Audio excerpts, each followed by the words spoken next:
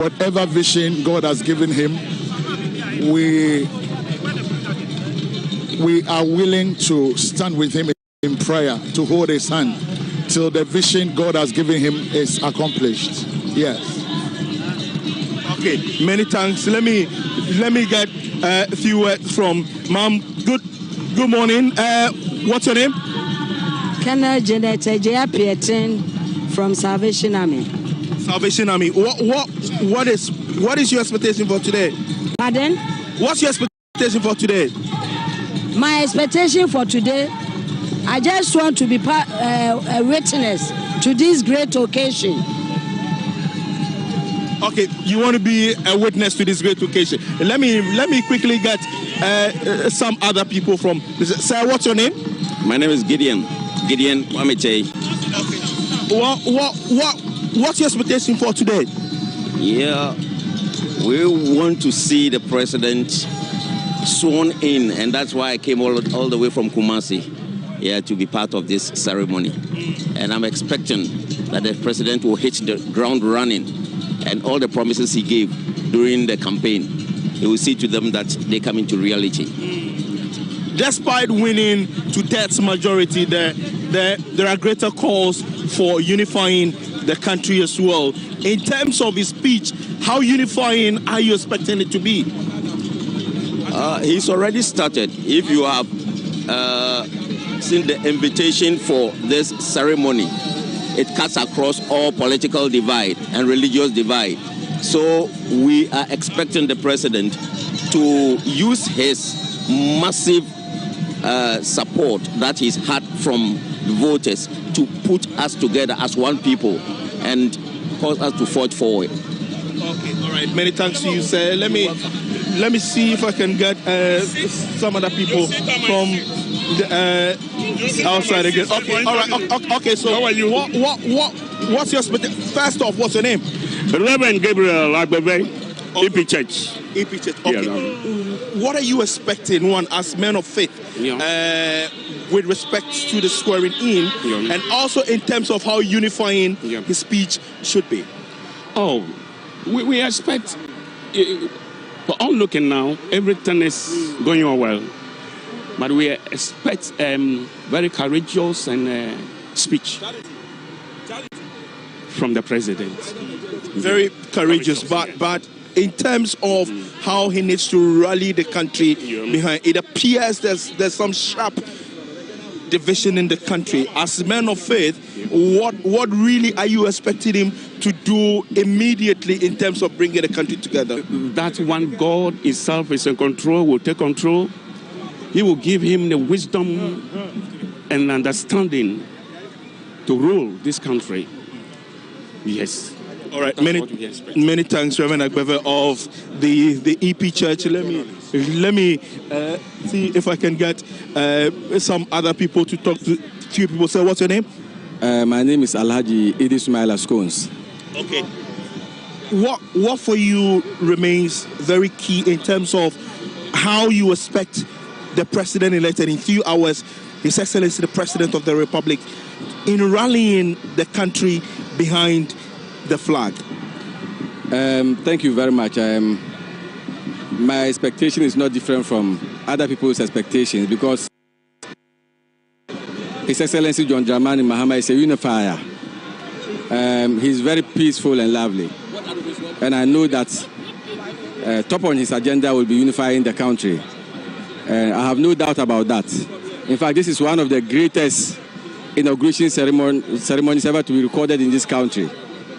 Recording a whooping 22 visiting presidents from Africa and across the world.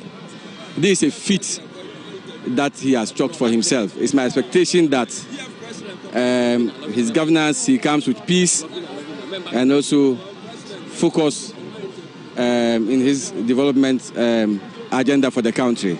I have no doubt in my mind that the president is going to deliver. And at the end of the day, Ghanaians will be very happy and proud that we once have a president who has come and gone and has come again and has delivered to the expectations of Ghanaians.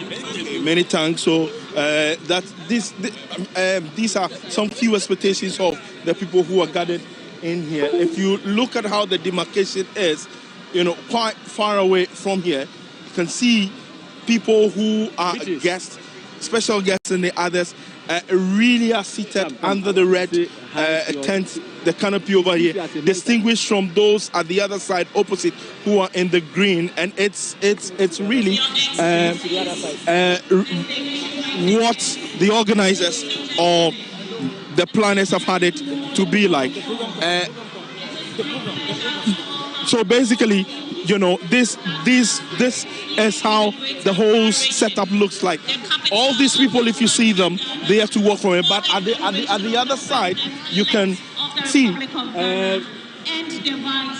see spectators, especially supporters of the NDC, far away at the other side, who can still observe the ceremony from the giant screens provided at the Independence Square. At least they count about 6 giant screens. So even if they miss anything, they'll still be watching it from the giant screen. I just want to run you by what the program lineup would be like, and guests are supposed to be seated a.m. and members of the diplomatic corps all seated at 8 a.m. Arrival of the former heads of state, members of parliament, her ladyship the Chief Justice and the Justice of the Superior Court, and would enter the chamber and take their seats. All will rise at that moment. The Speaker's procession enters the chamber, all will rise as well. The Right Honourable Speaker will take the chair, all to be seated. Then the Speaker will call the House to order. Mind you, this is an extended sitting of the Parliament of the Republic of Ghana, the 9th Parliament, and this is a continuation of the first sitting of the 9th Parliament of the 4th Republic of Ghana. So the program, quite tight and all that. Right after 10 a.m., when the Speaker calls the House to order, the Majority Leader and the Minority Leader, at the invitation of the Right Honourable Speaker, will join the procession to receive the President-elect and the Vice President-elect to the House, and the President-elect and the Vice President-elect will be conducted into the chamber by the Right Honourable Speaker. Then the Right Honourable Speaker will invite the Ladyship, the Chief Justice, to administer the oaths of office to the President-elect and the Vice. Then the Vice President will take and subscribe to the oath of allegiance and the oath of His Excellency, the Vice President as well. These are a few of the items on the program lineup. Let me see if I can get a few words from Mr. Dana Budakpi. Apology, Excellency. I'm very well, thank you. Happy New Year. Happy New Year to you as well. Congratulations are in order. This has been really you've been expecting this all this while. Well, we have been, they say we have a place somewhere there. Yeah, it is quite overwhelming. The mandate is overwhelming. We have a responsibility to help to make it work for the benefit of the country. And for all right. Okay. Many thanks. Let me get the former chairman of the NDC, Samuel Ofusombo, who is exchanging exchanging the pleasantries with.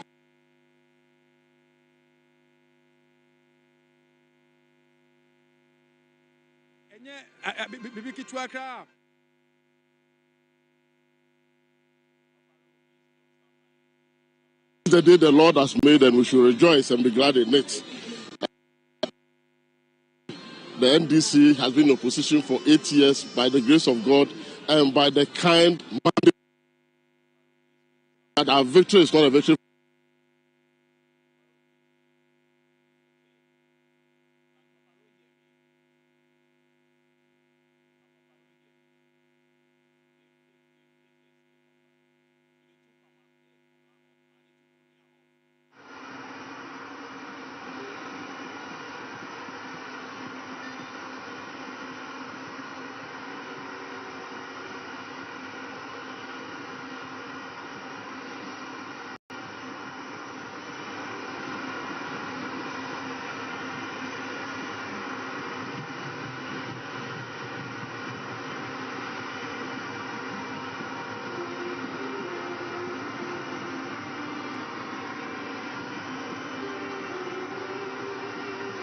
the Black Star Square dignitaries arriving for the presidential inauguration for President-elect John Dramani Mahama, as well as Vice President-elect Professor Nana Jane Opoku-Agyeman. Aerial view of the Black Star Square just superimposed over the whole arena, just overlooking the Accra Sports Stadium. The Black Star Square in itself also gives you a vivid picture of what is transpiring. And now it looks like you look at this and certainly quite history be made. Yes, it's a historical day. And Trump sanctioned it. Now they've created the office. He said it on Twitter. He wants to be the director of government. Some comments on social media have suggested that too.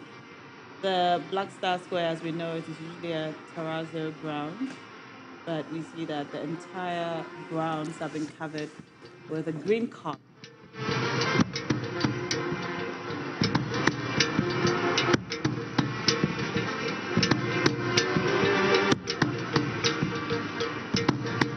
From the Ministry of Information, the State Protocols Department, the committee put together for this presidential inauguration. The expectation is to have about 21 heads of state from Africa and beyond. Already we know that a number of the heads of state across the sub-region, the rest of sub-Saharan Africa and the world have arrived. 3 vice presidents from across the continent are also expected, and at least 4 others who will be ministers representing their various governments also in. Some 24 envoys are expected today just to be part of this an historic occasion. And prominent as the police band, they do this annually for not only the state protocol for such event. And I, again, will do a great recall within the period over the years in the Fourth Republic. The police band as well as the army band have played critical roles for such national assignments of importance. More critical is the fact that there have been partition of the Black Star Square to make sure that for today's event, for the various dignitaries as also being ushered onto the ground, representing others. President Jacob Zuma of South Africa having just passed the cameras, and as you can see, also representing South Africa, giving a vivid description as somebody who also is representing the entire unity of the continent. And then also Julius Deborah, a number of the dignitaries of the John Mahama, Nana Jane Opoku-Agyeman administration, and Julius Deborah has been appointed the Chief of Staff for the Mahama administration. Already, we have a number of interactions being undertaken by Komala Kluche. And Komala, what have they been saying? In terms of uniting the country? Oh, I think the country is really united. We are very peaceful people. And all that we need to do is that we need to put God first in everything that we do. And as a country, God is the ultimate. And as we seek the face of God in all things, I'm sure that the country will be a better place for all of us. Most great, Mr. Eric. Reverend Stephen Wengam. Happy New Year to you. Happy New Year. Yes, your brother, your son today will be having a second bite at it to lead the country. I know in the past few weeks you were with him, you've prayed for him. Virtually on almost every other day, you are with him, saying a prayer for him in the country. For you, what's your expectation of his inaugural speech? Well, incidentally, I'm here with my global chairman, the global chairman of Assemblies of God, Reverend Dominic Yo. You know, Assemblies of God has 85 million members worldwide now. Well, my expectation, we are confident that the good Lord will guide him. He has the experience, he's been there before, and we are confident. He went out, I'm sure he has reflected, and he can only do better and become better. And our prayers are with him. He's indicated his resolve to open the seat of government to men of faith. You know, you can come in anytime to offer advice, to criticize him as well. What role specifically are you expecting men of faith to play in his administration? Well, I'm thinking that men of faith, we need to redefine our role. In the past, it's been unfortunate how the public have viewed us, but we need to be fair, we need to be balanced, we need to put the interest of the nation first. And I believe that once we do that, and then we will advise. Of course, our duty is to counsel. It is not everything we can say in public. And even in this, under the previous administration, several times we had the opportunity to engage with them and to share our thoughts. Yeah, so we'll do our best. Okay. Many thanks, Reverend Stephen Wengam, who is the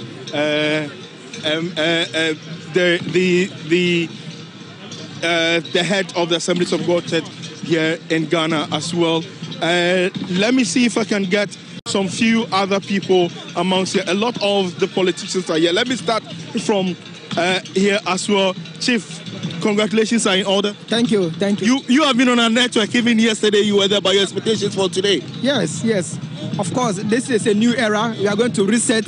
We are going to reset Ghana. And I can tell you that after today's inauguration, the modus operandi of various workers in this country will change. And I can tell you that President Mahaha is going to appoint the right people into key places that will help reset the country. Thank you. All right, many thanks. Lawyer Abraham Amaliba, this day has been long coming for you, is it? There's going to be a political change of weather. And that political change of weather presupposes that the old is going, Akufo-Addo is going, and there's going to be a new order. And this new order will usher us into a Ghana that we all want. So today is the beginning, and you can see that the weather is changing. And once the political weather is changing, good things are happening to Mother Ghana. Mischievous Abraham Amaliba, then you're short, he's a former director of legal for the NDC, and the director of communications for the NDC, Lawyer Kakre Samoa. Yes, sir. Congratulations are in order. I thank you very much for your good wishes. We hope and pray that we will abide by all the promises we made to the people of Ghana, for which they voted for us so massively, to drive away the most stinking government in the history of the Republic of Ghana. We pray to God for guidance and blessings. Okay. All right, many thanks, Lawyer Kakre Samoa. Let me also talk to a former KMA boss, Mrs. Sapon. Congratulations are in order. Thank you very much. What's your expectation? Oh, my expectation is that everybody should be happy because the wind has changed and it has actually changed for the better. So everybody should be happy. Everybody should be happy. Yes. Sorry, in terms of governance and the speech John Mahama is going to be giving, his inaugural speech or the sort, what's your expectation? Oh, to be very honest with you, I'm pretty sure that President John Dramani Mahama is going to appoint expertise, people who actually know the job. And I'm pretty sure that they will perform to the benefit of the government. Okay, all right. Many thanks to you. Sir, congratulations are in order, your life on TV3. What's your expectation of His Excellency the President today? Well, he already has a track record of delivering. So basically, he's just going to continue his work and achieve the effectiveness that we're all looking for in the management of the economy and governance of the country. Okay, many thanks. Sir, your life on TV3, what's your name? My name is Khaled Caesar. Oh, okay. What's your expectation of His Excellency the President today? Well, my expectation is that His Excellency is actually going to deliver on his mandate as promised to the people of Ghana. Remember, as he went around campaigning, he really signed more or less a social contract with the people. And I think that he's coming to do exactly that by refacing the country. Okay, many thanks. Let me go to Amanda Autry. Okay, all right. She doesn't want to talk. Let me pick a few thoughts from you, Sam. What's your expectation of His Excellency the President today? My expectation is to deliver all the promises that it gave to the nations and make sure the youth in Ghana have gotten a job to do and we live a better Ghana that he assured us. Okay, many thanks. Let me also speak to Kwame Zu, who is a former Secretary of the Ashanti region for the NDC. Today is a day you've long wished. Finally, you have it. What for you do you want to go home with? It is a great day, and indeed a very historic one. For the first time in our history, a former president has made a very wonderful comeback. And more importantly, we are going to have the first female vice president of the Republic of Ghana sworn in today. So it's a happy day. You can see the environment is very ecstatic, and we are very confident that this is the beginning of a turnaround in the economic prospect of our great nation. Things are bad, but we have absolute confidence in His Excellency John Dramani Mahaha and Professor Jinana Opoku-Agyeman to turn around the fortunes of this country. So we are confident that it shall end in praise and Ghana will go back to its glory days and we can again be referred to as a black star of Africa. It is a great day. Okay, many thanks. Kwame Zu is former General Secretary of the NDC in the Ashanti region. The chairman of Christ Apostolic Church International. The chairman of the Christ Apostolic Church International. So what's your name? I am Apostle Samuel Amponsa Frimpong. Okay. What is your expectation of His Excellency John Dramani Mahaha today in terms of unifying the country in his inaugural speech? I want to say good morning to all Ghanaians and viewers. I believe that His Excellency appreciates the gravity of the work in front of him. And I am expecting that his speech will bring all the people of Ghana together. And what role are you expecting to play in terms of men of faith? Well, Ghanaians generally are people of faith. Christians, Muslims, traditionalists. We don't have many people in Ghana who don't believe in God. So we are expecting that all of us together will stand with the president and his government and we work together for the building of this beautiful country. Okay, many thanks is the chairman of the Apostolic Church Ghana. Let me try and get some other people. I've seen Justice Sremsai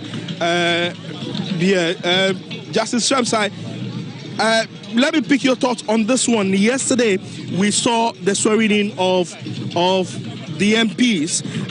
Even those who were injuncted, we saw them being sworn in. Were you surprised?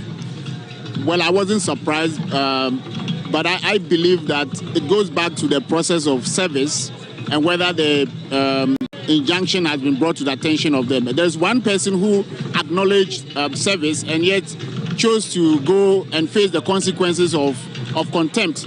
And I am particularly interested in seeing how that plays out. And as you saw in the proceedings, the speaker, then the chairman, that's the clerk, made him aware of the consequences of sitting in parliament when one, knew that he wasn't supposed to be there.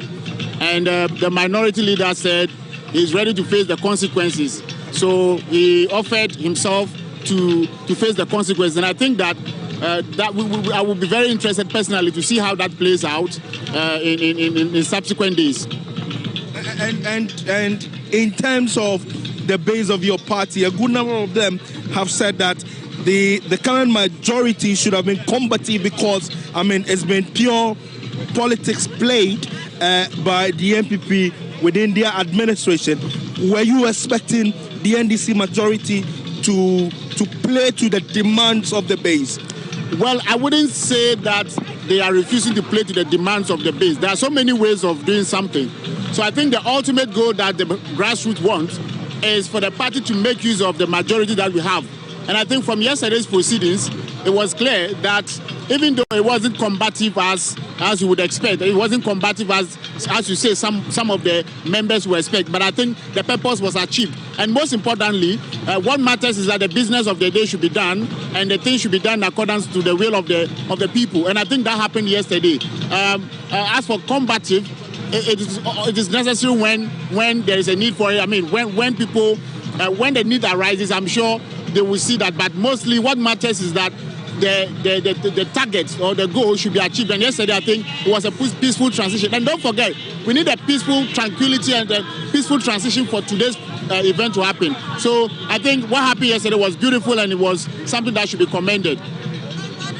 Many thanks, Justice Shemsai. He's a member of the NDC's legal team. Let's make a thought of economists as well. Professor John Gachi is here.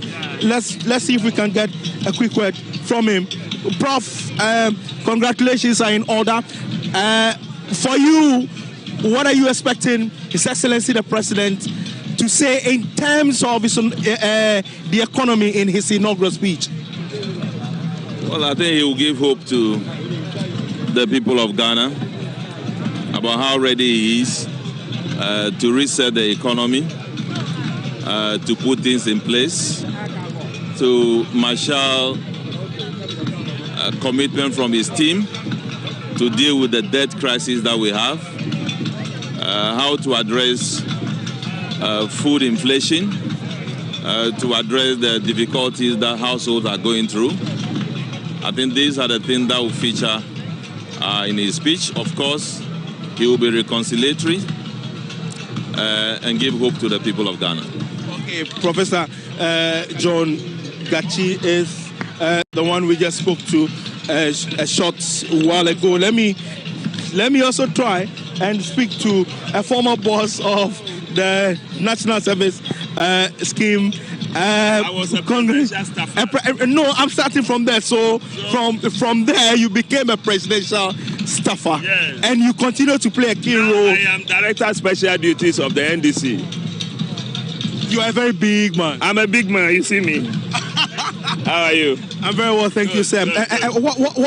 What for you are your expectations of His Excellency the President? Oh, just we deliver on our manifesto pledge, and we think that Ghanaians will be, that's the contract we signed with the Ghanaian people. So we are sure that with the structures in place, we will begin hitting the road running.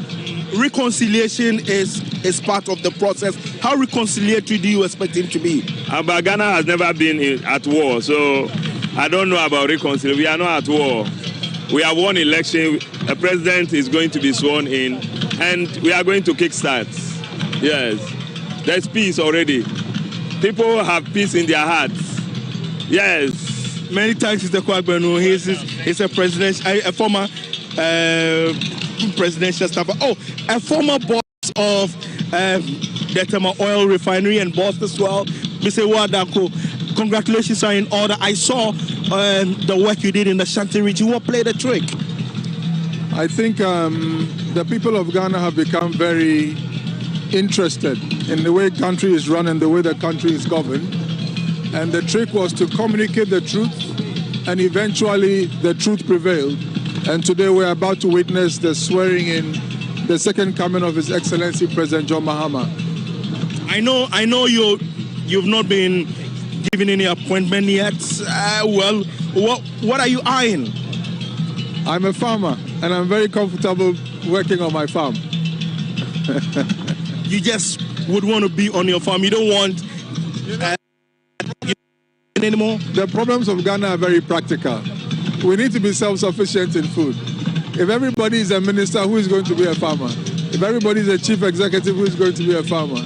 So I'm quite content with where I am. Okay, many thanks, the former tour and boss. Let me get quick word from entertainment journalist Abeku Santana as well. I know how vigorous and rigorous you campaign for the NDC. You saw this coming. For you, how reconciliatory should the speech or the inaugural speech of John Mahama should be? Governor and TV3 Media General, we want to thank you for the immense coverage for His Excellency President John Dramani Mahama and Vice President Professor Jenano Pokwajima for the entire campaign. As you covered around the country in all the cronies with His Excellency, you saw yourself the trust, the goodwill, the confidence that Ghanaians have for His Excellency John Dramani Mahama. So based on that trust, that goodwill, that confidence, we bring that the Almighty God will bring that change, that transformation that we are all looking for. You can see that the atmosphere has changed. There's so much calmness, there's peace, there's that sense of purposeness that we're looking for to see, a real transformation, a leader with integrity, a leader we can trust, of humility, a leader who has so much respect. And that is what we are asking for. We are praying to the Almighty God that all this will come to pass and we'll see a transformation in our country. Okay, many thanks, Abeku Santana. Let me get a few words from those in the entertainment industry as well. Kafui Danku, an actress. What's your expectation of His Excellency the President? A new day has come and I'm happy to be a part of it. I'm happy I added my voice and I can't wait for this new Ghana. I'm so happy for myself and my Ghanaians, my families, my fans, and the whole Ghana. Yeah. Okay, many thanks. What of you? What's your expectation? Oh, I mean, we know JM is going to deliver. He's going to reset Ghana, and we'll all be happy and proud. All right, many thanks. So many people continue to throng. Okay, the arrival of the majority leader in your short, Dr. Keselato Forsen, over there. The clerk to Parliament has already arrived in your short. Let me see if I can also get some very quick one from some other people who are here as well. The former head of state of Nigeria, good luck, Jonathan. Sir, you're live on TV3. Okay, his aide. Good luck, Jonathan's aides do not want him to speak in his shot over there. Let's see if we can get a few more supporters there. The regional chairman of the NDC. Let me start from the Western North Regional chairman. Today is the day you've been well expecting, isn't it? Yes, we've been expecting these days. In fact, these days should have come about a month ago. When you say a month ago, how do you mean? Constitutionally, today should have been today. Yes, I'm just joking. Honestly speaking, after the election, some of us were eager for this day to come. So we are very, very happy. We are here to support the inauguration, and everybody here is happy. We are happy. I'm sure my people are watching me, and honestly speaking, everybody who is watching me from Western North is happy, very happy. Okay, many thanks. Let me get the next one from the regional chairman for the Western region. You've been expecting this day, isn't it? By God's grace, I'm expecting it, and God has made it. I'm expecting it. And what's your expectation in terms of how reconciliatory John Mahama should be? The reconciliatory is very nice, and I think that essentially the president is come to reset Ghana, and all of us, our agenda is that whatever has gone wrong, we need to put together as a country and make sure the dreams and aspirations of the president will deliver what the Ghanaians want him to do. Many thanks. Let me go to the Eastern region, Dr. Oliver Kevo. Today has been really a day that you've been expecting. Yeah. Most of the NDC people kept saying 7th of January, 7th. The day is right here. Yeah. What is it about it? Yeah, I feel like how our forebears felt in 1957. I wasn't there, but how I feel I'm feeling the same. This is the second independence for Ghana. This past 8 years has been horrible for every Ghanaian. Nobody was left out. The rich, the poor, the middle income, workers, unemployed, everybody was hard hit by the harsh government of this MPP administration. So today is a great relief. We've all been waiting for this day, and I think you can see the excitement all over. Everybody is happy, and we are looking forward for a better governance. We are looking forward for a 24-hour economy that will generate jobs for the young people of Ghana and bring prosperity to all Ghanaians. Okay, many thanks. Let me go to the Volta Regional Chairman Agbavito. For you, I will take it from the leadership of the majority. Are you satisfied with the leadership of the majority and also the speakership? Definitely, we are happy. Every member of parliament or anybody appointed by the leadership or the people in charge of the party, they are fit. And therefore, I believe that everybody that is sitting at the helms of the party in leadership in parliament, they are the right persons to lead the party in parliament. Okay, many thanks, Chairman Agbavito. Let me go to the OT Regional Chairman as well. Firebrand today has been one that you've been really expecting, is it? Yeah, I'm expecting it. We are all happy and we are ready for battle. And so we are around. And when you say battle, what battle is it? Battle because Ghana has been, collapsed. Ghana has been collapsed. And we have to start from our strength. We are resetting. We are resetting Ghana, and we are taking it as a war, and we have to fight a battle to win the battle and to set. Yeah. Okay. Many thanks, Mr. Kandaba. Okay.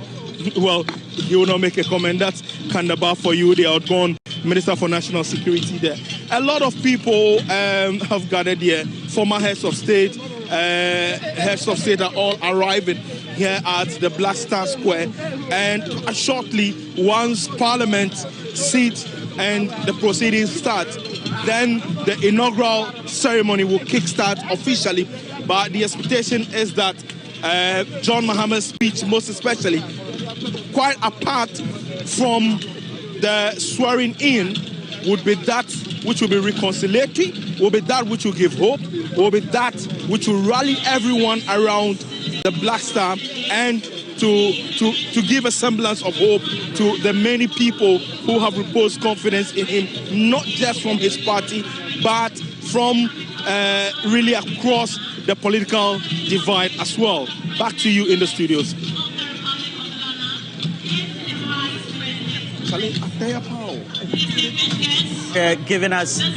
Komla Kuche giving us a vivid description of how people feel, a number of representatives cutting across from those who have been appointed, Minta Kando already, and then also the Gamanche.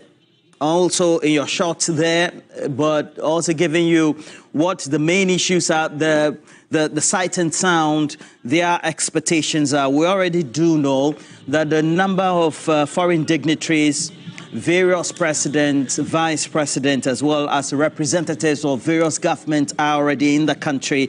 And from formal sources and what we've checked on the ground, we have former president of South Africa, Jacob Zuma, already in the country. And the U.S., through Joe Biden, the president, and the administration, they've sent a delegation as well. Virginia Palmer is leading that, but also from the U.S. itself, Shalanda Young, who is the officer in charge of the U.S. office for budgeting as well. The mayor of Los Angeles is part of that delegation. And then the European Union have also sent a delegation as well. Very important for us to put these into perspective. And we know that when it comes to the U.S., we also know that some of our bilateral as well as multilateral donors come from among them as well, apart from just having one-on-one discussions as well. So, but for Belgium, they have the foreign minister, Bernard Quintin, who has been designated by the leader of the country to be at this event. Very important for us to put that into perspective. In Africa, I also have already reiterated the presence. We've already seen the pictures, live coverage for his arrival at the Kotoka International Airport. That is the President of the Federal Republic of Nigeria, President Tinubu, and then also from Kenya, William Ruto, the President of Kenya, is expected on the grounds as well. So an array of dignitaries from across various subcontinents, the continent of Africa, elsewhere, just to make sure that they are able to spice up this event. We're told that hundreds, if not thousands of people from across the country have been given invitation and to also be here. Former President of Nigeria, Goodluck Jonathan, and then also the current president, all of them walking in tandem, representing the Federal Republic of Nigeria.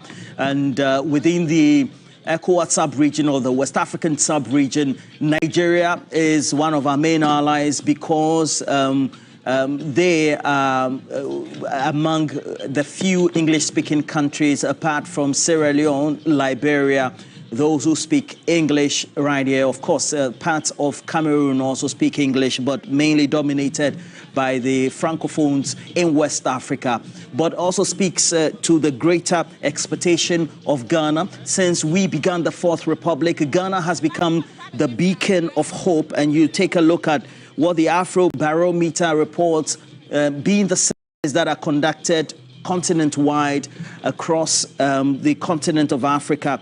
You'll find that Ghana and the democracy, apart from just witnessing some issues of reduction in fundamental issues of free speech, etc., over the last couple of years, is widely respected across the continent. And then when we go to the greater part of the world, on the global stage, among the Committee of Nations, Ghana are getting a lot of accolades. We have a bigger relationship now with Xi Jinping's China, with their Belt and Road Initiative, where we have a great relationship with them. You'll find that they've become one of our main creditors. And so when we're doing the external debt restructuring, China, with that component of close to $2 billion, were one of the key partners that we needed to agree the terms with, apart from the Paris Club, as well as those concessionary agreements we have with the World Bank and the other Bretton Woods institutions. And then you find that the arrival and then the presence of some of those personalities are critical. And Kobe Mensah, Prof, one of the biggest economies in the world, I don't even have to say the US, the state of California, Los Angeles is in there. Even Los Angeles in itself as a city is a big economy. And you have among the representatives from Joe Biden, the US president, the mayor of Los Angeles here. What does it tell you? Well, of course. I mean, usually when there's a new government, it's almost like a business. When there's a new management, new expectations, obviously from perspective of investment, obviously governance, etc. So I wouldn't be surprised that they probably had come with some kind of investment community delegations or some business delegations as well. You remember, I mean, you know that most of these Europeans and Americans, whenever there is a state function, they also carry the businesses along. There will be some business owners, or there will be some business, moguls who are looking for opportunities. Some might be, maybe they might have some business interest already, and so they must sort of start lobbying new administration to make sure that they are not impacted negatively. And so I won't be surprised that there will be some business delegation alongside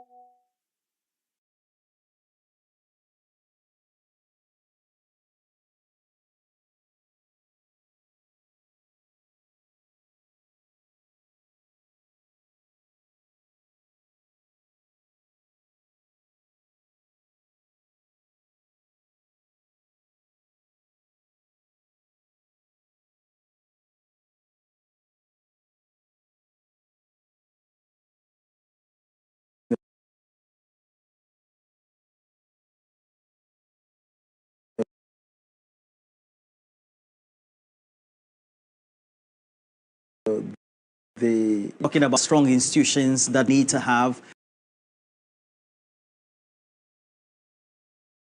and the build-up, great presence of Kufuor, especially in relation to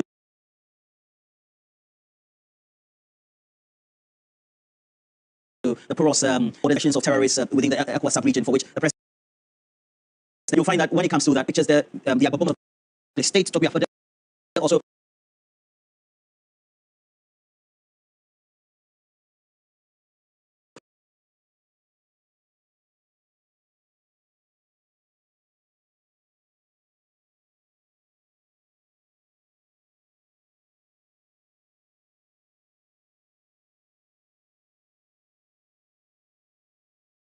arriving in his official vehicle. And, again, massive enthusiasm for this inaugural event at the Black Stars Democracy is being consolidated. How it has to be a continuation for the sub-region, for Africa. Yes, Ghana has to be a light for the rest of West Africa, if not the whole of the continent, when it comes to maintaining the kind of governance that the West seems to prescribe. So usually when we are having occasions like this, it attracts people from, or heads of states from Africa, and then beyond to the European Union, and then that of the United States of America. It's an endorsement of what we have been able to achieve as a budding democracy over the years. But most crucially, it underscores how Ghana has been able to maintain its diplomatic relations with very significant development partners and then other African countries. So it's when it is buzzing like this, and your introduction this morning, you said it is almost unprecedented. The number of states and other diplomats who have confirmed to attend this occasion. It's just a testament of how we have been able to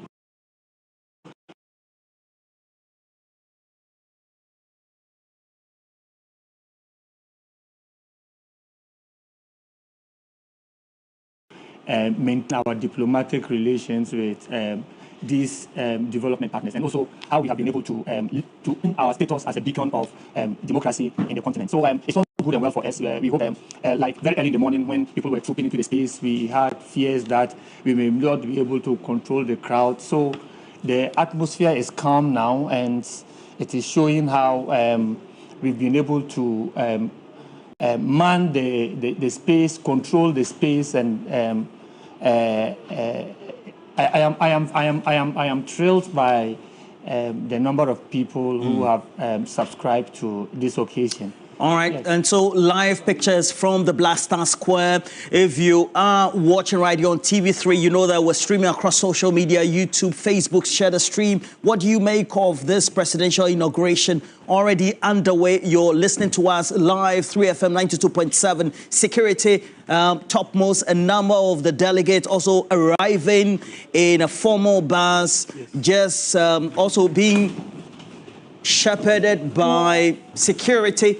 You'll find that when the delegations arrive, depending on whether they are representing various heads of government, among others, you also find in their mix the chiefs and the various traditional leaders of our country who also intersperse this live coverage we're giving to you. TV3, 3FM, live coverage, live from the Black Star Square. It is the presidential inauguration of John Dramani Mahama, second time coming alongside his vice presidential candidate or vice president-elect, Professor Nana Jane Opoku-Agyeman. And as you know, since 1993, we've done this to make sure that the Fourth Republic has been a beacon of hope, not only for Ghana, but for the rest of the continent. And since then, apart from President Jerry John Rawlings, we've had John Ejiofor Kufuor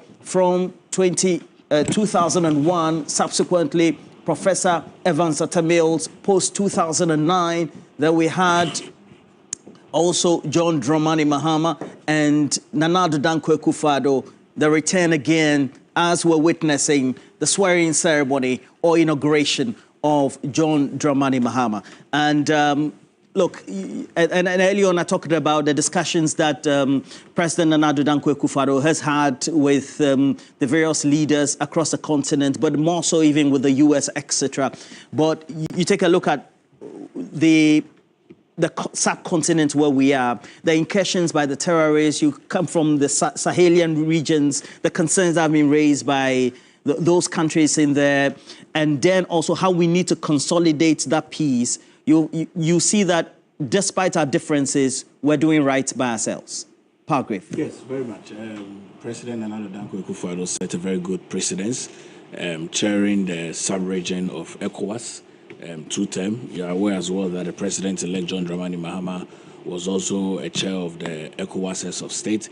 There's clear indications of solidarity from the sub-region, and I'm glad to see that President Tinubu is here. He is now the chair of ECOWAS. So it's going to be a very interesting rendition of our democracy. I've received indications that our sitting Vice President, Alhaji Dr. Mahmoud Bawumia, and flag bearer in the 2024 general elections would also be at the swearing-in, which goes a lot more into deepening of the democracy and the fact that we are one people, the fact that we have been able to transition from one government onto another government, the fact that we have one country to govern, and despite our different political persuasions and orientations, we want to be able to see that Ghana works. We want to be able to see that the vision Ghana is achieved and accomplished by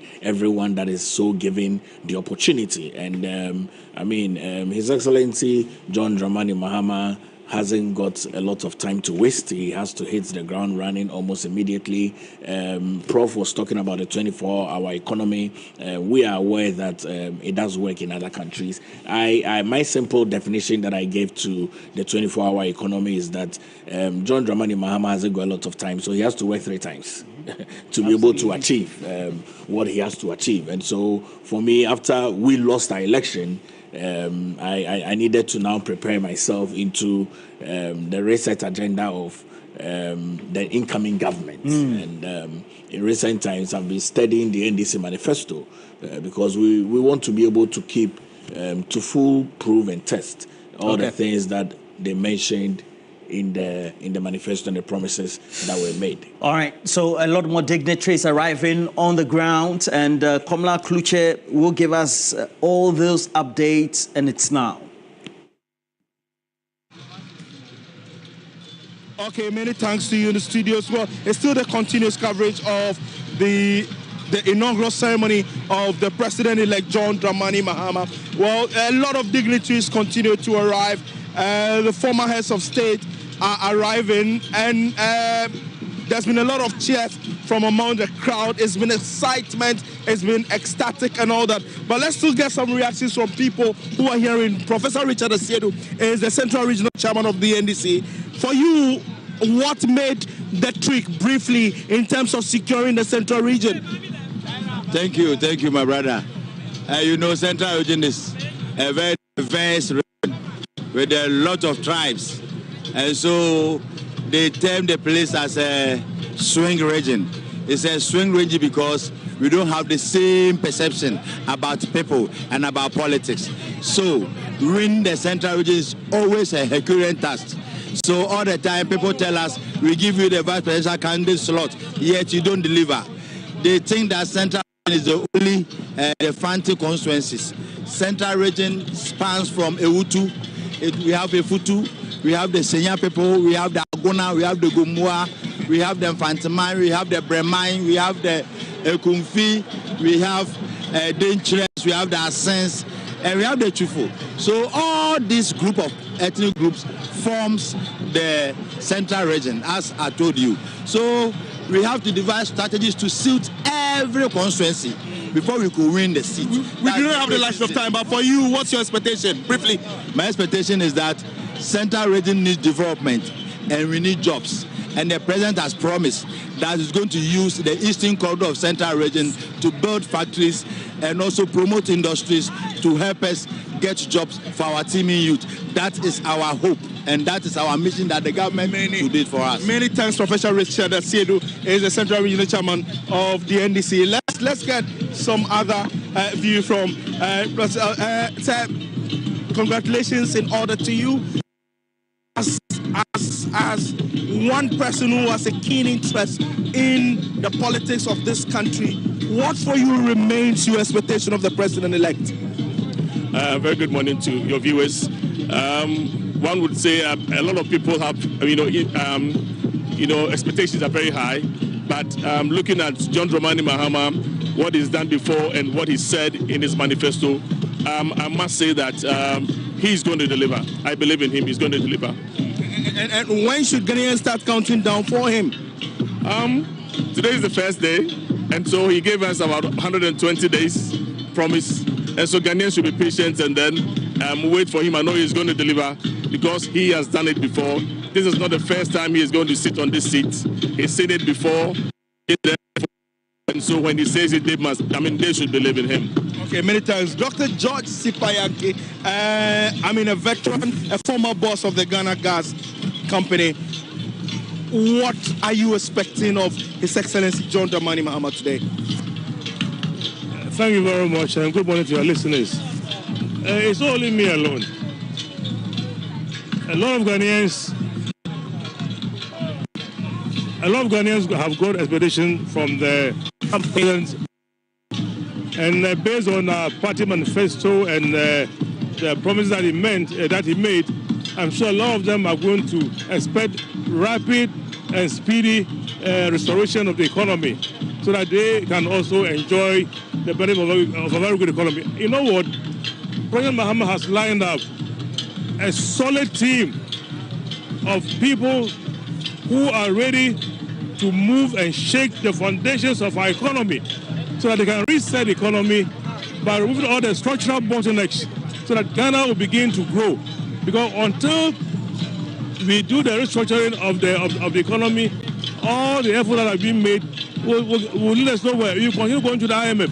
And and it's important that Mahama has made it clear, he is coming to focus on the real sector of the economy. So that is the way we can grow the economy. Real sector of the economy will not happen if the energy sector not. We'll come back to you again. Let me take a few thoughts from you, sir. Sir, what's your name? Francis Agbozo. Francis Agbozo. What's your expectation? I expect everything should go on well today. I expect that everything should go smoothly because this is what Ghanaians want and they have it. So I want it to go smoothly.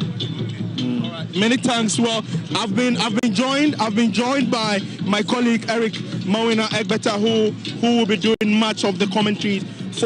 It's been long and very stressful for media general and TV3 as well. For you, this wraps up everything. What's your expectation? Well, like you mentioned, the long road is almost nearing its end with this.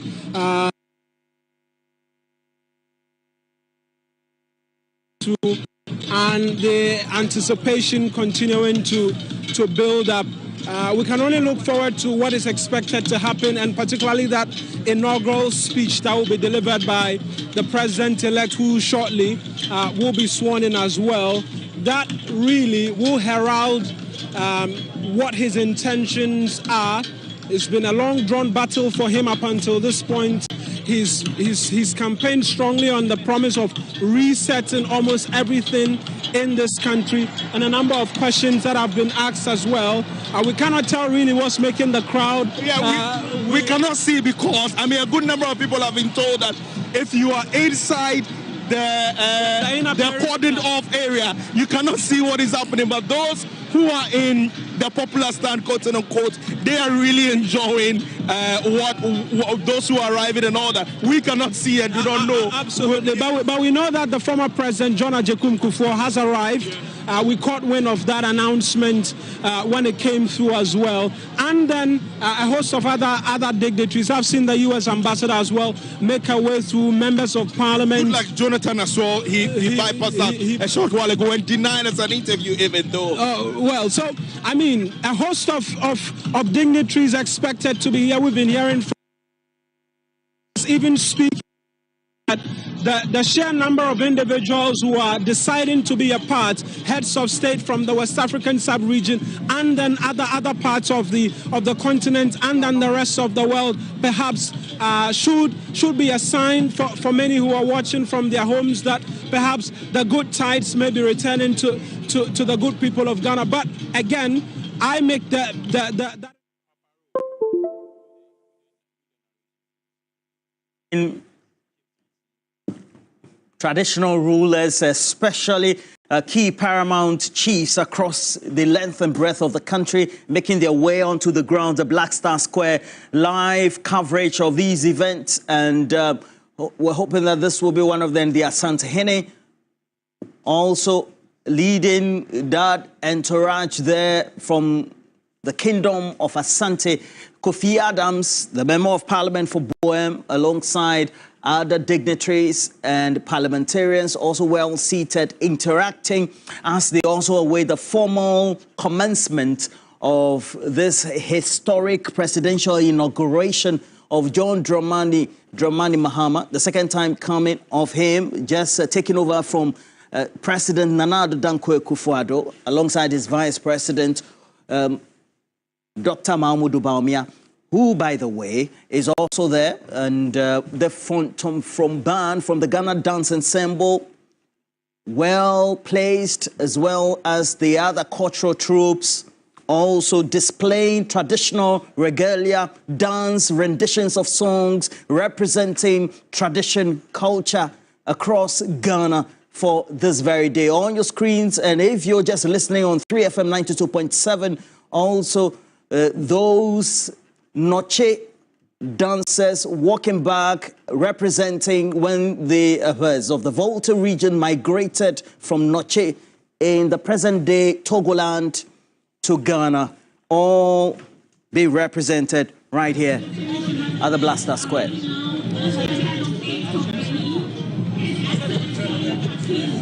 Remember this coverage. We as a team, myself, Pakwesi, Nashoko, will be wrapping up, and then we have the next team also coming in. The fire chief officer also, as well as other officers of the Ghana National Fire Service seated. The Ghana National Fire Service also seated closely by leading officers of the police administration led by the IGP, as well as DCOP Yohonu. More importantly, other dignitaries from other African countries coming in. I can see President Ruto, William Ruto of Kenya, just having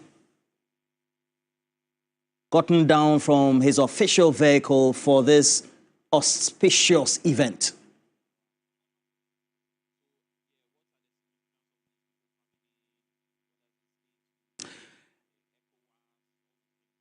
And Dr. Alinyaba, the presence of these important dignitaries, especially the heads of state, what does it signify for us for this important day?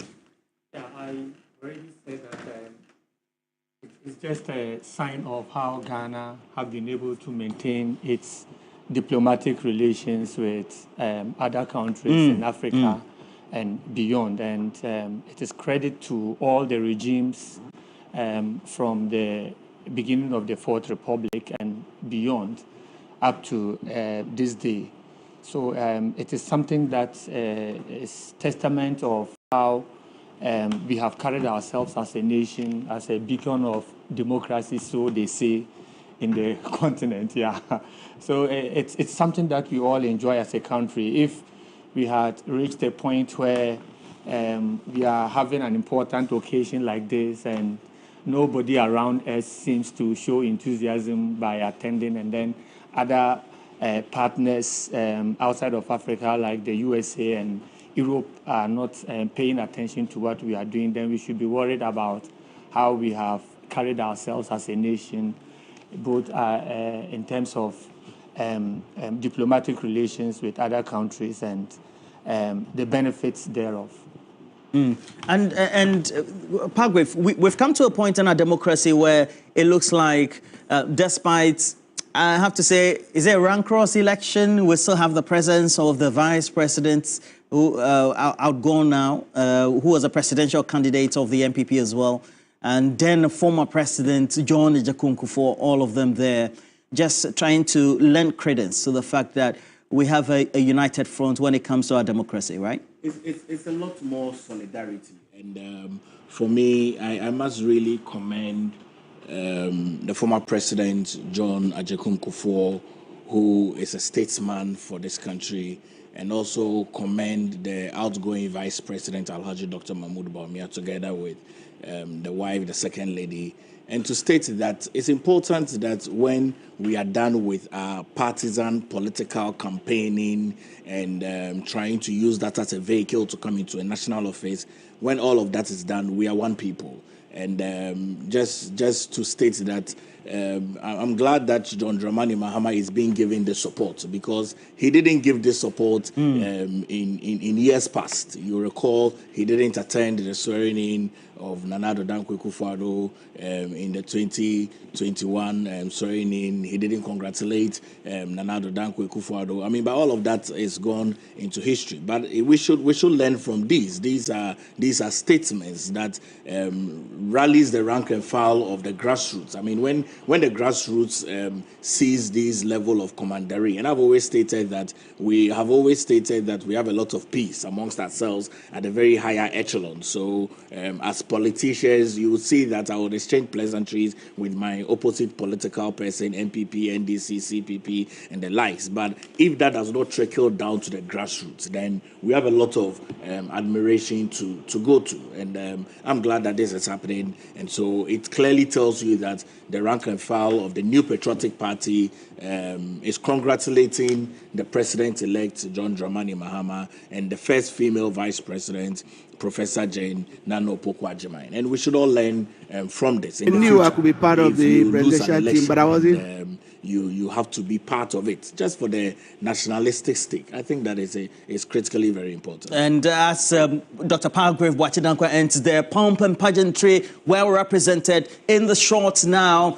The Asantehene, his delegation, and also just representing why Ghana as a country, we have been able to unite across all fronts.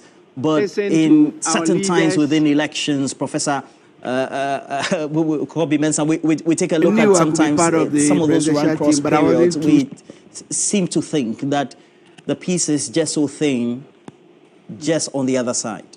I mean, the democracy is an adversarial game. Yeah. You know, it's a battle of ideas. And nowhere would you find democracy that you wouldn't find that kind of, so to speak, the rancorous, moments. Obviously, immediately the decision is made, everybody goes back to the table, and then we judge going forward to govern the country. So it is part of the, the entire, processes. You have to debate, in a manner that can win you the power, all right? And that actually brings tensions. But we should also be reflective of our structure, the social structure of this country, which obviously had contributed, to the kind of democracy or the kind of environment that we have. Don't forget, not every country participates in a very heated democratic practices and still keep the country, intact.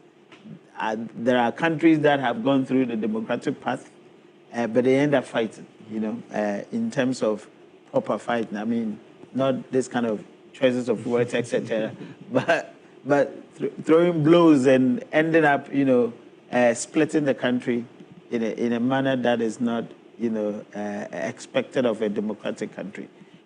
Don't forget, just in Côte d'Ivoire, recent memories tell us how, politics, you know, in the name of democratic, you know, engagement, actually, you know, brought a very beautiful country to that level that we've never had before. I mean, I lived in Cote d'Ivoire sometime, and I loved the way it was. Just to later on see that the country was in tatters, you wouldn't want to, you know, see that. But you see, we have to give credit to our systems. These traditional structures are very important. Our social structures are very important. The other time, you know, I just sent a piece, and I'm sure that maybe it will be out tomorrow in the Daily Graphic about a very critical reflection of how Ghana's, you know, society has grown. And I was making references to the emergence of, you know, charismatic and Pentecostalism, all right? My argument, okay. All right. Thank you very much, Dr. Ali Nyaba, as well as Dr.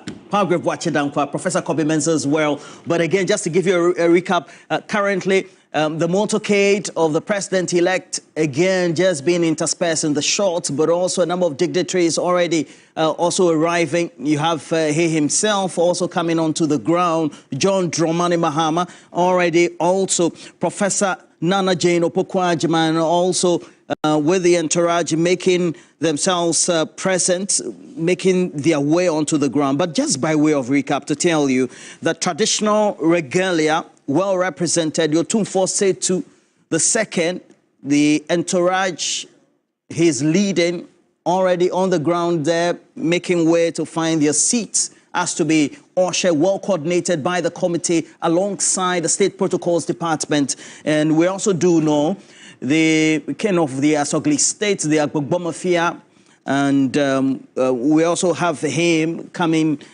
in there. That's Togbi Afada, and we also have the Gamanche, King Taki Churu, the second, also in there alongside the president of the National House of Chiefs, Ojiaoho Yaujebi. Now, apart from that, we have, as announced, a number of dignitaries who have come in, various heads of states, also representing their various presidents and governments across not only the continent, but also the world, all there. And President William Ruto, we just told you some few minutes ago, has already presented himself, arrived safely. And then Jacob Zuma, former president South Africa, right here in Ghana.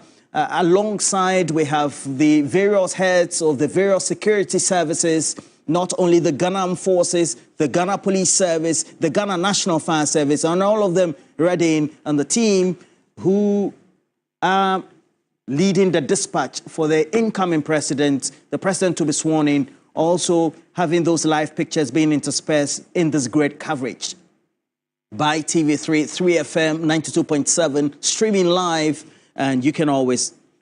Now, and it is not only the neighborhood, but the whole of Accra also paying homage and then also host to this great event, but also unified by the other 15 regions across the country where you're watching TV3 and the rest of the world. But please know that you have to stay right here. TV3 Ghana, across social media, 3FM 92.7. The next team will take over, and the great event that we're bringing to you live from the Blaster Square will be brought to you with great information, with all the things that need to be known, the personalities who are there, the various heads of the institutions of Ghana and across the world who are there. Currently in the pics, we have the various heads of the Ghana Armed Forces, the Chief of Defense Staff, as well as the other ranking leading officers of the Ghana Armed Forces, as well as just close by the Ghana Police Service led by Dr. Ekufu Dampare, the IGP. And then just next to the police service, we have the Ghana National Fire Service. And the next team certainly will be taking over, bringing to you this live coverage.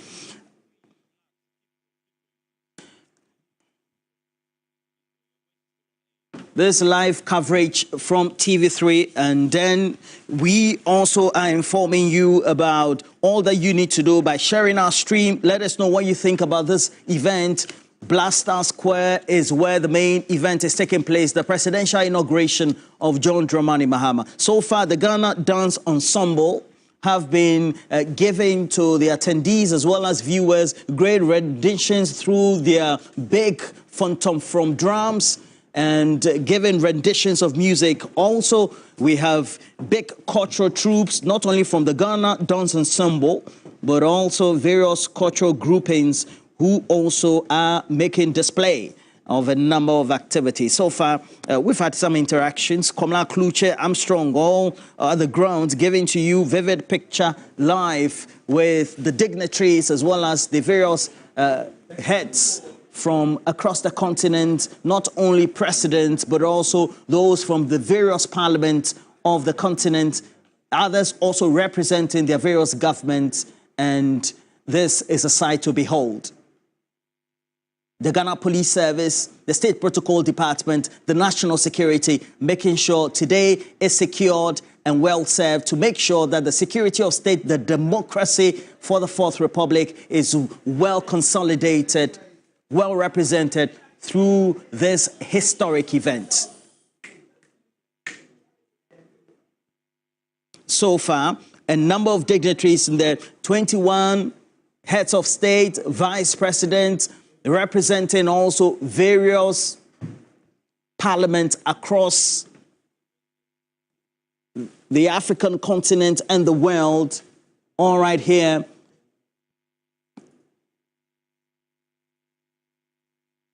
And apart from former President John Agyekum Kufuor, we also have the outgoing Vice President of the Republic, Dr. Mahmoud Bawumia, who also in the last election was the presidential candidate of the NPP.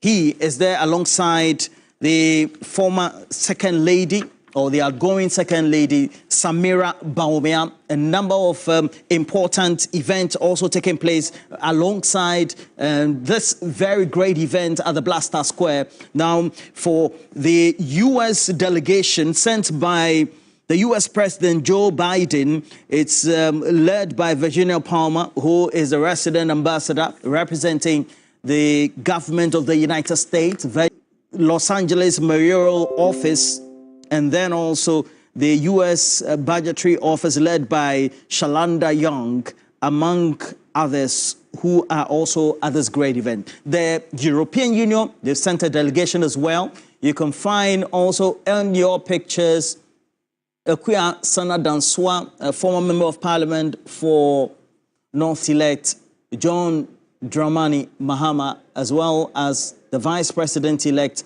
Professor Nana Jane Opoku-Agyeman. Just in case you're watching either on the streams of 3FM 92.7, as you're also listening, or also watching right here on TV3, please make sure you share the stream. The various heads of the security services also there, just making sure that the right things are done, marching through. Also very historic and important, President outgoing as he would be, Nana Addo Dankwa Akufo-Addo, having some interactions on the seat as well as where he's seated on the dais with a number of dignitaries. And this is beautiful. Ghana's Fourth Republic being heralded, being historically shepherded by great security, great event right here for this, the incoming president-elect, John Dramani Mahama. And where else can you get it than right here on TV3, also listening on 3FM. If you're watching the streams, please make sure you share. Great history being made today, and also telling you how far we have come.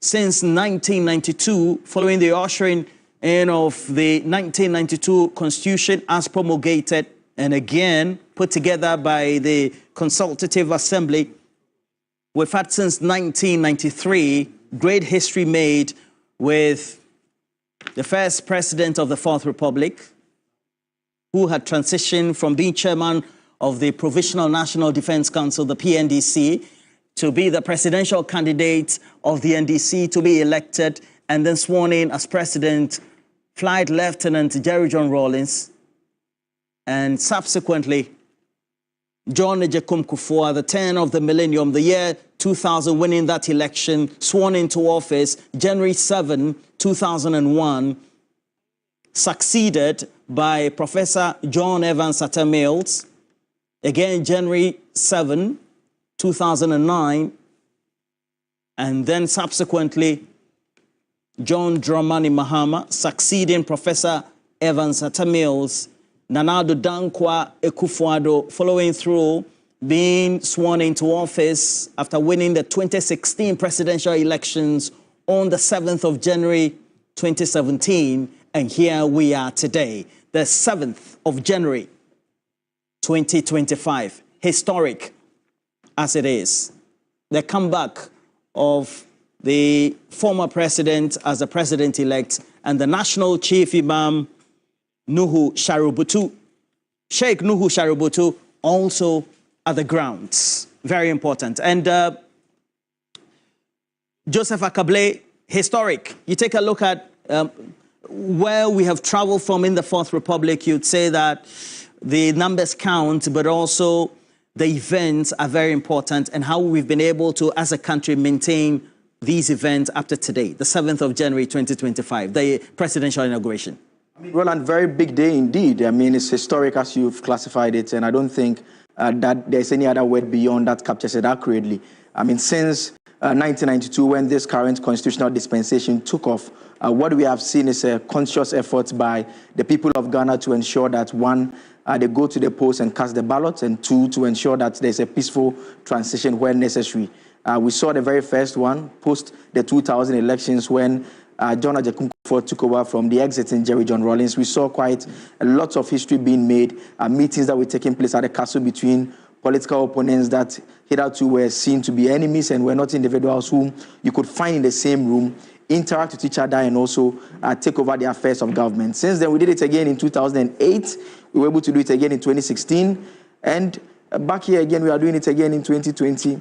I mean, entering 2025 now. And so it's been one journey that the nation has been on for a while now. We've learned a lot of lessons from it, and it keeps getting smoother by the day. I mean, this time around, thankfully, what took place in Parliament was quite important. It was quite a peaceful process that took place as compared to the other parliaments in terms of the key events. And we need to state quite clearly that this is an event that is actually a parliamentary session, because under Article 53 of the Constitution, the president-elect is to take the oath of office and oath of allegiance in Parliament. The constitutional provision says before Parliament, which means that in the presence of Parliament. And so that takes place in Parliament. And we saw in the earlier republics when, if we pick Dr. Kwame Nkrumah, for instance, taking the oath before the National Assembly, and same happened within the Busia era as well. But since the Rawlings era, we have it taking place at Independence Square. And so it becomes an extension of parliamentary business, but it takes place at a larger Independence Square. And so last night and early morning, those who were monitoring what was taking place in the Chamber of Parliament live on TV3 as part of our coverage, you recall that when they had finished with the election of the Speaker and that of the first and second Deputy Speaker, the Speaker of Parliament did indicate that he was adjourning proceedings to the Independence Square. And so that is the continuous session of Parliament that will be taking place this morning, where the President-elect, John Dramani Mahama, and the Vice President-elect, Professor Nana Akufo-Addo, will be taking their oath of office and will be formally taking over. The argument has always been made that, look, between when the election of the Speaker takes place and when the swearing in of the President takes place, there are those who have made the point that there's a bit of a constitutional gap of sorts. I mean, in that within a couple of hours, we do not have a president because the tenure of the exiting president would have lapsed. Fortunately for Parliament, immediately it lapsed just within about an hour or two. The House is able to get its Speaker in place if there's no crisis. And that is how come the previous Parliament, when that transition was taking place and there were disagreements and there were back and forth among the members, there was the concern that, look, what will happen? Because it will mean that the House potentially will wake up in the morning and there will not be any Parliament, there will not be any executive. We'll just have a judiciary in place headed by the Chief Justice. But I mean, fortunately, it is just for a couple of hours. The House rose sometime around almost 3 to 4 a.m. there. And now we have the session that is taking place now. We expect that, look, between now and let's say some couple of hours' time, we expect the session to take off. It's now 10 a.m. So we still do not have a president in place, but a couple of hours' time, we expect that swearing to take place for the president-elect to take office. They had also make the point that in the interim, who takes over? Number 3. Or which other number? I mean, we've heard Abam Gbaben describe himself as such. And so it's a very important national event that is taking place. From the pictures that we are bringing you from the Independence Square, we see an attempt to make the venue also look a bit different from how it looked in previous years. And so this time around, there's a bit of a covering which ordinarily didn't exist. We've seen also an attempt to try and limit the inner perimeter as much as possible so that there's more or less an identifiable space where you can have the parliamentary session taking place. And so that is also a very good thing that we've seen taking place there. Lots of dignitaries, not just from within the country, but beyond as well, the African continent, coming over to participate. I see Dr. Valerie Sawyer in the shot a couple of seconds ago. She has already been named as a senior presidential advisor on governance matters. In the previous administration, she was a deputy chief of staff. I see a powerful man of God also behind her there. So it's a very big event. I mean, all those who matter in the country who can't make it or have been invited or have accreditation to be at that particular event are able to attend and witness what is happening at the Independence Square. The first time we are having a lot of first. I mean, I must say, we are going to have a first-time female vice president take the oath of office and take the office. I see former First Lady Rebecca Akufo-Addo, Her Excellency, close. Immediate past, yes. Immediate past, yes. And close by was the now former president. The now former president. The freshest former president. Yes. Soon to be former president. Yes. I mean, I can bring let's wait for that. Martin and Kemini. So I'm joined by my colleagues, Martin Esiedudate and Kemini Amano. Martin, your reflections so far? Yeah, I mean, it's been, first of all, kudos to the organizers. It's looked very, very well coordinated. Right from the onset when we saw the canopies going up, the laying of the green carpet, I think they are trying to represent the colors of the national flag as much as possible. And so the floor where most of the dignitaries will be walking on is green.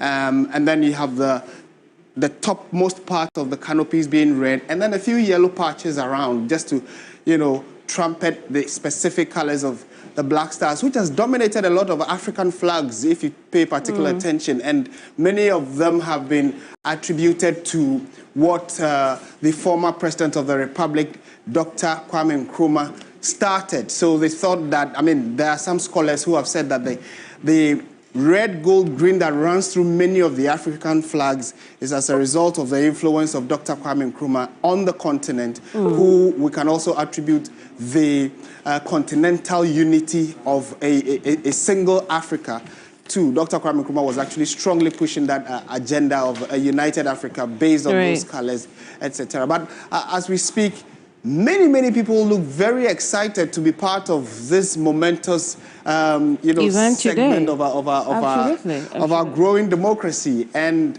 as of now, we are told that about 21 heads of states from different countries have shown interest. Many of them have arrived. I'm told that 2 or 3 more are yet to be picked up from the airport, and then they will come straight to the event grounds. And again, the organizers have clearly demarcated. So if you do not have accreditation or a certain type of accreditation, you can't just access any and everywhere. And so many of the locals or people around who would want to observe this are sat under the main shed that is at the Independence Square. Then the canopies and tents that have been built are for the special dignitaries and invited guests who will be filling up those places. And so on your screens now, you can see the members of the judiciary going to take their seats, filing to go take their seats. Again, the head of the judiciary, that is Her Ladyship Gertrude Tokonu, yesterday was in Parliament to swear in the Speaker. It was quite interesting, the developments in Parliament from last night. Many of them are also expected here to actually form a parliament. So the president can only be sworn in the presence of Parliament. So on these grounds, Parliament is expected to actually sit and start proceedings, and then it will be on the back of that the president will be sworn in. So just a reminder in terms of where we are with the event, the order of proceedings as has been made available from the organizers, it starts with all guests being seated. The members of the diplomatic corps, they are also seated as well. Then you have members of parliament seated. Then from there, there is the arrival of the former presidents, then arrival of invited heads of state. Then the next step becomes Her Ladyship, the Chief Justice and Justice of the Superior Court, enter the chamber and take their seats. And so that is where we are currently in terms of the event. And so from it's also safe to say that the event is about 21 minutes late, because based on the brochure, at 10 a.m. we should see the Right Honourable Speaker calling the House to order. We expect that to take place in a tad.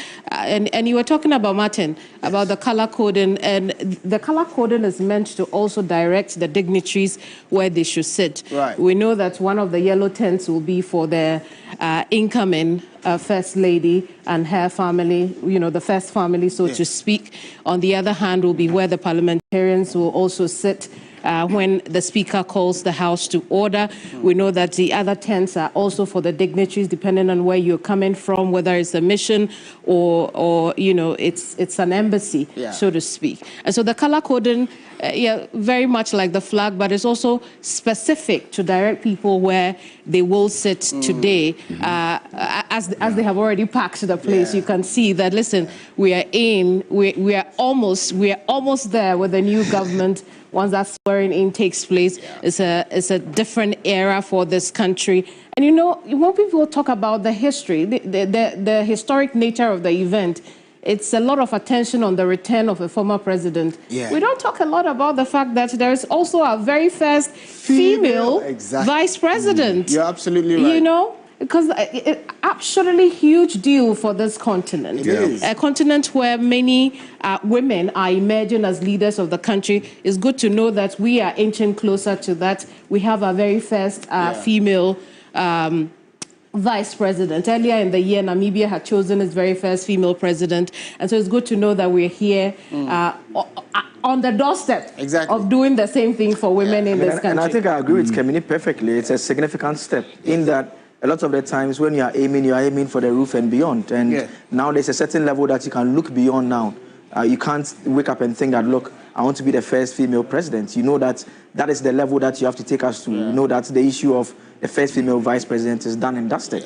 Indeed. We're going to have her in a couple of hours. And Absolutely. so it's a very significant step, and it should always be a shining example for a lot of young girls across the country. I don't know what, Alfred, you think of that? Alfred, welcome to the party. That, really, thank you guys. We always have this conversation about female representation in politics after the horse has bolted, really.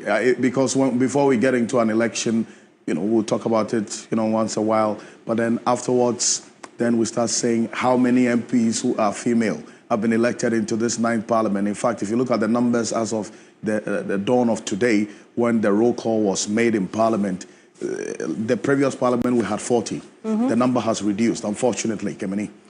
In this 9th parliament, even though there's an additional seat increasing the number of seats there to 276, the number of female representation, or the female MPs in this 9th parliament has also reduced, and that's one thing that is not quite encouraging for us. You know, but then again, the most important aspect of all of this, as we're talking about today, is to see Professor Nana Jane Opoku-Agyeman become the first female vice president. That is a boost to our democratic credentials as a country and as a people, if you look at the continent as well. And as we're seeing right now on the screen, a number of the dignitaries still arriving. We have a number of the heads of states and then also their vice presidents in town. And one to look out for as well, as we're seeing, we have a former president of the People's Republic of Nigeria also there. We have the president of Nigeria himself as well, and there the former president of South Africa,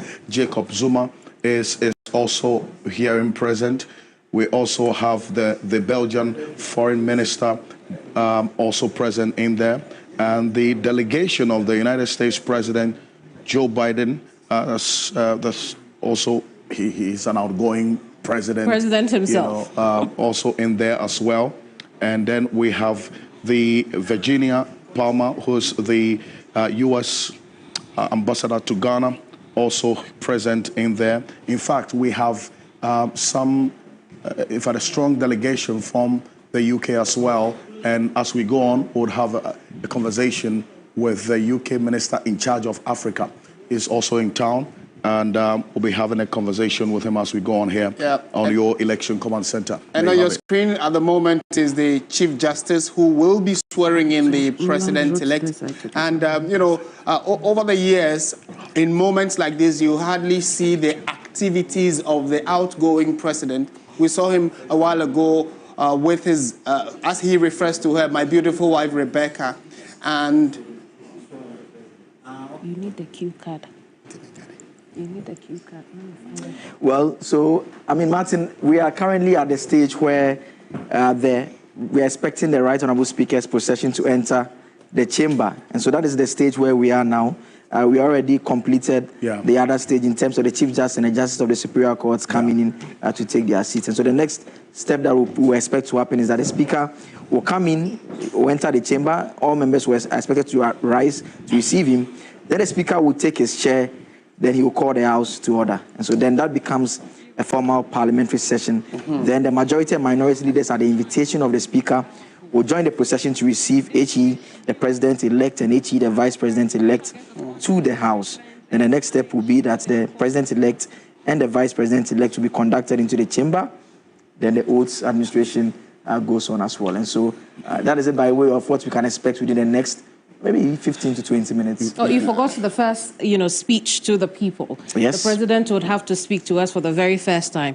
8 years ago, we had a rather terrible experience after enjoying such a beautiful speech. We know what took place afterwards, and so we'll be very keen on marking. You want to say that we later found out that half the speech was plagiarized. You didn't want to go there.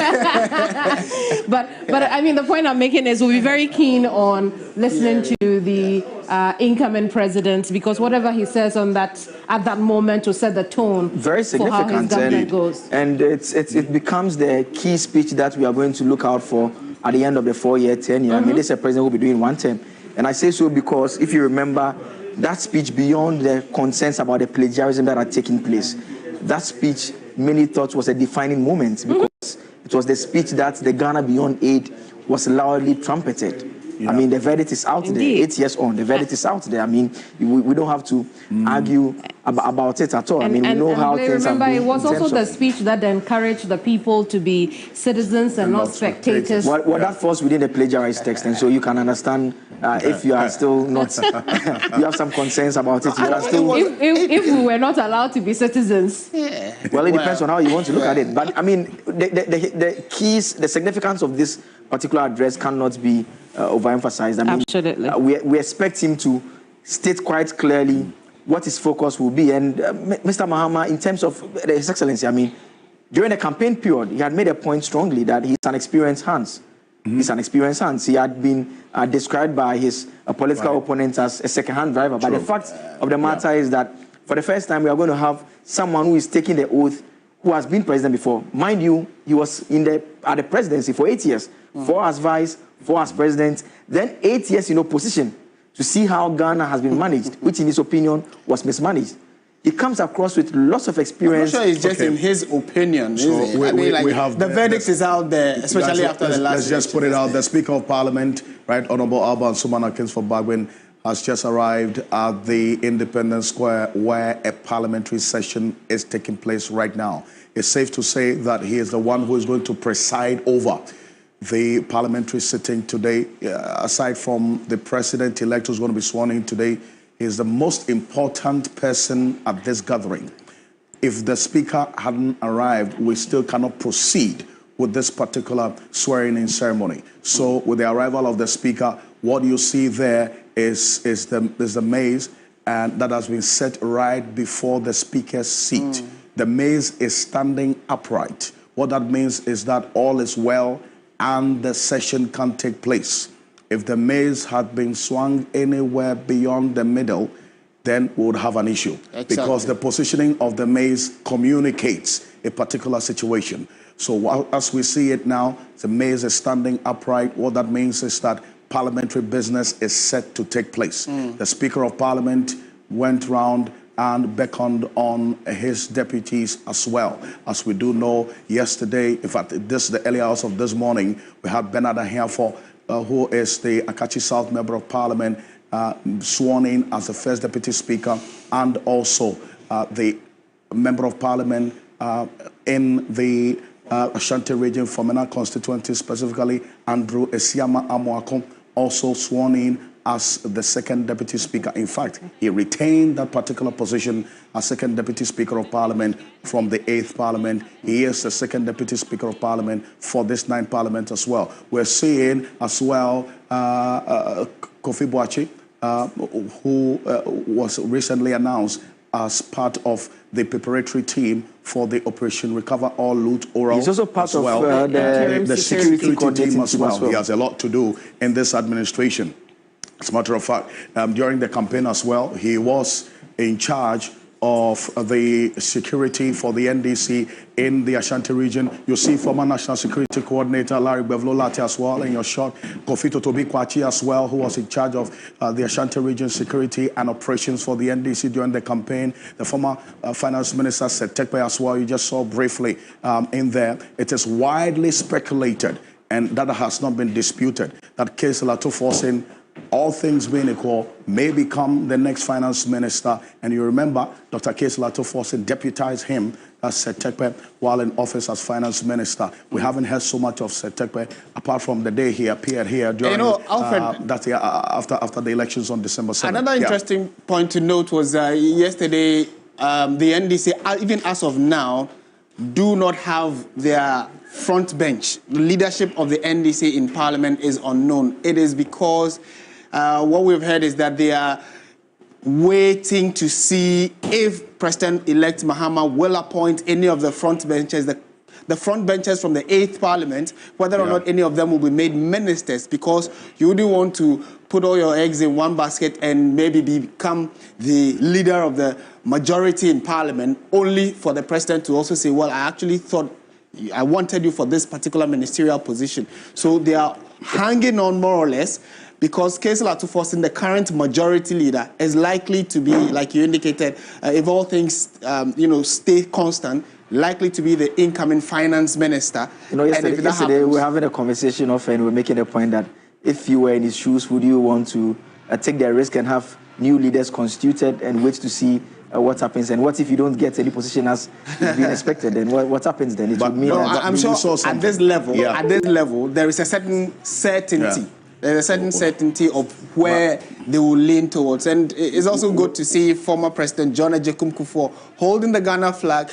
Some people are saying he seems rather more excited about the fact that the John Dramani Mahama and the NDC are going to be managing the affairs of the country at least for the next 4 years. Why is that? Because he's smiling. He had his own issues with the outgoing government. He had serious issues with the MPP. And even in terms of the incoming government, you recall when he had endorsed Dr. Baumia in the build-up. Yes. One of, if I could describe him as his protege of sorts. Yes. Absolutely. That was that interview that some 2 journalists had with him. A number of people thought that, look, that was a plan one that didn't really work according to plan. Many thought that he really descended into the background of that kind of politics that then drew him into the arena of insults. And he was really berated for what he did during that particular period. But it's also instructive to note as well that he still remains a key figure in the NPP. And going forward, as the MPP is talking about rebuilding, reorganizing into 2028, he's one person that you cannot overlook. He has his own caucus in this particular NPP as we have it. There are many who thought that the Nana Addo Dankwa Akufo-Addo-led NPP caucus did not treat the Kufuor caucus that well. So a number of persons who identified with his caucus really did not have a good time over the last 8-year period. With Nana Akufo-Addo at the helm of affairs. You heard Boakye Jarko as well, the former energy minister, in that statement that he released. He says that there is this mindset that the party had been hijacked by one person who was behaving more like a Caesar. And so they need to seize their party back. Now, we'll see how things will play out in the coming days. Operation Recover Our Party, really. just a bit of information on the arrangements at the square. Yoko Kemini was talking about the colors. And so we understand that the red branded canopy is for the judiciary invited guests, which includes outgoing ministers, party executives, and the diplomatic corps. And in terms of the green branded canopy, special envoys, invited presidents, former presidents, and governors. Then there are 3 other black branded ones. Those are for the parliamentarians and spouses and parliamentarian staff. Then there is also 3 other yellow canopies. The first one is for the NDC Functional Executive Committee members. The second is for the former vice president of Ghana and their spouses. And the middle yellow canopy is for the president-elect and vice president-elect, the CJ, and the speaker. And in front of that yellow canopy, as an extended platform, is for the clerk and marshal of parliament. And so as and when those parts of the venue become available, we would connect to you and recap on who specifically are the individuals who are supposed to take that part of the venue. So arriving now is Julius Maada, who is the president of Sierra Leone. He is one of many presidents and heads of state who are expected to grace this all-important occasion. We have right now, as you're saying, the minority leader of the 9th Parliament. How time changes so fast. The immediate past majority leader, Kemini and Martin want to say. You probably want to say it so he feels good. But as of this morning, he is the minority leader because the 9th Parliament has been sworn in. So effectively, Alexander Afenyomarkin is the minority leader as an of interesting this 9th man Parliament. you can see it. For those of you watching on TV, that is Jacob Zuma from South Africa.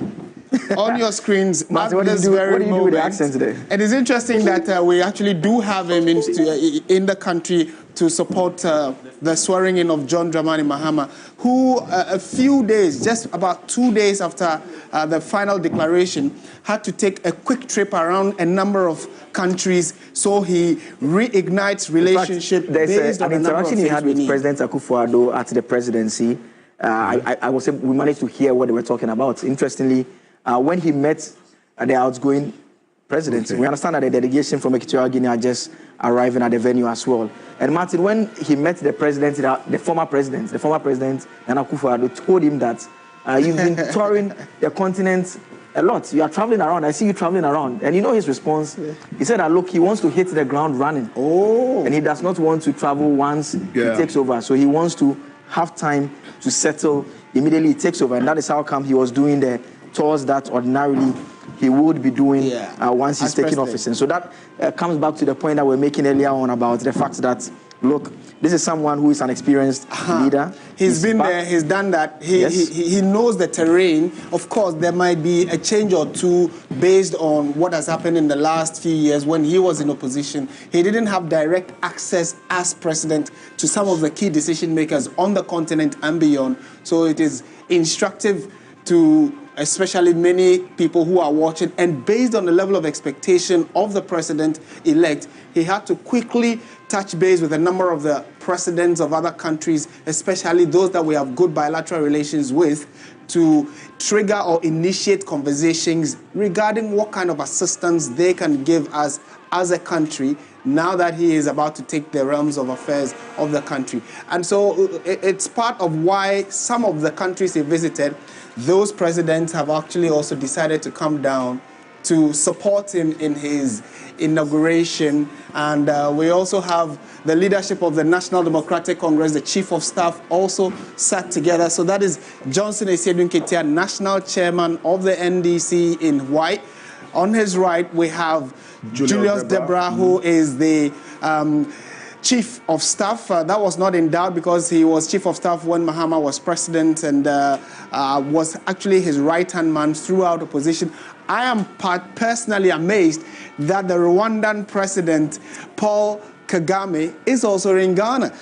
I mean, it's amazing to have such dignified personalities on the continent come around to observe and grace the occasion. And some people of a certain level of repute have talked about how Ghana and Rwanda are the shining examples of what the continent can be if we are focused as a people in trying to help Africa out of its current doldrums and challenges. And Rwanda has been touted as a shining example on the continent. As we speak, many, many people have said, and personally I've also observed how Rwanda, their capital, Kigali, is the cleanest city on the continent, and President Paul Kagame has been very instrumental in getting the country that had serious genocide in 1994 come out of that genocide, and now a shining example on the continent. So it looks like Ghana is also on the same path. Martin, I've been to Kigali before. It's a beautiful country. Very, very beautiful. And what's amazed me about Kigali is the fact that, look, the land space is not particularly flat like we have it in most parts of the country. It's quite a hilly area, but they've been able to build such that they make good use of space. And so because if you have a limited flat space, you go down a lot before you raise the building up. It's also a very, very clean country there, and so that is very important. And it's the way they are orderly as a country that surprises me. And also, when I asked him what he thought about Ghana, he said that a lot of them were looking up to Ghana. And Ghana and Rwanda also have a special relationship because Koku Anyidoho's father, coincidentally, happened to be one of the officers who was leading the delegation of soldiers at the time when they had the genocide there. Well, and it's interesting. It's interesting how we're all talking about Rwanda with so much delight. Let's one day talk about Accra with such delight. And that is why it's necessary to look at that example. The president-elect John Dramani Mahama is arriving now at the venue that is the Independence Square, where the parliamentary session is taking place as we speak. So this is the moment all the persons, and in fact, everyone watching us has been waiting for. The president-elect John Dramani Mahama has arrived at the Independence Square. The ceremony will take place, in fact, will proceed in the next few minutes. As you see there, Sheikh Osman Nuhu Shaributu, the National Chief Imam, Dr. Sheikh Imam Nuhu Shaributu. See there also, you have one of the key persons in John Mahama's campaign, Professor Joshua Alabi, who sat with Kemini Amano not too long ago on hot issues, and he detailed the strategy that he also put in place and the role he played in the NDC winning power again after 8 years in opposition. And this is the moment, as we're seeing right now, with the arrival of President-elect John Dramani Mahama. Kemini, this is the moment we've all been waiting for, is it not? Absolutely. And look at how packed the places. We are indeed ready for history. Let me quickly bring in my guests, pick their quick thoughts on events we are seeing so far. Prof, I'm going to start with you. The day has begun well. We're seeing the number of dignitaries and people who have thronged the Independence Square. What are your expectations of today? Your quick thoughts. Okay, thank you so much, and good morning to your viewers. I think it speaks very well of our democracy and how far we have come as a country. But largely, the whole concept of inauguration is a generic term that represents three key things. So one, we are looking at the pomp and the pageantry that comes with this. Two, we are looking at the swearing in of the president-elect and then the vice president-elect. And then three, we are looking at the inaugural speech. That is the first policy position that the president-elect is going to deliver. In some countries, it's usually meant to address ill feelings and unite a country that has been divided as a result of a campaign, a hectic campaign, or any other thing that might have happened in the past. In some cases, it can be used to appeal for support of the country to rally behind him. Prof, unfortunately, we're going to have to go. Alfred, where are you taking us now? So we're going straight to the Parliament House at the Black Star Square. The Speaker is speaking now. Honorable majority and minority leaders may proceed now.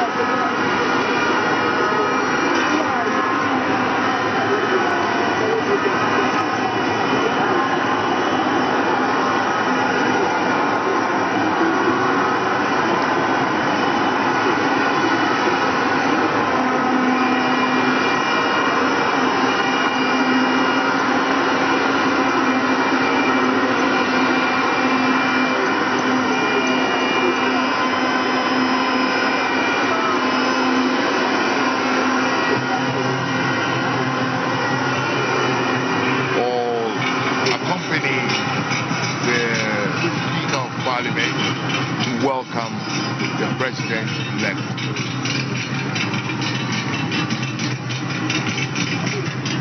The first arrival will be the Vice President-elect, then followed by the President. Precisely.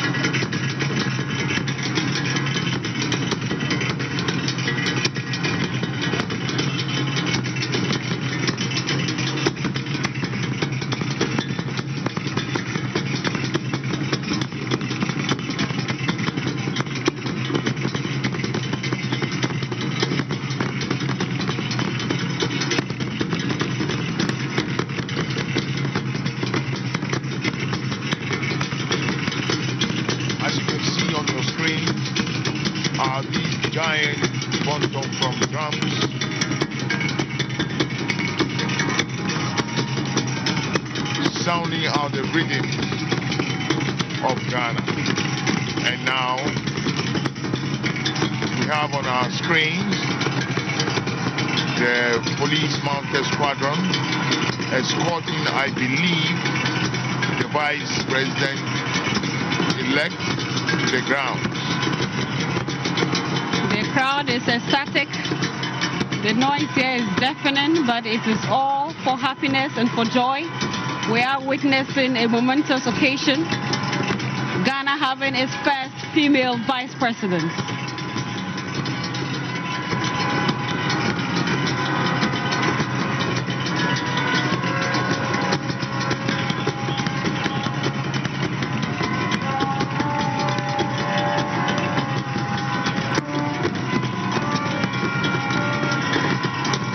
The bedlam here is intense.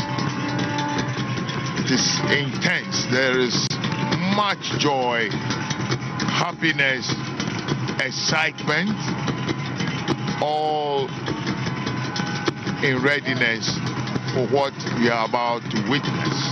And security is also in full force. We have various security personnel deployed to ensure the total safety and security of personnel. They are all playing critical roles to ensure that this event goes seamlessly, devoid of any major hitches. We have rich display of culture.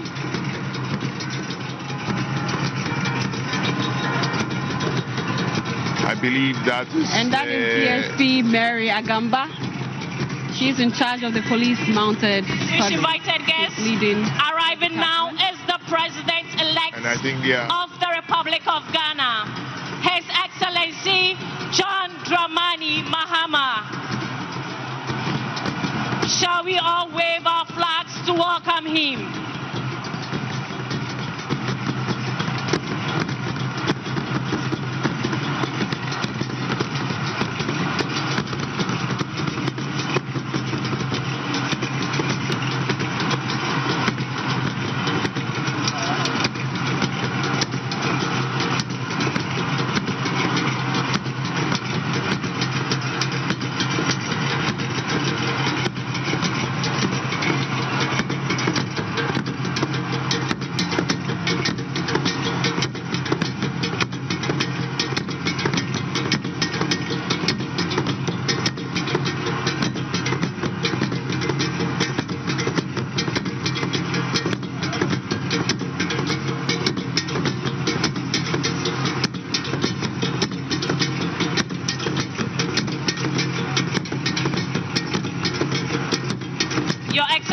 Distinguished invited guests, arriving now is the President-elect, John Dramani Mahama.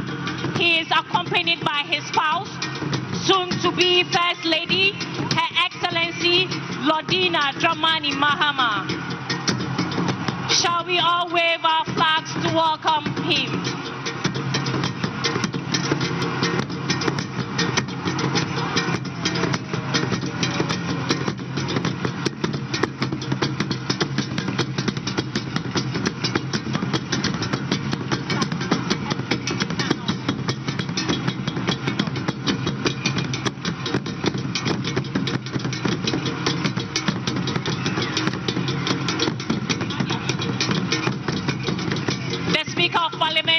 leads the entourage into the Chamber of Parliament here at the Black Star Square. The entourage of Parliament includes the clerks of Parliament and other senior officials of Parliament.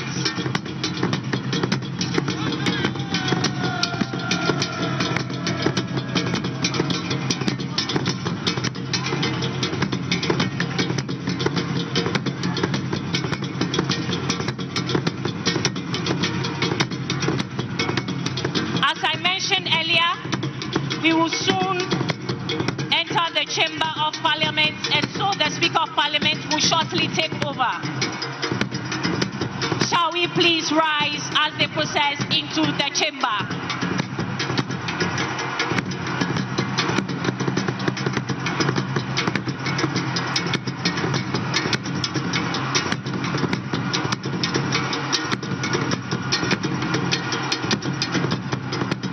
To announce that only accredited photographers and media personnel are allowed at the designated places on the square.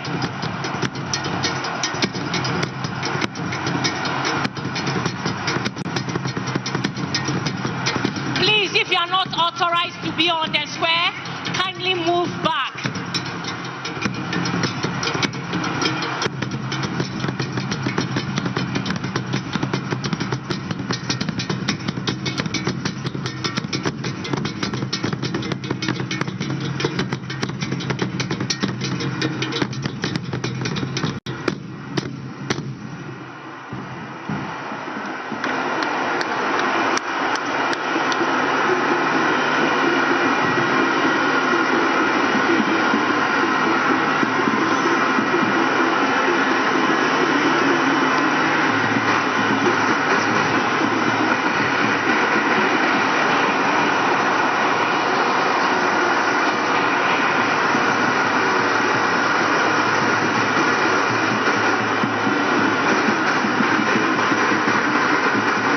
Honorable members, you may now resume your seats.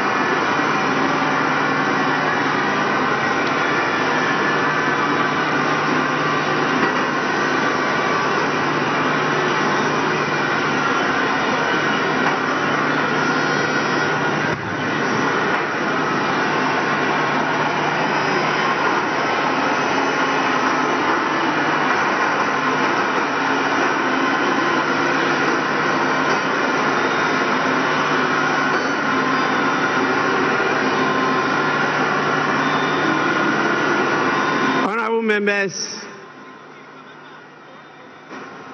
I now have the singular honor and pleasure to invite Her Ladyship, the Chief Justice of the Republic of Ghana, to administer the oaths to the President-elect and the Vice President-elect. We will start with the Vice President-elect, who will take and subscribe to the oath of allegiance and the oath of the Vice President. Your Ladyship, the Chief Justice, you may now do so now.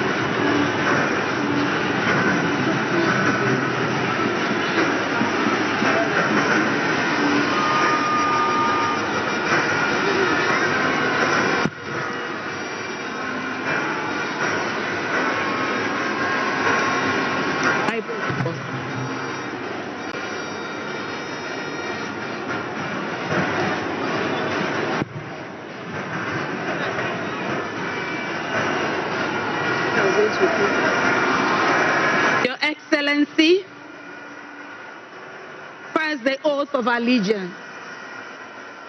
Kindly say after me.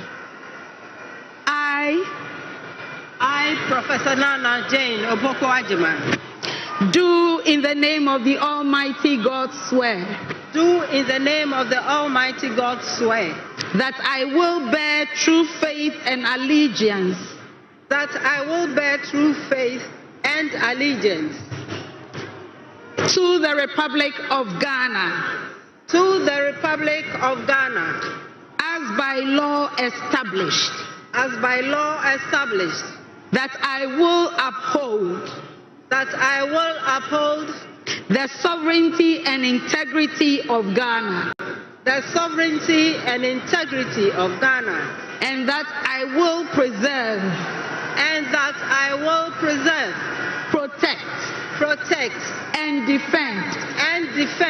The Constitution. The Constitution of the Republic of Ghana. Of the Republic of Ghana. So help me God. So help me God.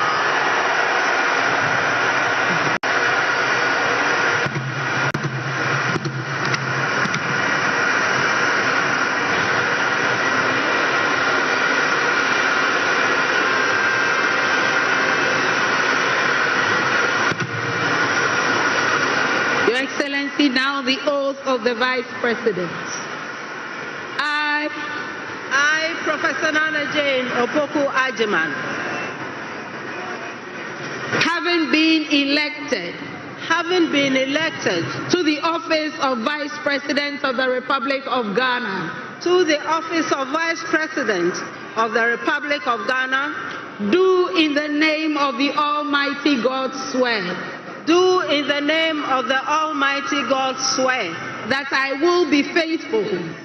That I will be faithful and true to the Republic of Ghana. To the Republic of Ghana. That I will at all times. That I will at all times preserve, protect, and defend the Constitution of the Republic of Ghana. The Constitution of the Republic of Ghana.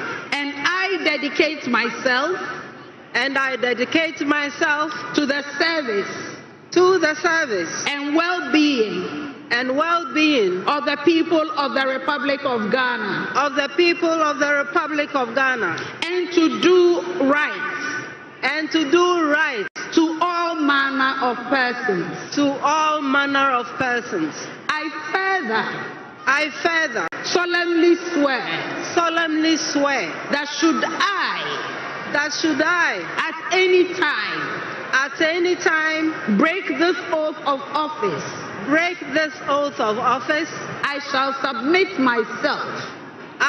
submit myself to the laws of the Republic of Ghana. And suffer the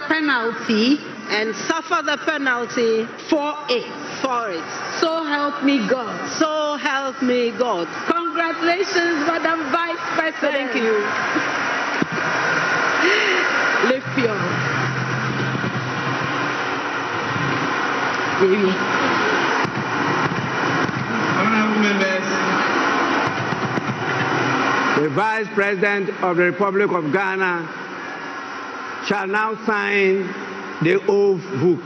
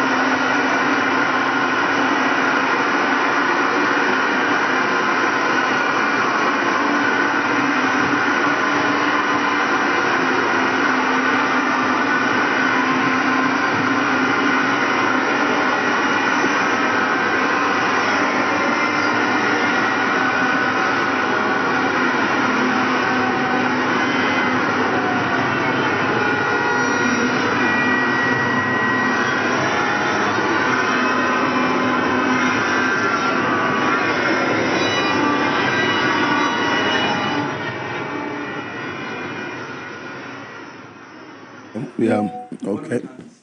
Yeah. She's almost done signing the oath after the oath had been administered to her, and we can safely say that for the first time, Ghana has a female vice president, Her Excellency Professor Nana Jane Opoku-Agyeman, being helped by the Chief Justice, also signing the same oath book as well, and the Judicial Secretary is also in short. There's also the Clerk of Parliament, who had quite a day in the early hours, just a couple of hours ago. And so, Her Excellency, congratulations are in order. Indeed, and you saw, I think the Chief Justice leadership Gertrude Tukono is more elated than the Vice President as we speak, because she was just smiling, and when she was administering the oath of office of the Vice President, she was just, her joy was evident. The joy was evident, absolutely. This is... Immediately after the elections, when she spoke to the gathering, to thank the people that, for voting for them. Remember that she wasn't well. She was wearing a mask. So this is the first time we're seeing her outside of that event. And she's looking very well. The very point healthy. About the ceiling thing we were talking about earlier, and Gertrude Tukono, her ladyship will understand that, because once Georgina Wood came in, we had to fire Kufu. Then Nina came in between, then she also came in. And so that kind of gives the idea that she's taking a seat for the very first time. And if I'm not mistaken, you could also tell from the Chief Justice's voice when she was saying, congratulations, Madam Vice President. That is the point of the joy. Absolutely. She seemed to have been proud, for the fact that, this is our very first female Vice President. Absolutely. And history has been made. And look at how gorgeous, majestic she looks in that seat. Oh, goodness. It's so beautiful. The very first female Vice President. Your Excellency, you may now proceed to do so.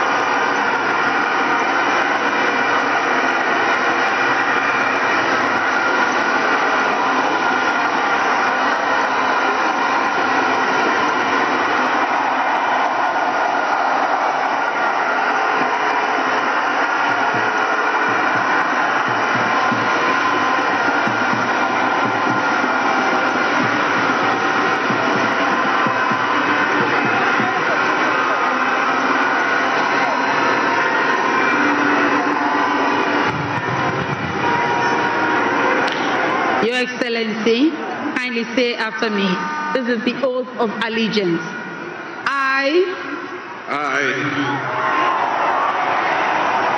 Your name? John Dramani Mahaha. Do in the name of the Almighty God swear. Do in the name of the Almighty God swear. That I will bear true faith. That I will bear true faith. And allegiance. And allegiance. To the Republic of Ghana. To the Republic of Ghana. As by law established. As by law established. That I will uphold. And that I will uphold. The sovereignty. The sovereignty. And integrity. And integrity. Of Ghana. Of Ghana. And that I will preserve. And that I will preserve. Protect. Protect. And defend. And defend. The Constitution. The Constitution.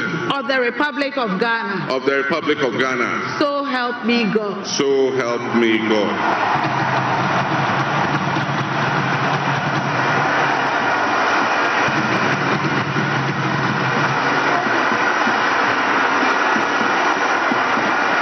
Your Excellency, now the presidential oath. I, John Dramani Mahaha, having been elected to the high office of President of the Republic of Ghana, do in the name of the Almighty God swear. Do in the name of the Almighty God swear. That I will be faithful. That I will be faithful. And true. And true. To the Republic of Ghana. To the Republic of Ghana. That I will at all times. that I will at all times preserve, protect, and defend the Constitution of the Republic of Ghana, and that I dedicate myself to the service and well-being of the people of the Republic of Ghana, and to do right to all manner of persons. I further solemnly swear that should I at any time break this oath of office, I shall submit myself to the laws of the Republic of Ghana, and suffer the penalty for it. So help me God. Congratulations, Mr. President. Let me be the first.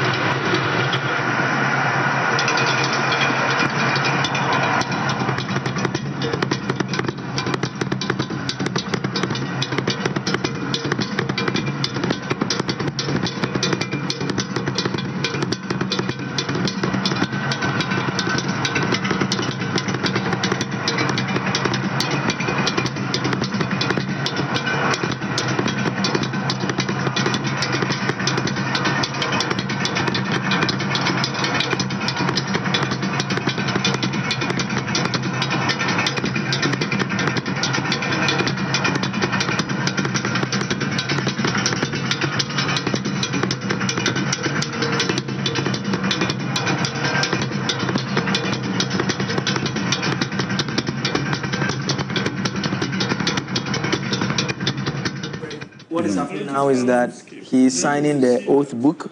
That is what is happening now. In the earlier moments, we saw the president-elect take the oath and subscribe to the oath of allegiance and presidential oath. Then he will sign the oath book, which he's doing now.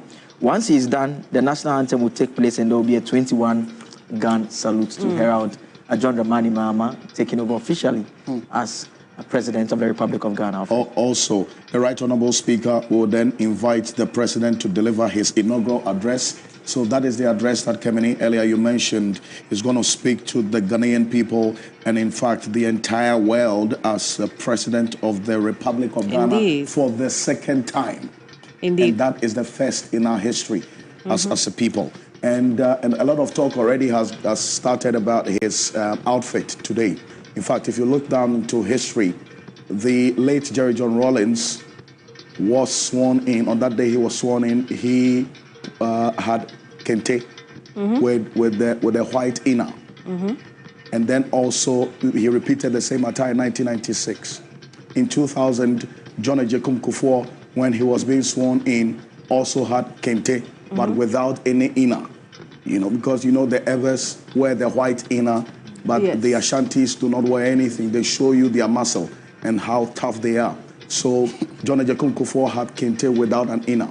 Fast forward to the late John Evans Mills, he had kente as well, but with an inner, because the Fantis also dress the same way. Then John Dramani Mahama, in fact, his first stint, this is not how he dressed. No. Right? And that's the point that you were making earlier. So fast forward to Nana Addo Dankwa Akufo-Addo, he had kente on with no inner. He also showed out how muscular he was at the time in 2016. Then in 2024, we had this one as well. And that's what you're saying right now with the President, John Dramani Mahama, now. Today he's doing the one hand. Yeah, he's holding the state sword. I mean, it's very important. And it's symbolic as well. It's the symbol of presidential authority. That is the symbol of authority of the President of the Republic of Ghana. Now he's held it with double hands, and also that has a meaning. If you recall, this became a talking point in 2016 when he held it with just one hand. In fact, the state sword, as we would call it, the Omine Akumfua. Yes, symbol of presidential authority, first held by Osajifo Dr. Kwame Nkrumah when he swore the oath of office on the 1st of July 1960. Blay, what do we know about this? It's made of solid gold. The design is based on that of the double-bladed Afenanta, a traditional symbol of interstate peace, and that is what we saw him holding for the very first time in terms of it being sworn in again. So the president is actually exchanging pleasantries with the very core individuals he'll be working with closely. So first, his wife, Lordina Mahaha, and then also the chief of staff, whom he shook hands with, and the deputy as well. So he's moving towards he just crossed the maze of parliament. Ordinarily, maybe everybody bows before the maze of parliament, but he's just walked past it. Martin, I can tell you where he's heading. He's heading to the seat of state. Yes, he's going to sit on the seat of state by the Speaker of Parliament. So there he is. Again, you can see exchanging pleasantries with the Speaker of Parliament, his Vice President, Professor Jane, and the Chief Justice. Now, he's about to sit for the second time on the seat of authority, more or less, you can call it that way, which is the presidential seat. So, indeed, just to tell you and you know, gentlemen, we've gone full circle now. Just drawing my attention to the fact that it is only John Dramani Mahama who's been sworn in 3 times. When Professor Mills died in 2012 and today. Yeah. So the history is a lot going on here. The record he's setting is a lot going on here today, right? And it's interesting. If you read his book, My First Coup d'etat, he makes the point about how a lot of the events that took place in his life were not within his control. He always makes the point that at every turn when he doesn't seem to know what lies next or what he intends to do next, something happens within fate that turns his life around. And he makes reference to how that very first coup d'etat changed his life, not just of himself, his entire family. Again, he makes the point about how at various points when he didn't even intend to know what he wants to do next, he ended up in politics, which was not his initial intention. We also know for a fact that the moments when he thought of exiting politics as well, he was asked to be vice president, and when he even thought he was still done and he didn't want to be part anymore, we saw what happened again. He becomes president, and we see him staying away for 8 years and coming back.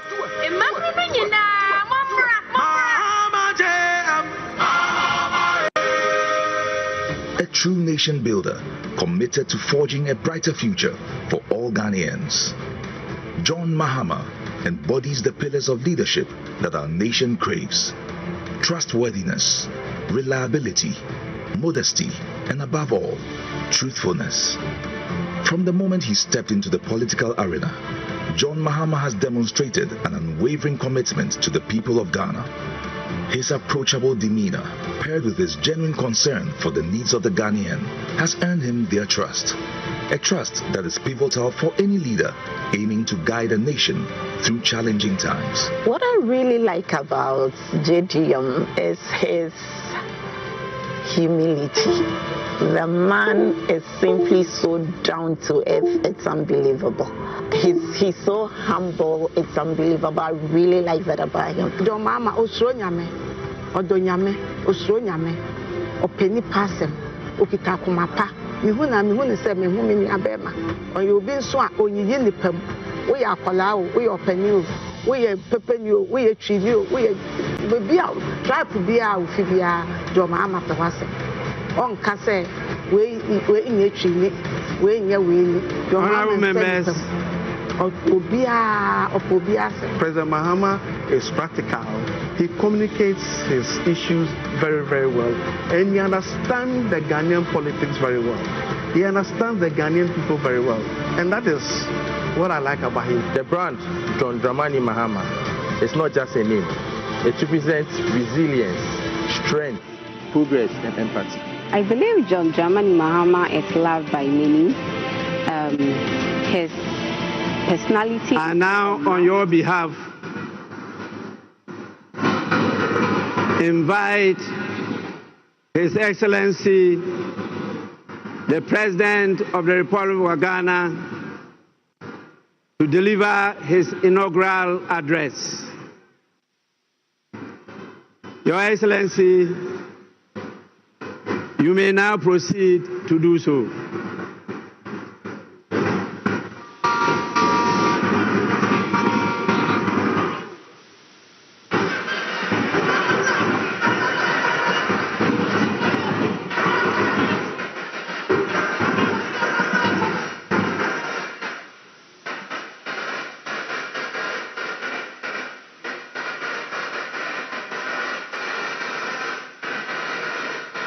Hold it.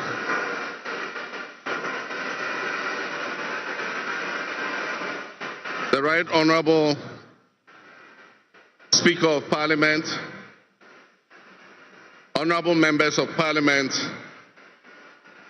Her Excellency, the Vice President of the Republic of Ghana, Jane Nana Opoku-Agyeman, Her Ladyship, the Chief Justice, Your Excellency Bola Ahmed Tinubu, President of the Federal Republic of Ghana, and special guest of honor for this occasion, Your Excellencies, Presidents, Heads of Government and Development Agencies, Your Excellency Nana Addo Dankwa Akufo-Addo, and former Presidents, Your Excellency Dr. Mahamudu Bawumia, distinguished invited guests, ladies and gentlemen, my brothers and sisters.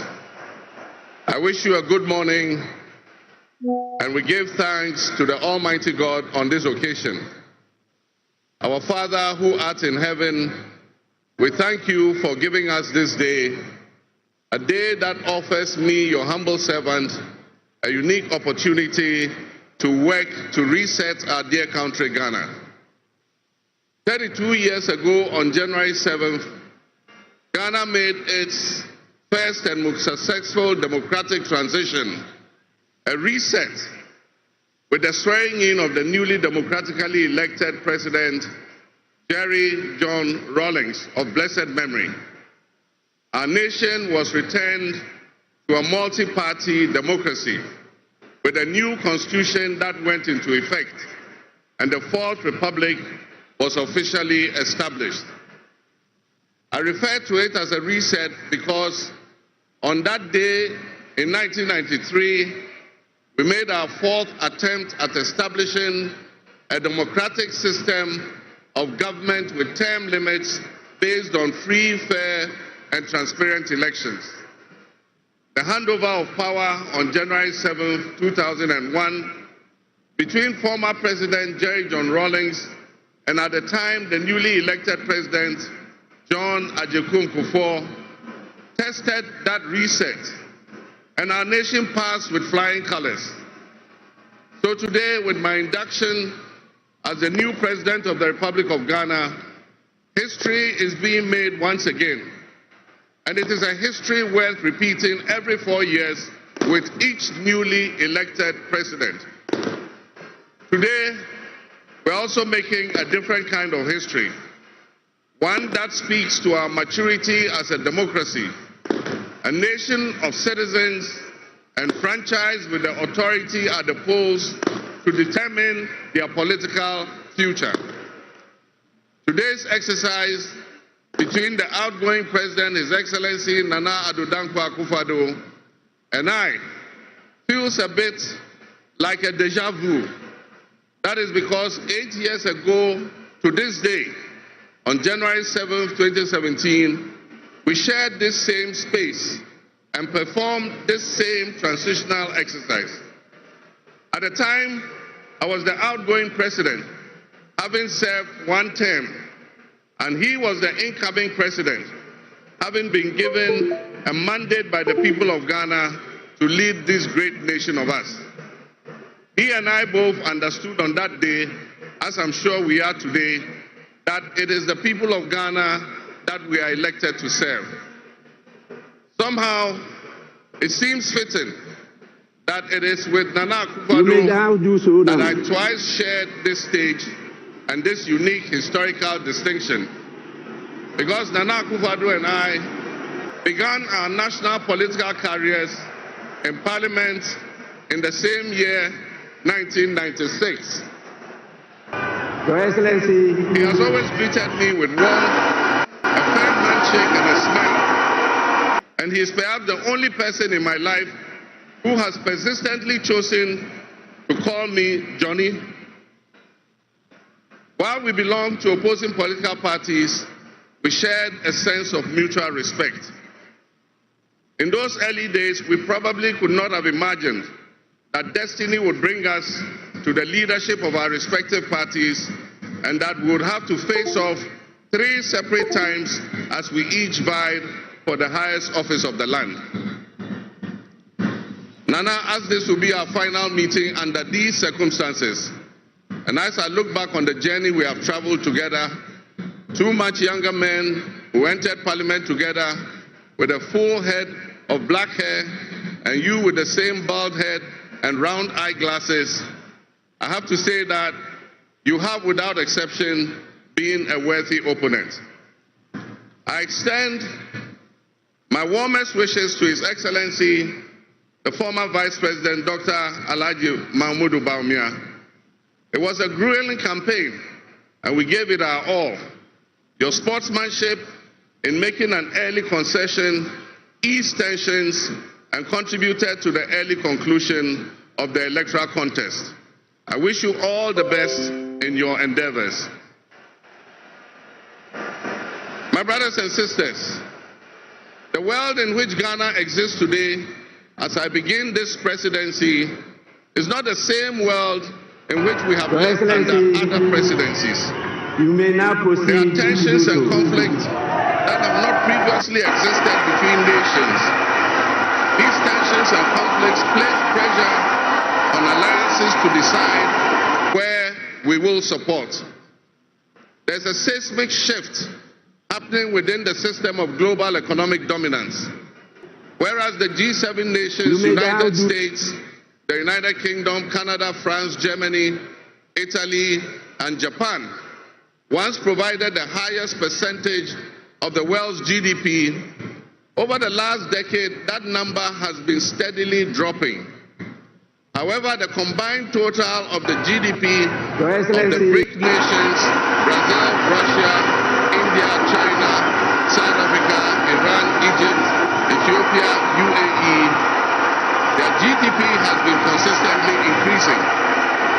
In 2023, for instance, the G7's combined total of world GDP was 30%.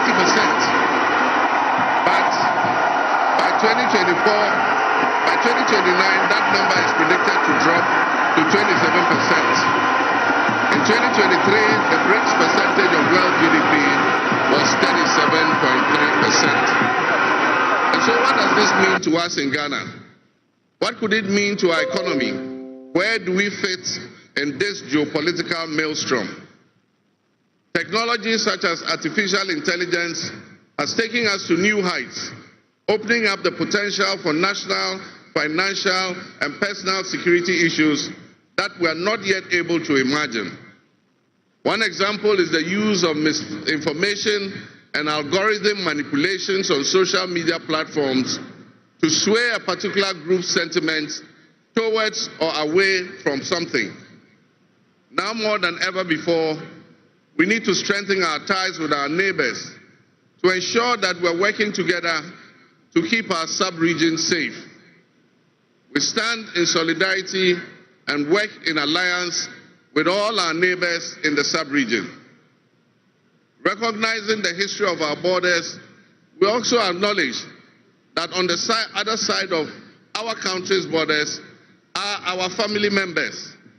They may be Ivorians, they may be Togolese, they may be Burkinabes, they may be Nigerians or Malians, but they are also Akans, they are Kasinas, they are Gwans, they are Ewes, they are Nzemes, they are Hausas, they are Moshis and Gurmes, because we are all part of one another, one big family.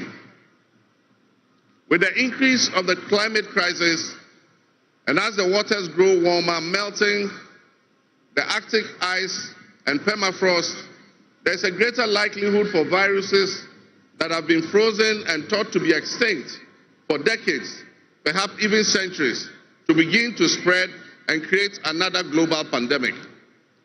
The changing climate conditions, increased population density in urban areas, and mass international travel are enabling existing viruses to spread and mutate at a faster and faster rate than they did before.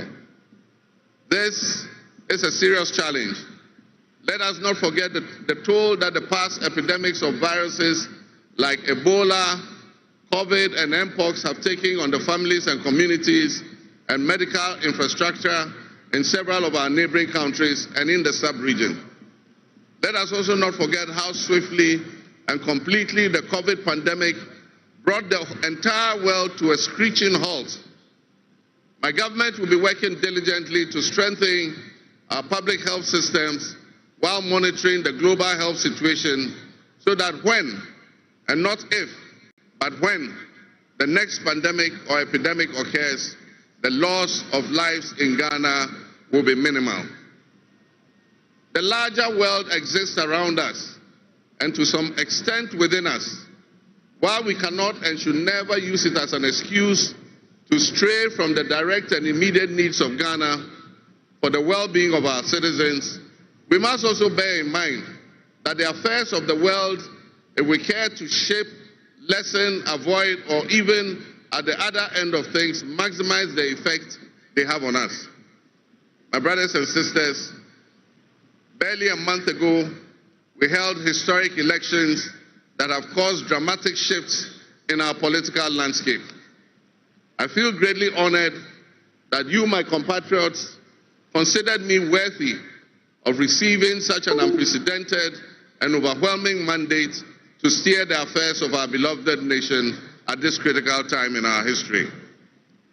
The magnitude of this victory in the presidential elections and the gains that were made by my party, the National Democratic Congress, in the parliamentary elections naturally and justifiably resulted in great joy and celebration across our country, Ghana.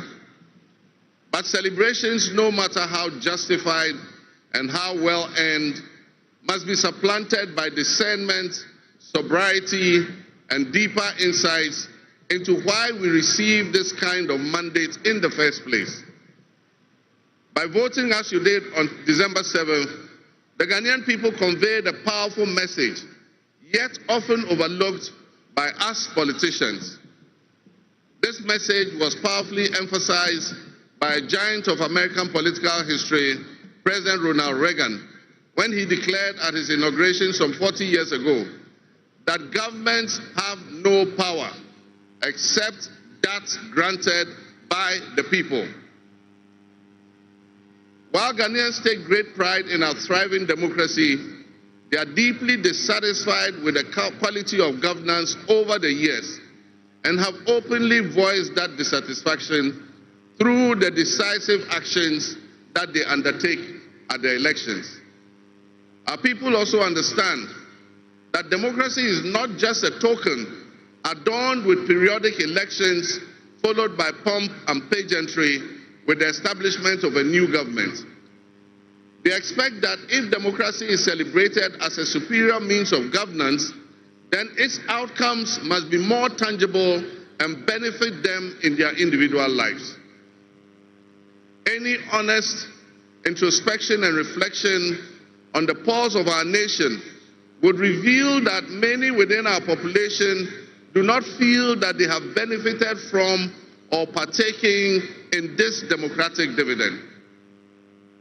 Where people buffeted by severe economic crisis and hardships. He's in charge of the police mounted. Invited guest arriving now is the president-elect of the Republic of Ghana, His Excellency John Dramani Mahaha. An opportunity for us Shall we all to make a difference in our governance him? and our economic management. We shall reset our dear nation, Ghana.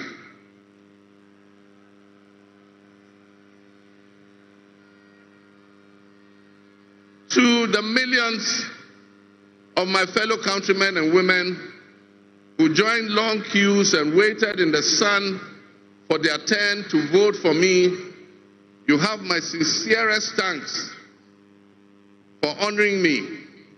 My firm, immutable assurance is that your votes will matter in the work that I'll do to make a difference in the destiny of this dear nation of ours. Your courage to bring change will not go in vain.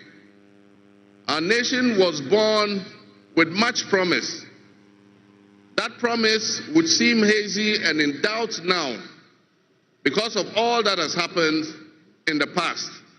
But I urge you, my fellow countrymen, not to be sucked into a state of perpetual pessimism.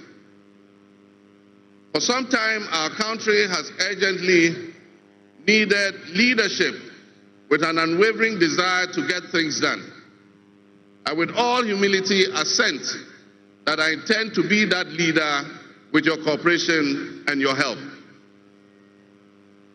As your next leader, I shall strive to exercise sound judgment and be able to make the right calls at the right time. I will have the humility and presence of mind to take responsibility for any challenges and be willing to act firmly and timeously to resolve the challenges that we face as a nation. Since the elections, I have read and heard the word hope used many times in relation to my presidency and what it should offer the citizens of Ghana. I intend to speak plainly and clearly to you today, and every time I address you subsequently, I intend to always tell you the truth. The circumstances we find ourselves in are indeed dire, but even so, I'll be decisive and swift in my actions. We'll focus our initial efforts on 4 critical areas. The first is economic restoration and stabilization of the macroeconomic environment. The second is the improvement of the business and investment environment to ensure that Ghana is once again open for business. The third is governance and constitutional reforms. And the final, but not the least, is accountability and the fight against corruption.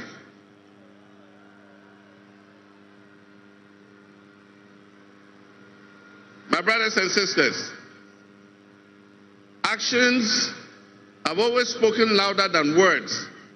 With that in mind, I have entered into a covenant with you, the good people of Ghana, in which I have enumerated 26 actions that I'll take within the first 120 days.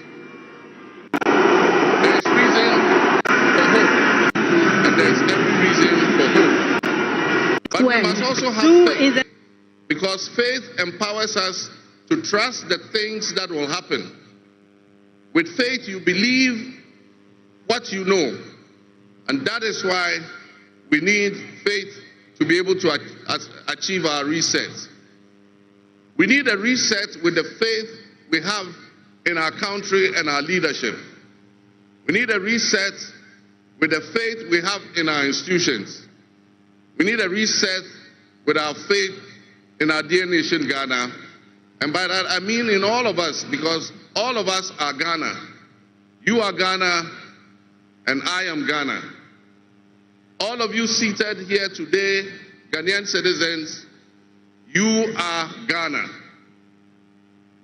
The people who you are with or near you as you watch this on television, in your homes, or listen on radio, or follow on social media are what we call Ghana. I ask that we enter into the covenant with the Ghana we all love and the good people of our country who make up this dear nation. And I ask that you envision a Ghana that you want to live in, a Ghana that you want to leave behind to your children and your grandchildren. What can you do to help build that better Ghana that we all strive for? What behaviors, what attitudes and mindsets can we reset? We need a reset, and we have faith in Ghana's ability to overcome, excel, and be so successful with this reset that it will be difficult to imagine a time when that was not the case. As we stand at this momentous crossroads in our nation's history, I am honored and humbled to accept the mantle of the President of the Republic of Ghana. Today we celebrate a new administration and herald an unprecedented era of opportunity and transformation.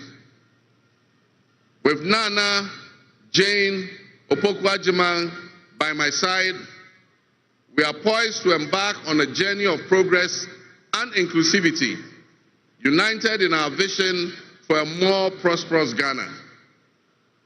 This day is particularly special for us and for every Ghanaian who dreams of a society where barriers are shattered and ambitions are realized. With the inauguration of Ghana's first female vice president, we have turned a significant page in our history. Nana Jane's ascension to the high office is not merely a personal triumph. It symbolizes our collective commitment to fostering a nation where gender equality and female representation are cherished and amplified. These diverse voices to shape the future, voices that have the courage to soar beyond our traditional confines. My brothers and sisters, together as we look to the horizon, we reaffirm our dedication to breaking the glass ceiling that has long hindered many from reaching their full potential. Governance that reflects all segments of our population strengthens our democracy and enriches our conversation. We stand committed to enacting policies that empower women and ensure that the door of opportunity is opened wide for our youth and our women, regardless of their background. Together, we'll galvanize our efforts to create a society where every Ghanaian can dream, believe, and achieve without any restraints. Remember that great leadership is not defined merely by the offices we occupy, but by the legacy that we leave for future generations. My administration, along with my Vice President, Nana Opoku-Agyeman, will prioritize inclusivity, accountability, and innovation, forging pathways that will lead to the upliftment of all of our citizens. I'm profoundly grateful for this moment, a cornerstone in our journey towards a brighter future for Ghana. In this resounding victory, I see a clarion call, particularly from the youth of Ghana, a generation that is brimming with potential and dreams that are waiting to be realized. This moment is a powerful affirmation that your voices matter, that your aspirations are valid, and that your future must be our priority. We're committed to translating your hopes into action and creating opportunities for education, entrepreneurship, employment, and empowerment. Our policies will be tailored to sustain innovation and foster industry that engages today's young minds and equip them with the skills needed for tomorrow's challenges. Together with the private sector and captains of business, we will create decent and well-paying jobs. As we embark on this new chapter, I assure you that our decisions will champion diversity in all facets of governance, ensuring that every Ghanaian, regardless of your ethnicity, your gender, your age, your religion, or any background, will have the opportunity to contribute to our nation's story. Ghana's youth represent the heartbeat of our democracy. Their ambition will drive our policies as we strive to create an inclusive, equitable society where everyone has a seat at the table. Our vision hinges on the introduction and implementation of a 24-hour economy. We envisage an innovative and vibrant 24-hour Ghanaian economy, which will also be anchored in agriculture and agribusiness.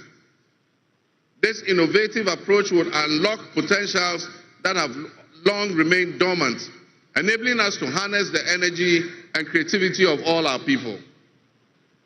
Just imagine a Ghana where our markets are alive and bustling at all hours of the day, with responsive public services accessible at all times, such that businesses can operate flexibly to meet the diverse demands that they are subjected to. And young people, including entrepreneurs, can find opportunities regardless of traditional institutions. The 24-hour economy model will also bolster job creation for the young people, stimulate local industry, and attract foreign investments, and allow us to build resilient communities and a sustainable future. This vision extends beyond mere economic transactions. It symbolizes empowerment, the empowerment of every Ghanaian to contribute to our national progress.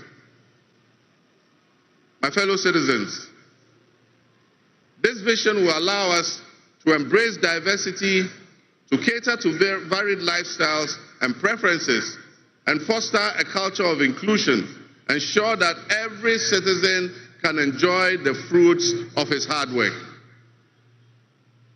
To the business leaders and entrepreneurs, I invite you to support this new model and join me in shaping a business environment where creativity thrives and where the fruits of your investments contribute to the collective welfare of our nation. Your role in driving our economy forward cannot be overstated. Your innovation and dedication will be a backbone of our success story. And I pledge to you that we would look at the tax regime and rationalize them so that they are more transparent and fair. Members of the business community, I assure you, Ghana is open for business again. Let me thank you, Your Excellencies, my fellow presidents, for leaving what is a busy schedule behind and coming to join us at this ceremony. Your presence brings honor to this inaugural ceremony. And I want to extend my heartfelt thanks to all of you and to our sister countries who have traveled from near and far to be with us today. Your presence is a testament to the strong bonds of friendship and cooperation that exist between our nations. And I promise you I will work to foster the partnerships that transcends our borders, and I'll work collectively with you towards regional stability, economic growth, and mutual respect between our nations. To my friends from across Africa and the world, I thank you and welcome you to Ghana. And in our local parlance, I say Akwaba to all of you. To my family and fellow citizens, my wife Lodina, I thank you for your unwavering support and commitment to our shared vision. This journey is not mine alone. It belongs to all of us. It belongs to each of you.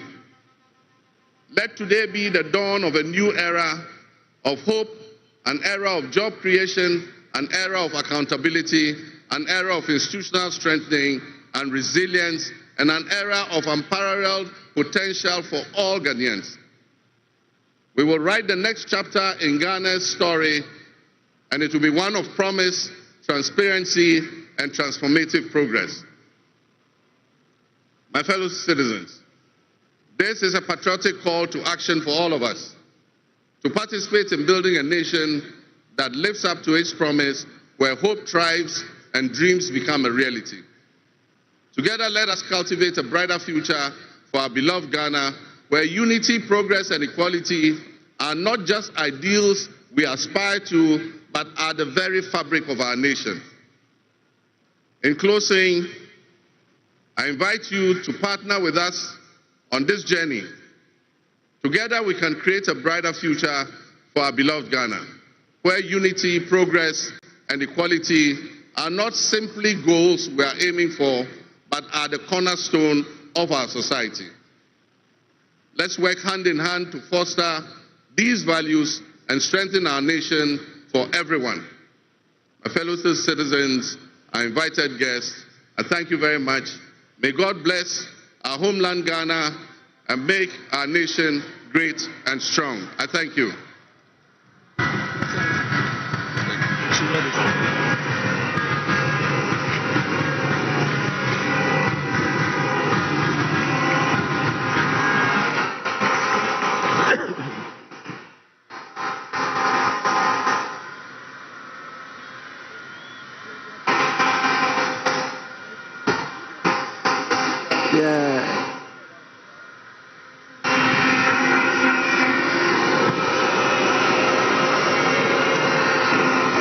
Honorable members, on your behalf, I convey the gratitude of the House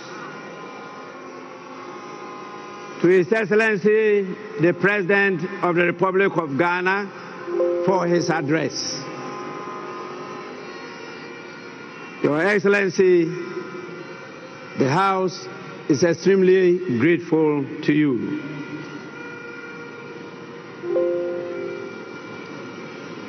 Honorable members,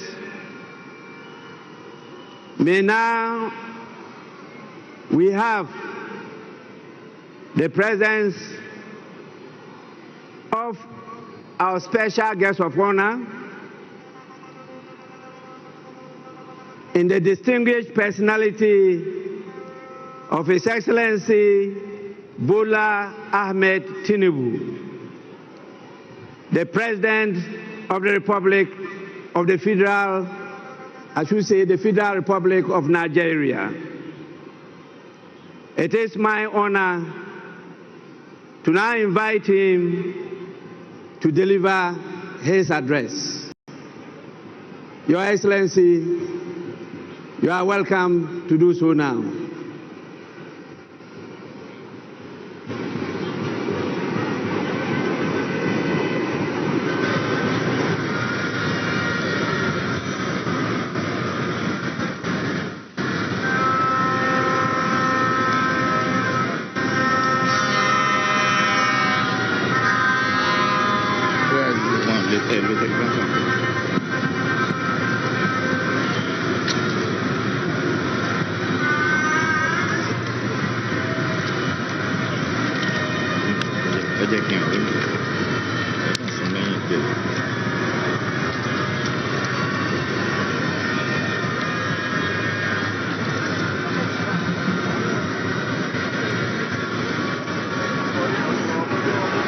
Your Excellency, President of the Republic of Ghana,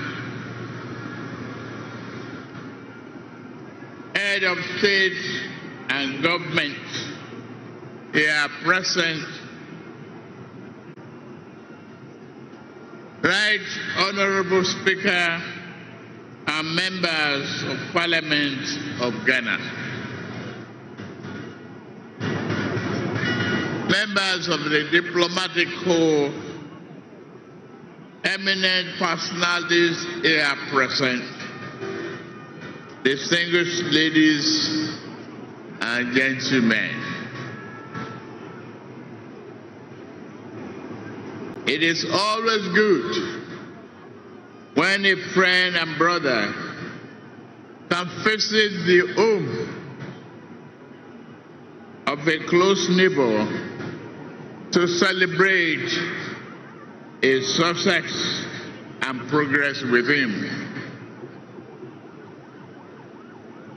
Today, we celebrate African democracy as Ghana and our beloved people mark the transition from one democratic government to another. This moment does not merely symbolize another milestone in the evolution of Ghanaians' democratic society. It further demonstrates that in West Africa, we are capable of democratic and productive endeavors. It is time that our continent critics stop forgetting the strides that Ghana, Nigeria, and others have made. We need not prove ourselves to them. We have nothing to prove to anyone except ourselves. We will lift our nations out of poverty and build strong and resilient economies for our people.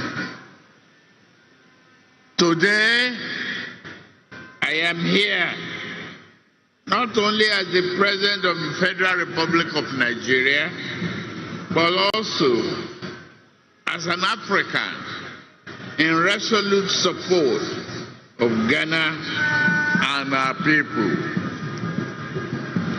This moment is a source of pride and honor for Ghanaians, the entire continent, and its diaspora.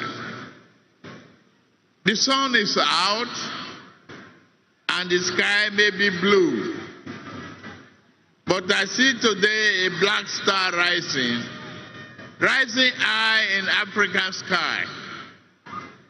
This black star shines over this nation,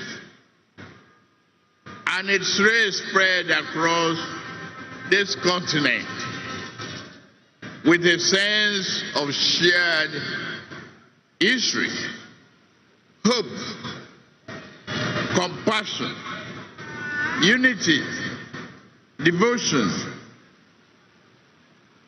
to our common welfare.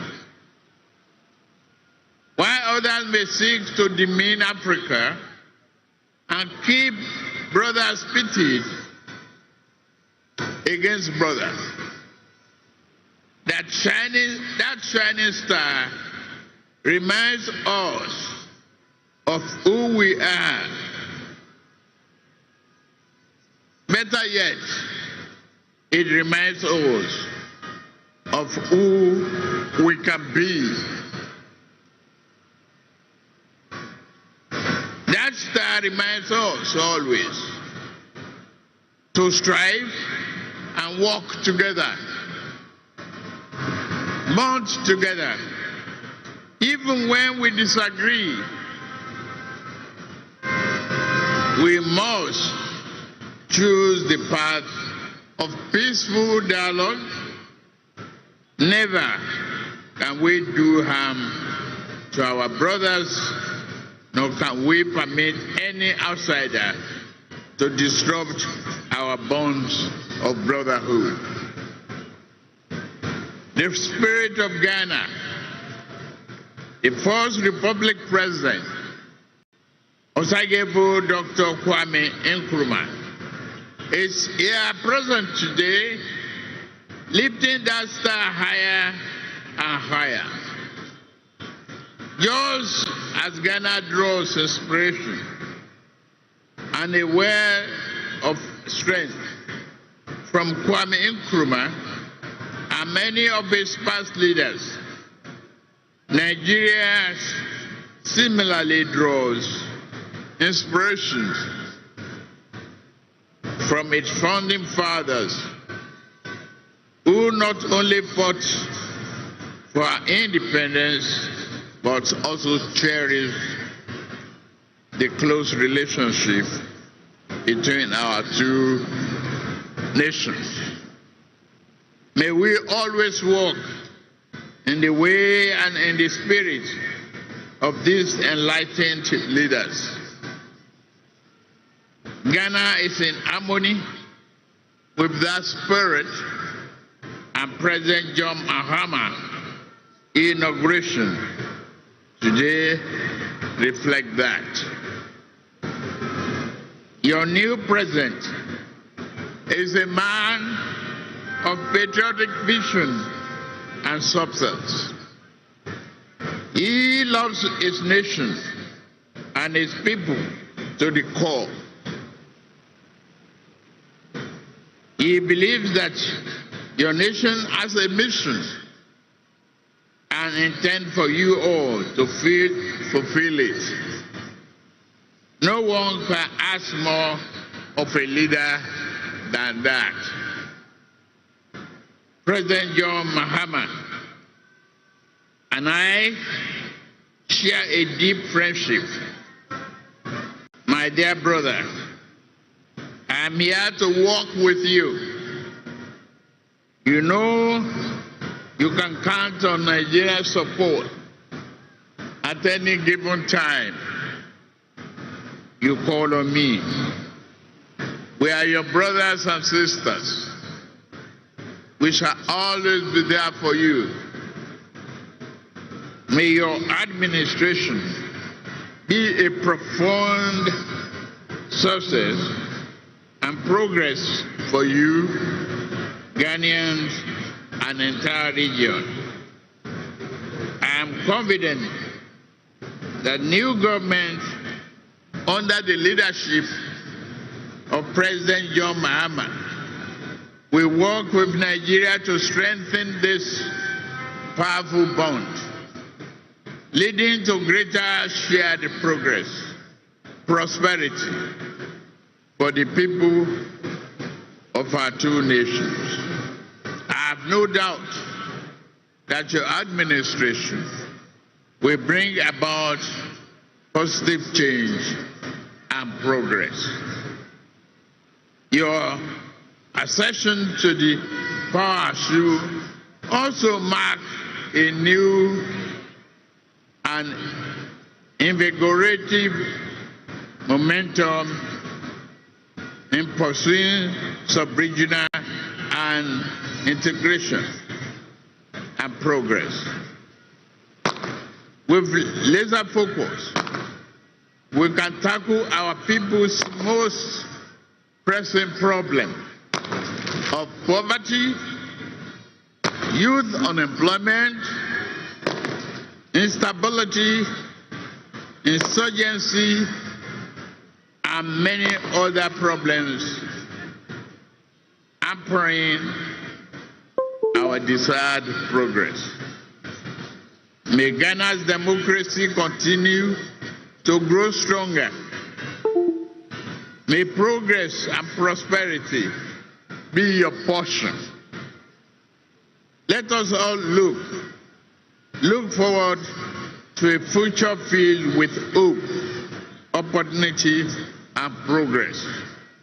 God bless Ghana and its beloved people. God bless Federal Republic of Nigeria and its beloved people. God bless ECOWAS. God bless our beloved Africa. I thank you for your kind attention. God bless you.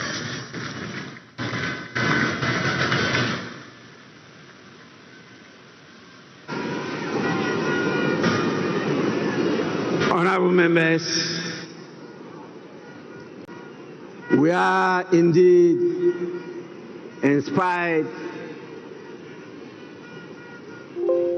by the warm words of His Excellency, the President of the Federal Republic of Nigeria.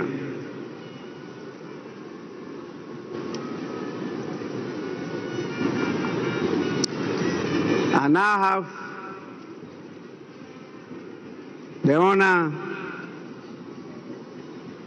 to, on your behalf, invite the visiting heads of state and former presidents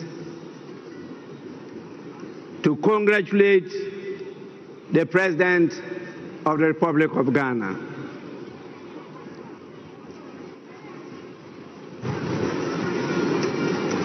I have a real tall list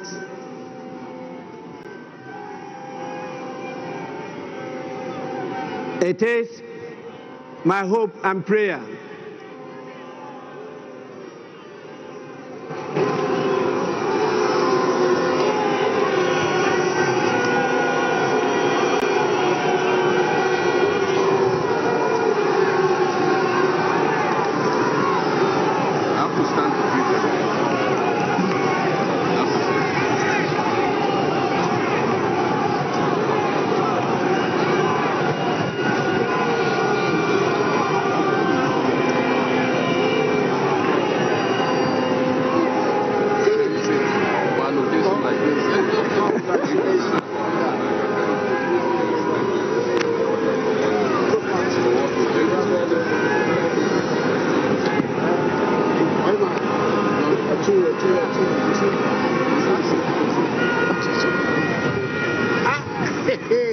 Twice elected in my kingdom.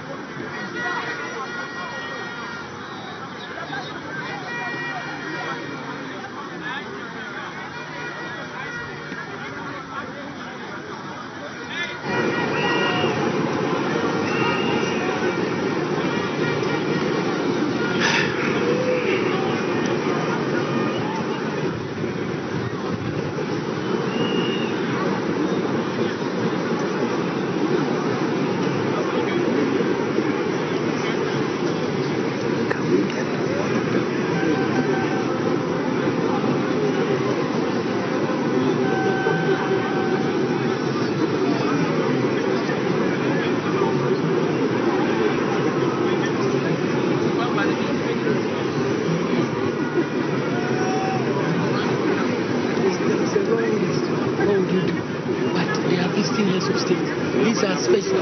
We are special people. We have to.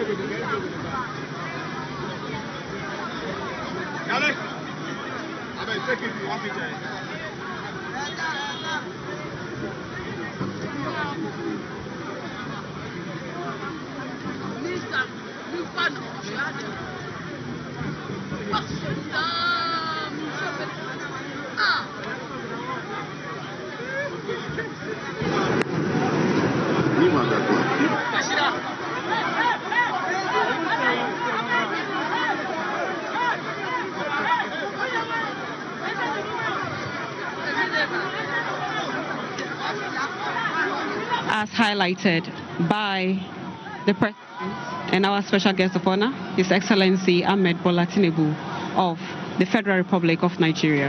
Now, what else? What is the next on the agenda? Because very soon we will witness. Honorable members, I will now, on your behalf, call the names of our distinguished dignitaries, the heads of states and presidents from various countries, to come to congratulate His Excellency the President of Ghana. And I will start with our special guests, the President, the Commander-in-Chief, and the Head of State of the Federal Republic of Nigeria, the person of His Excellency Bola Ahmed Tinubu, to lead in this whole exercise. Your Excellency, you may proceed to do so now.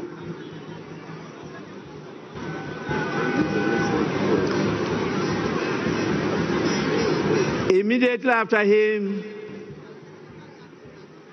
will be His Excellency the President of the Republic of Rwanda, His Excellency Paul Kagame.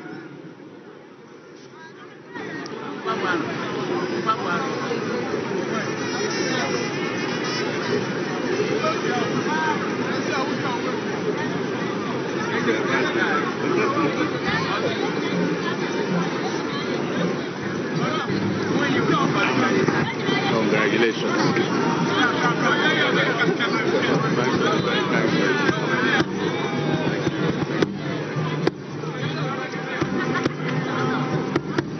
Then follows His Excellency the President of the Republic of Togo, His Excellency Faure Gnassingbé. After him comes His Excellency the President of Benin, the Republic of Benin, in the person of Patrice Talon.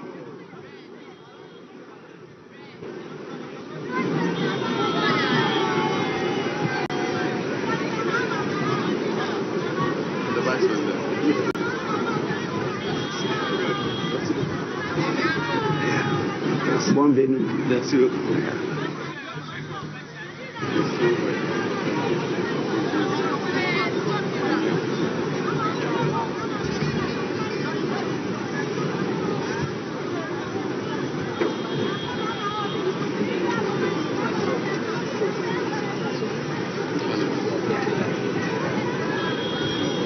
Félicitations.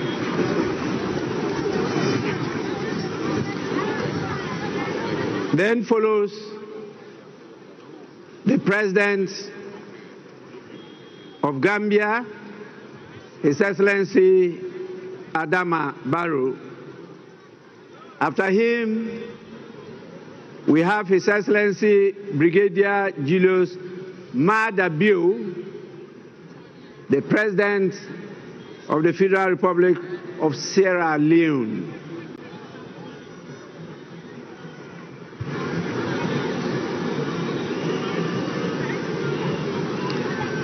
Immediately follows His Excellency Felix Antoine Tshisekedi Chilombo, the President of the Democratic Republic of Congo.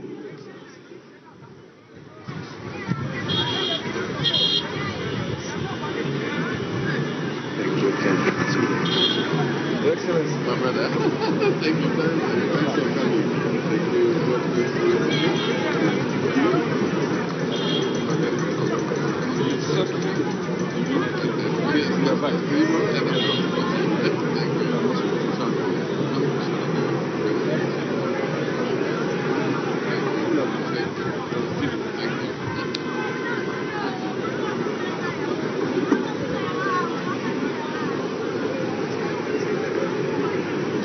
After His Excellency,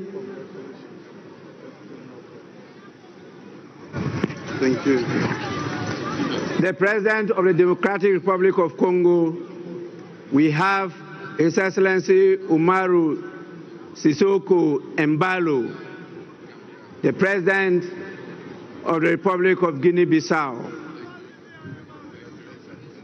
After him follows the President of the Republic of Cabo Verde,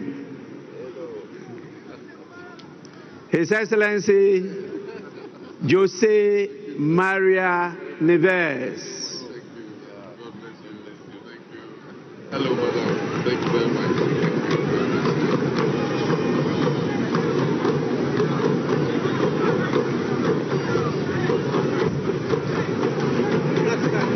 The Black Star.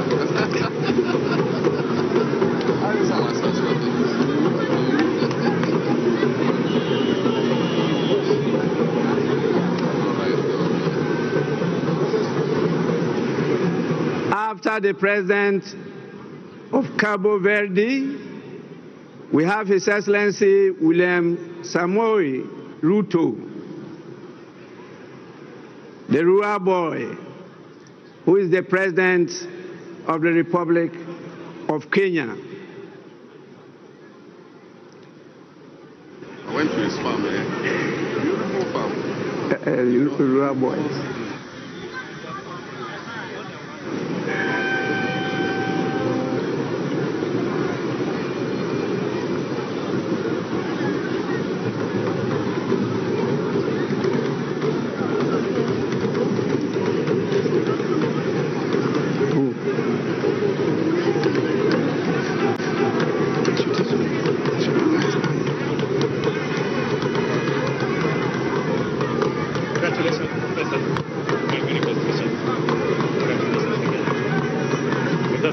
The rural boy. Thank you very much. You're welcome.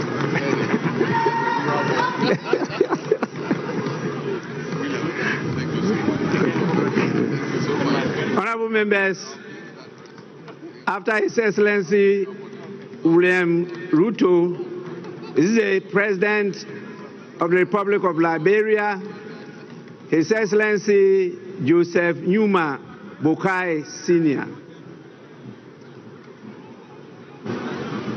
We also have His Excellency the President, Dr. Nangolo Mbumba. He is the President of the Republic of Namibia. Sorry.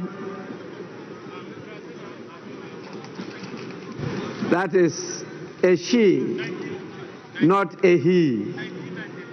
Doctor, you may forgive me.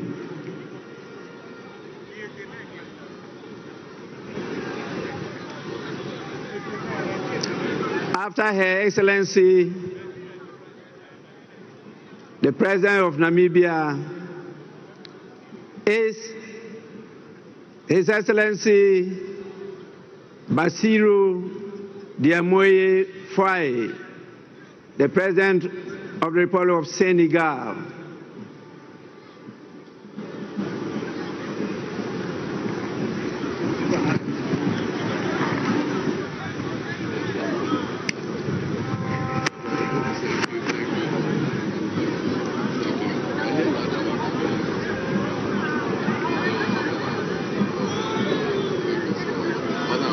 Thank you so much. God bless you.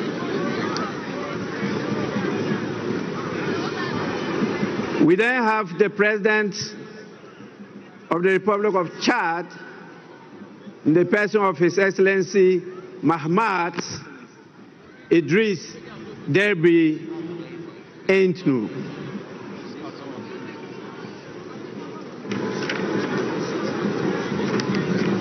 After him, we have the President of the Republic of Botswana, His Excellency Duma Gideon Boku.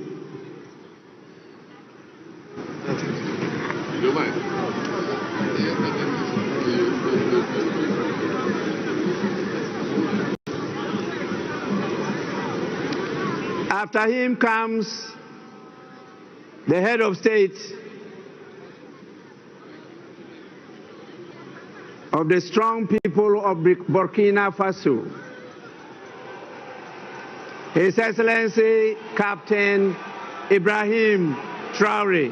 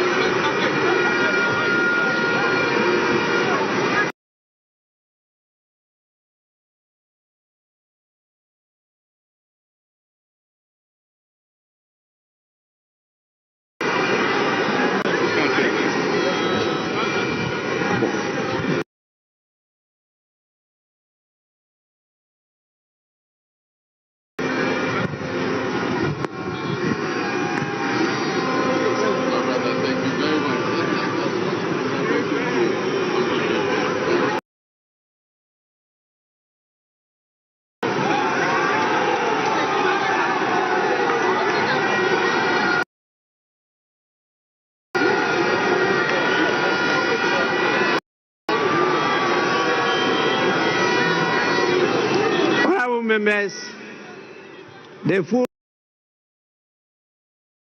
meaning of Burkina Faso means strong men and women of integrity.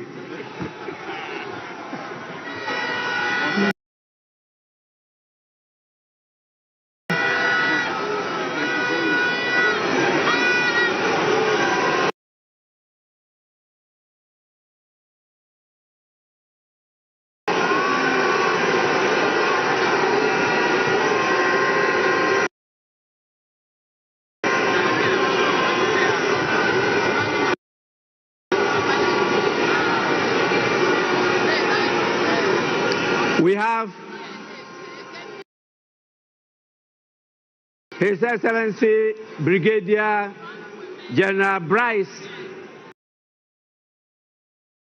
Clotaire Oligui Nguema, the President of the Republic of Gabon. After him, we have His Excellency Mamadi Doumbouya, who is the President of Guinea-Conakry. And after him, we have the Prime Minister, Abdoulaye Maïga. He's the Prime Minister of Mali.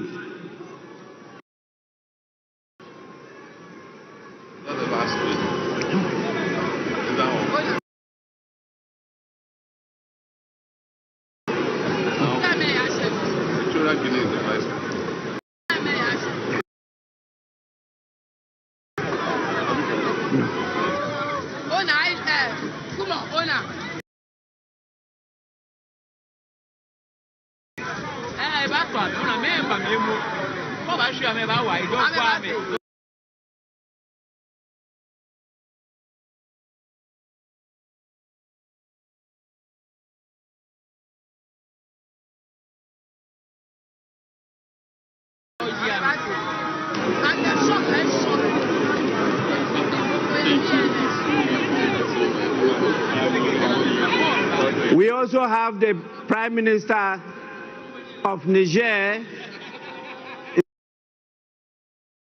in the person of Mr. Lamine Zain Ali Mahman,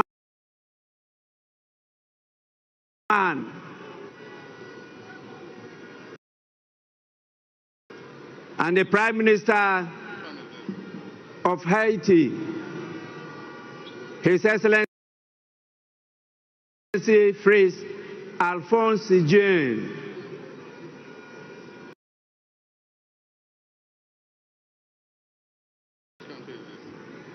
I think Mali.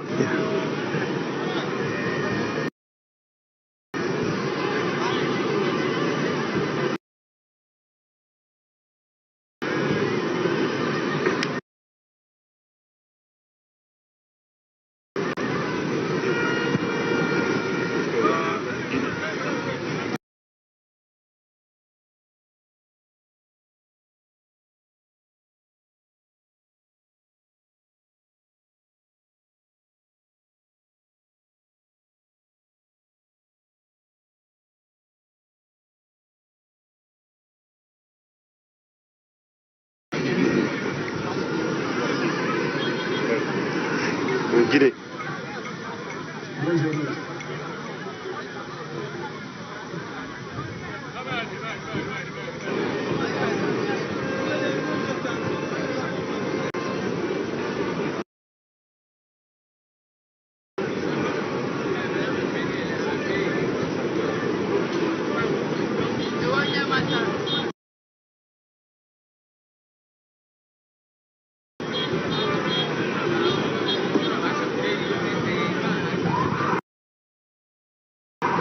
Prime Minister Mali,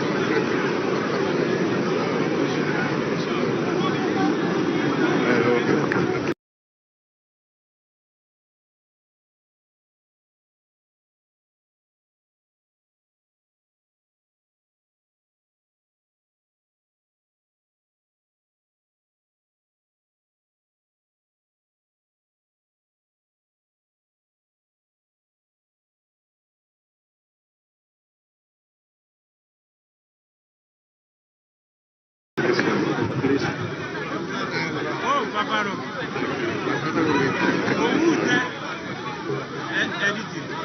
Niger, Prime Minister of Niger. After him is the Prime Minister of Haiti.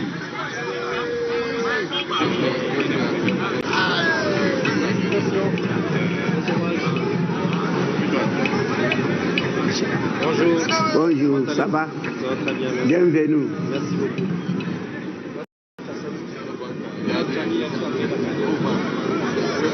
After that, we have the Vice President of Equatorial Guinea, in the person of His Excellency Teodoro Obiang Nguema Mbasogo.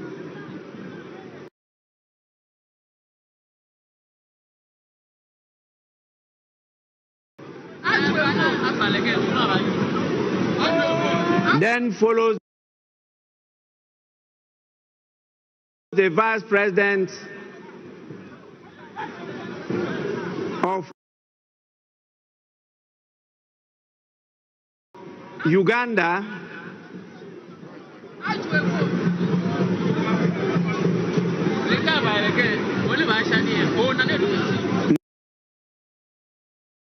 the person of Jessica Rose Epel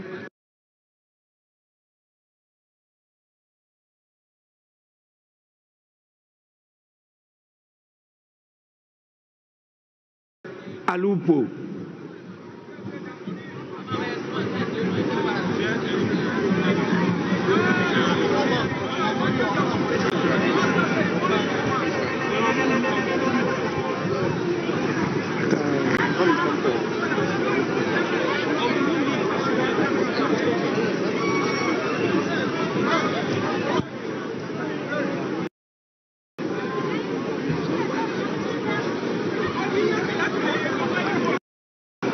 We have the Vice President of the Republic of Tanzania,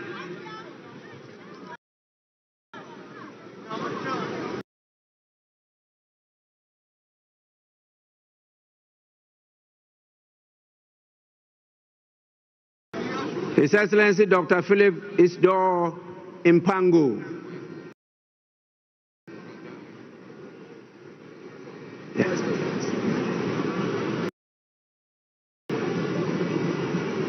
That is rather the Vice President of Tanzania.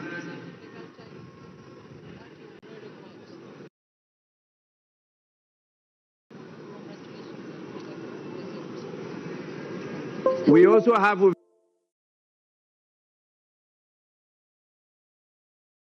the Vice President of La Côte d'Ivoire. Greetings from President Museveni. Yes.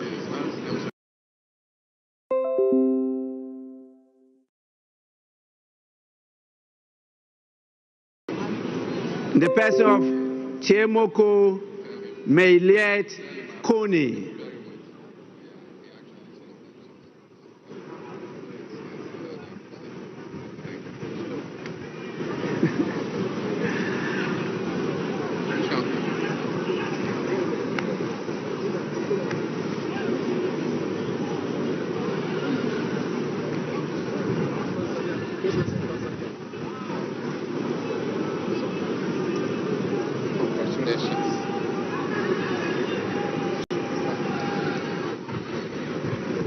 Tanzanite.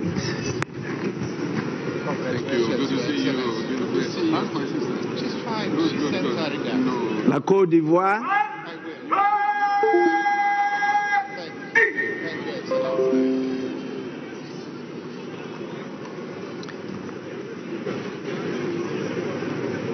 After His Excellency the Vice President of La Côte d'Ivoire, we have the Vice President of Mauritania, His Excellency Mohamed Adihali Khatra.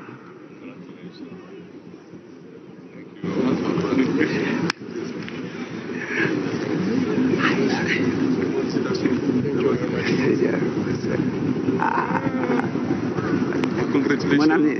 Congratulations.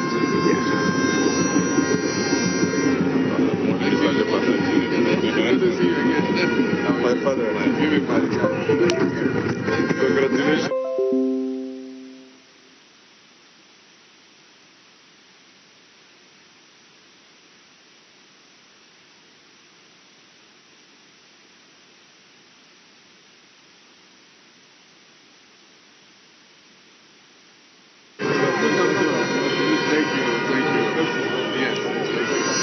The Vice President of Mauritania,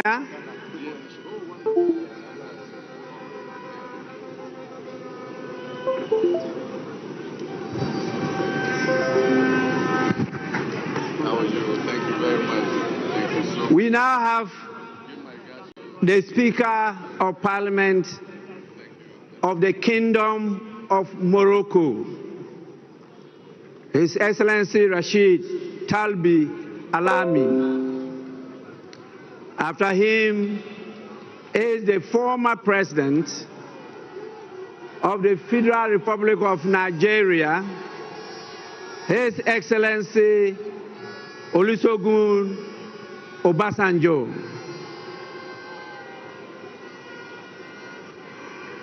Together with his younger brother, the former President of Nigeria, His Excellency Goodluck Ebele Jonathan.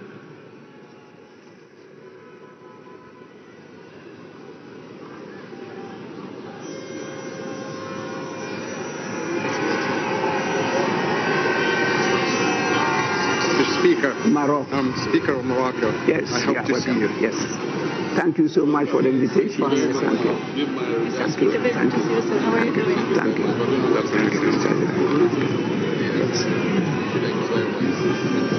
Thank you. Thank you. Yes, fantastic. Wonderful. Thank you. Thank you.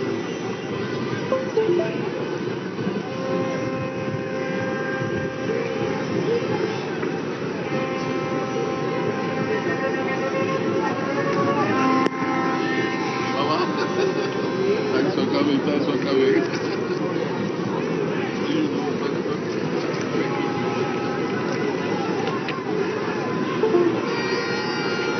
After His Excellency Goodluck Ebele Jonathan,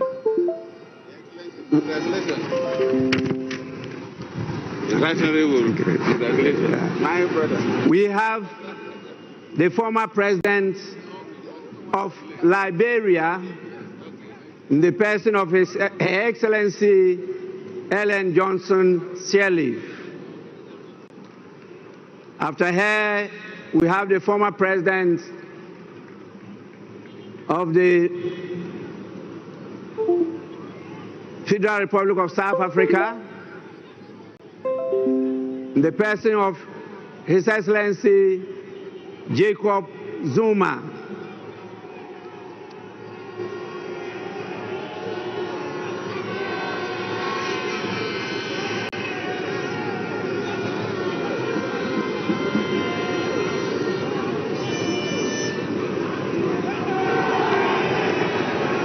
After the former President of South Africa, we have the former President of Germany, His Excellency Christian Wolff.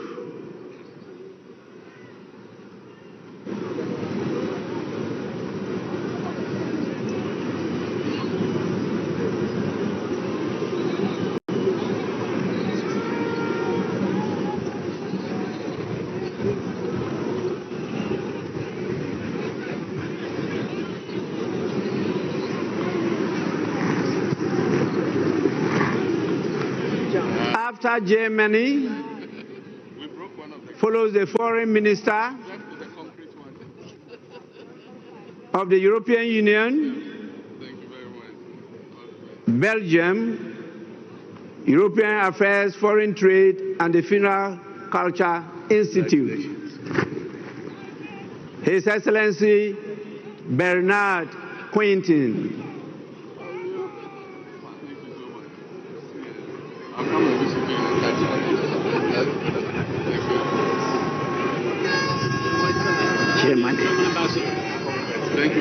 Thanks for coming. Mr. Chairman. Yes. Good to see you, Speaker. Thank you very much. Thank you very much.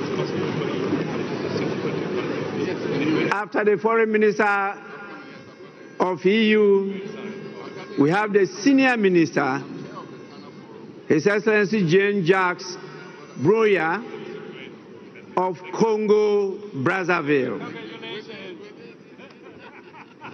Well done, well done. All the best for your administration.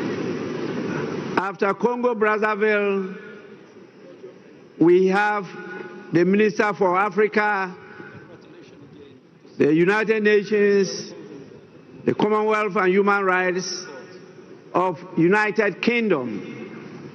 Speaker? Yes. In the person of Lord Collins of Highbury. Congratulations. Yes, that's right. Thank you. Thank you so much. We have to start working. After him comes the Minister for Defense of Zimbabwe, Honorable Opa Michinguri Kashiri.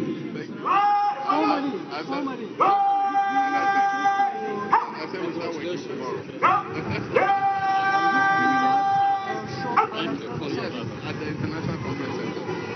From here, I'm going to. Jean-Jacques.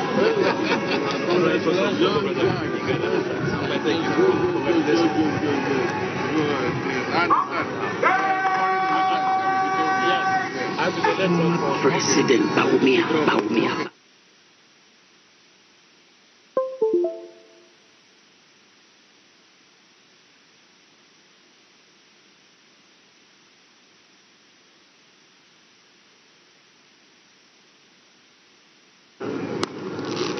So nice to visit before. United Kingdom. Look at you. Good to see you. Good to see you. Good to see you. Good to see you. Good to see you. Congratulations on your recollection. Being a wonderful ambassador. We're all proud of it. I thought you stayed in Ghana.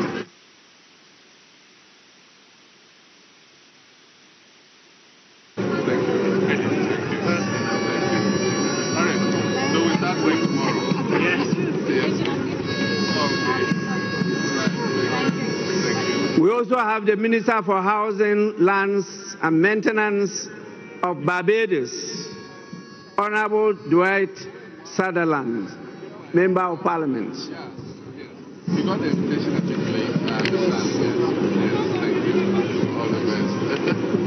Give my brother my regards. Yeah. And tell him I'm coming. Okay. Are we done? Thank you.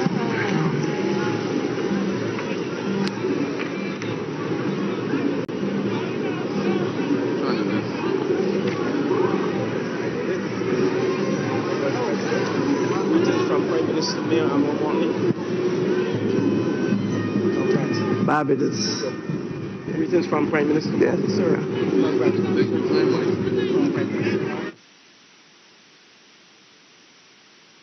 It's quite long. I have to cut protocol and go to invite the former Vice President of our great Republic of Ghana, in the person of His Excellency Dr. Mahmoudou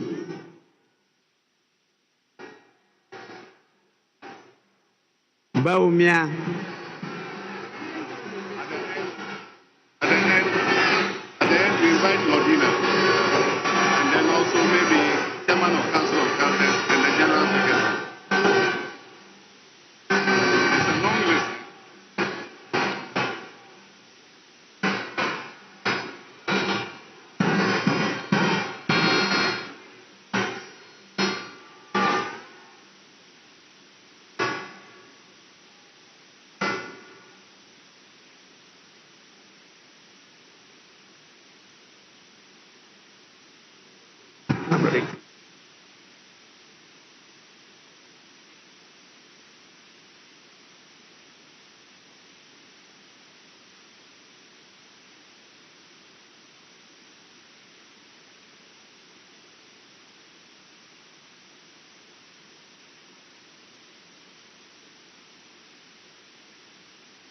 Honorable members, once again, the list is very, very long.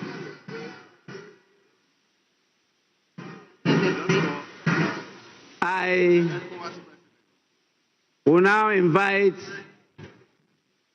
the President of the ECOWAS Commission, in the person of His Excellency Dr. Omar Eliu Toure.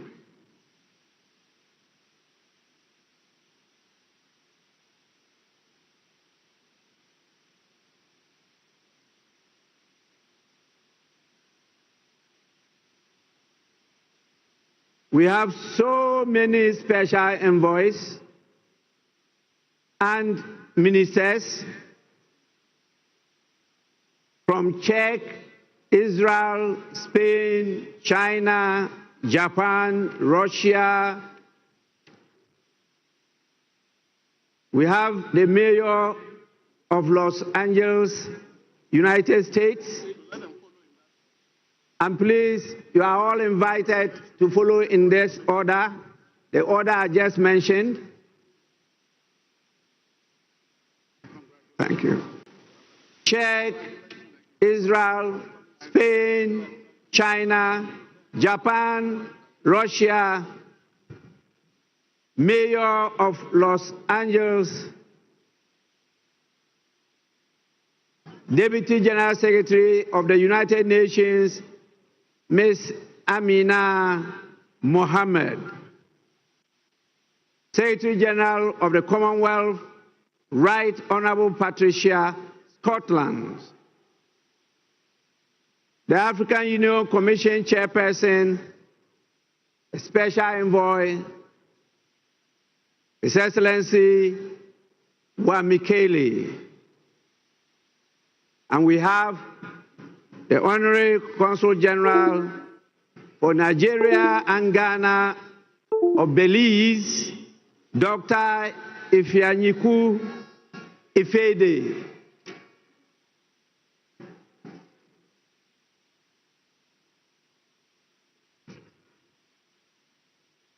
Congratulations, Mr. Speaker.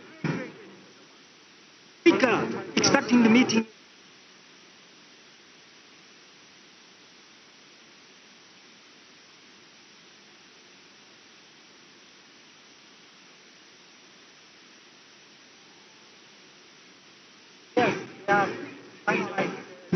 We have the former Prime Minister of Ethiopia, the Secretary General of Climate Vulnerable Forum, Pan-African Parliament, the President himself, His Excellency Chief Fortune Zephania Charbura. We have the African Development Bank. The President of the African Development Bank is here himself. We have the Vice President of the World Bank in charge of Western and Central Africa.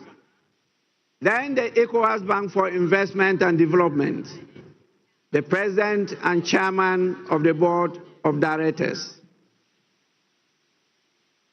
our own Dr. George Ajekum Donko. We have the United Bank for Africa, Chairman of the group, Mr. Tony Elumelu, and we have the Ambassador of Bahamas,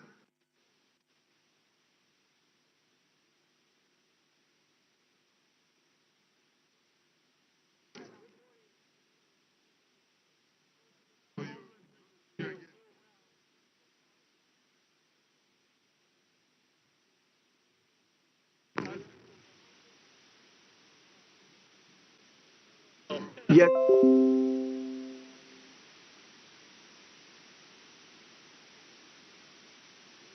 We have the President of the Secretary General of the United Nations Office for West Africa and the Sahel, Mr. Leonardo Santos Simao, and the Deputy National Secretary Advisor to Sheikh Khalid bin Ali Al Khalifa of Bahrain.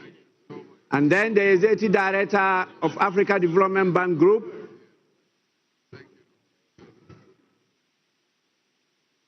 and And we have the Vice President for Africa, International Bank for Reconstruction and Development, Usman Diagana.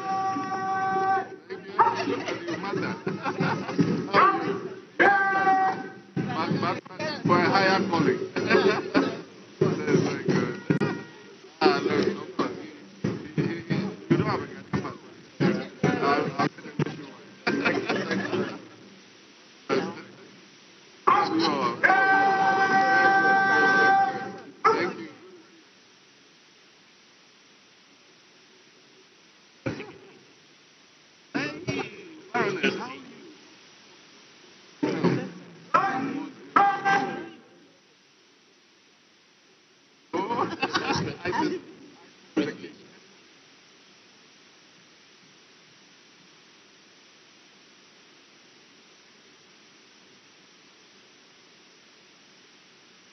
After all this, I will invite the former speakers of our parliament. They may come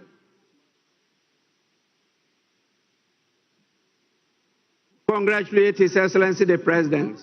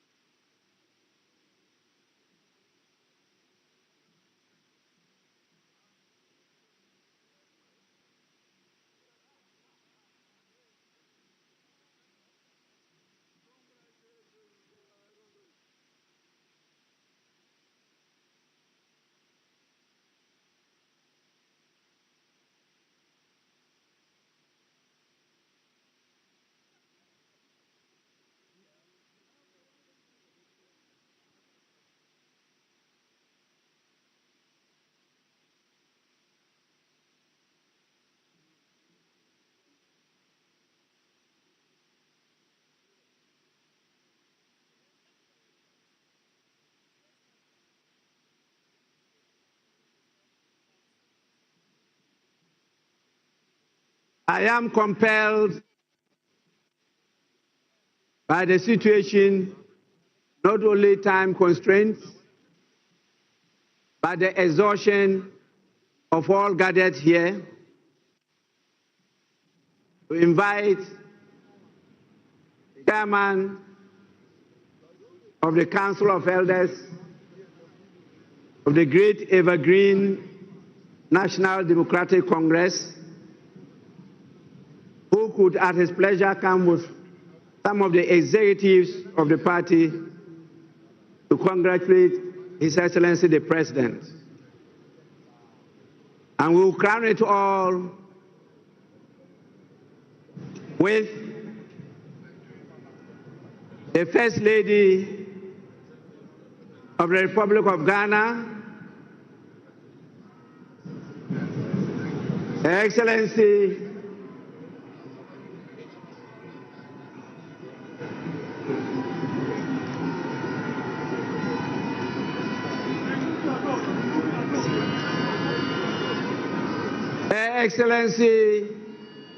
Lordina Mahaha.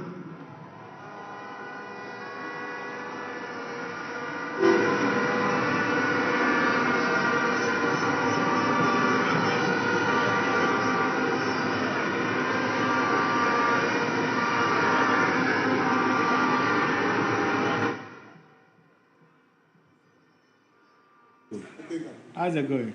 You're still watching our live coverage of the investiture of John Dramani Mahama. He has been sworn in. He is the new president of the Republic of Ghana. Ghana also now has its very first female vice president, and you can tell from the adoration among the audiences there when they cheered for both the vice president and the president of the Republic of Ghana. Listen, well, just gone by also are the dignitaries, the invited guests, and the presidents, the heads of states, and the vice presidents from across the divide on the continent, across the oceans, in other continents, coming into the country for this very important event. That procedure or that process is still ongoing, as you can see on your screens. The dignitaries are still congratulating the Vice President and exchanging pleasantries, really, with the Vice President, the Speaker, and the President, John Dramani Mahama. Listen, let me talk to my guests quickly on what they have seen so far. If you're just joining us, I have in studio with me Professor Alidu Seidu. He's head of the Political Science Department of the University of Ghana, political analyst, Dr. Jonathan Asante-Okyere, and historian Kweku Dako Ankra. They are all here with me in the studio. I'll start with you, Kweku. What we've seen so far, your thoughts? For me, I will go to the aesthetics and the ritual performances around the inauguration itself. First and foremost, if you look at the dressing of the president that has been inaugurated, you could see he's wearing white, and then also the fashion design itself is of northern origin. And then you could see that in the northern part of our West African Northern Territory, these are the kind of dressing they have. And it shows you the Mende origins of that dressing, which the Gunja people themselves also have that sort of historical origins from that area, as well as the Aborigines within that community. And white in African society signifies victory, purity. Ghana, we have that in form. So I see that dressing as a unifying apparel that represents the North and the South. Because of the kente and the style. Because of the kente embroidery within it. And for me, that is really, really excellent choice of dress that signifies that sort of unity. Because in the past, we see an Akan wearing the Akan dresses, where that's necessarily some element of other regions. But for this, we see both the North and the South. And for me, that is a creative piece of apparel that needs to be really respected. Indeed. And when you compare to 2012, in 2012 it was all white. Yeah. The Agbada was all white. Yep. But this time he's introduced the kente element. I'd like to believe that it was intentional. Yes, that is why I'm saying that it's a reborn. And when you are reborn, you go back to change. For reborn within African society, you're talking also about reincarnation, because when people go back and then when they are born and they die in that cyclical form, you go, before you could be an ancestor, it means you must lead certain sort of life before you are allowed to return. If you are a bad person, but if you are somebody who died a good death, you return, and when you are reborn, all the wrong things of the past, all your mistakes, it is assumed that you have returned quite matured. And so we see a new transformational Mahama who is poised, and as some of his speeches that we have listened, is anything to go by. It means he is making a new path, and then to do away with the past mistakes and then correct the nation for a better future. Indeed, we'll get into the speech itself proper, but let's look at the aesthetics and how we feel about the event first. Doc, you're next on that. Doc, you seem to have a lot to say. It's like you want to swallow saliva before you talk. I'll start by saying that the program has been quite colorful. Yeah. It's been orderly. I mean, this is a flamboyant rendition of a program that has been well thought out, well organized by the state protocol. And this is a feather in the cap of the transitional team, the subcommittee within that. And I believe that this is testament to the fact that when we allow state institutions to function, we will get there.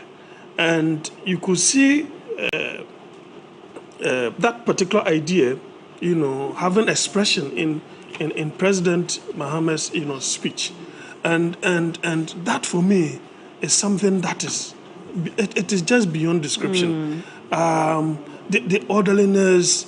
It is not easy to have such a program well organized without glitches. It is very difficult. You need to have a master planner behind the scenes and those before the scenes. And then, in between, you need to have people that will be prompting, do ABC. And so you could see that I mean, the orderliness has just given me goose pimples. And I think that as Ghanaians, we should be proud that we should be able to, we have been able to do something of that sort. I mean, imagine the number of dignitaries that have, graced this particular occasion. Talking about 21 heads of state. At this point, perhaps even more. It could even be more. I mean, the vice presidents, those with ambassadorial titles, even former presidents, chancellors, and so on and so forth. My goodness, this patronage is very huge. I've never seen that in the Fourth Republic. I mean, what signal is that sending to you? High expectation. That in itself is a challenge for Mr. Mahama. From today going, it's a challenge for him. It also tells me that it appears people have not been happy with the way and manner President Akufo-Addo ran the affairs of this country. And you cannot only look at the other side, because you have such a huge patronage. It means that he alone, for example, Mr. Mahama, represent A, B, C, and D. I think that to have such a patronage is a message to the president, the former president, so to speak, or immediate past president, so to speak, that, look, the very moment you begin to run the affairs of your country, you are writing your testimonial. And that will follow you. Because the likes of Sophocles will tell you that call no man happy until the day that he enters his grave in peace. And that in the local parlance, they will tell you that because Mr. Mahama talks about legacy as epitome of leadership. Legacy as epitome of leadership. And so if you don't leave a good legacy, which is the ending, then obviously everything that you might have done that was good, will whittle away. Very well. You see, it will whittle away. I'm going to come back to you, but Prof, your initial reactions to how the event has gone so far, you see the dignitaries who came in and those who are still there, and how Captain Ibrahim Traore of Burkina Faso received such cheers from the crowd gathered there. It wasn't something I expected or imagined would happen on our souls. But your thoughts? Okay, thank you. So I will rate an event like this based on three benchmarks. One has to do with the swearing of the oath that affirms the president-elect as the chief executive officer, both the president-elect and then the vice president-elect. It went smoothly without hitches, well done, well portrayed and executed. The second level is the pomp and the pageantry and all the aesthetics, fantastic. It was nationalistic. If you look at the color display, it's about the colors of the country. There is no party colors. Yes, you can talk about the supporters who are outside of the core VIP zone, but it is more nationalistic. The design was fantastic. The president's dress, it gave us an opportunity to portray our cultural heritage as a country that was beautifully done. But also you are looking at the level of international representation and all those things. So the second one has to do with the beauty. And then the third one has to do with the policy statement. You say we look at it individually. Yes. But the president actually gave us what? The first policy statement of his government. And if you look at the number of people who have attended, it speaks to the foreign policy of good neighborliness, which is a foundational cornerstone of our, dating back to Dr. Kwame Nkrumah. The Ghana became the heartbeat of the Pan-Africanist struggle. You had almost everybody coming here, got trained and got inspired to be able to fight for freedom. And you've seen it. Though he has been a former president before, but not all former presidents can still maintain good relation with their other counterparts if you weren't a very good person. So his ability to attract all these people to this particular event speaks of the kind of leader he is, but also the kind of foreign policy he is going to execute moving forward.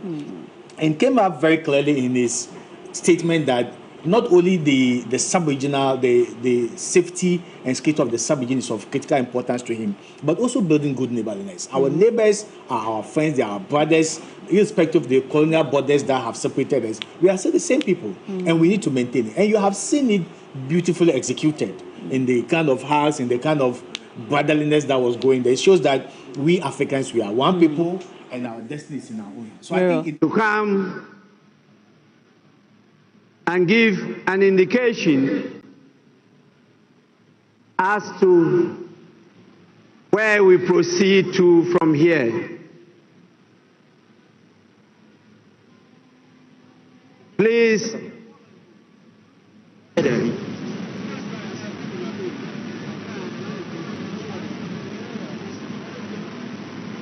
the majority and the minority leaders.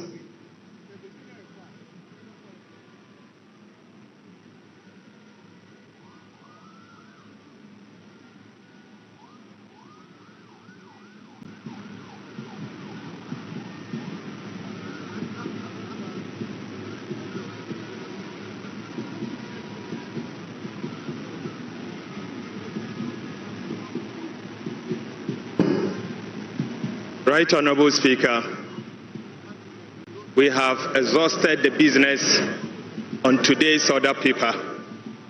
In view of that, I move that this House adjourn to tomorrow at 11 a.m. in the forenoon.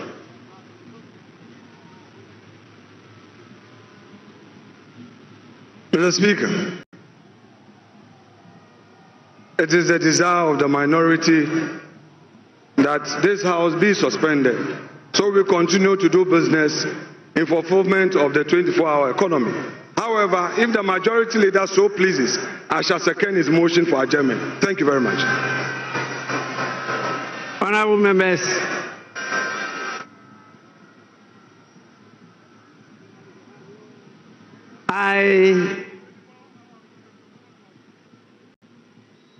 in view of what your leaders have said, adjourn the House to tomorrow, Wednesday, the 8th of January 2025 at 12 noon. The sitting is accordingly adjourned.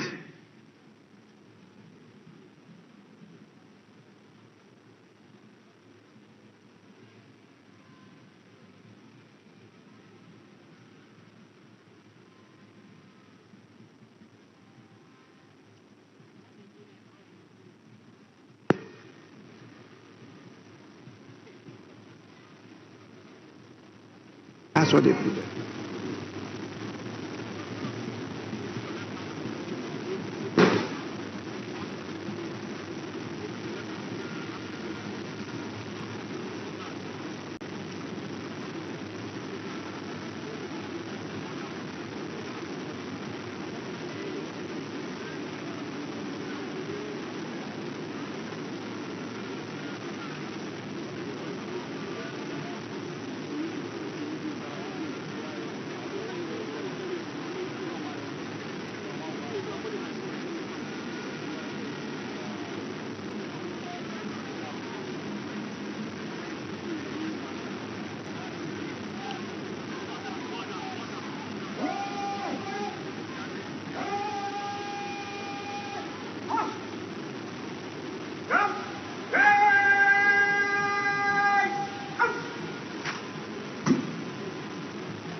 We can't have a full guard of honor without the colors, and on this occasion we'll have the national colors, and that is the flag of Ghana. That is the colors. When we say colors, it's basically flag, and that will be on parade. So very shortly we shall see the full complements, and then we'll see how beautifully to be executed. Yeah. And as mentioned, there shall be the playing of the national anthem, which will be followed with 21-gun salute.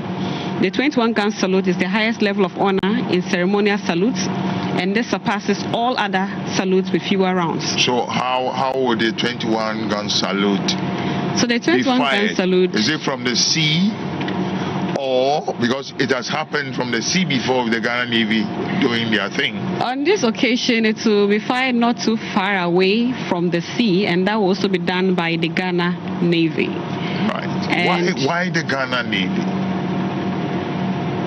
So it depends on the duty service that has been selected to perform.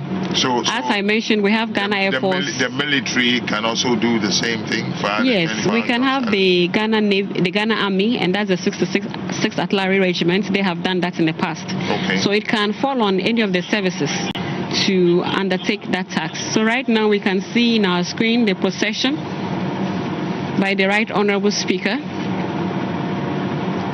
And behind him is the Vice President and the President. They are moving towards the area where we'll have the full guard of honor. And as mentioned earlier, His Excellency John Dramani Mahama will inspect his first guard of honor as the Commander-in-Chief of the Ghana Armed Forces.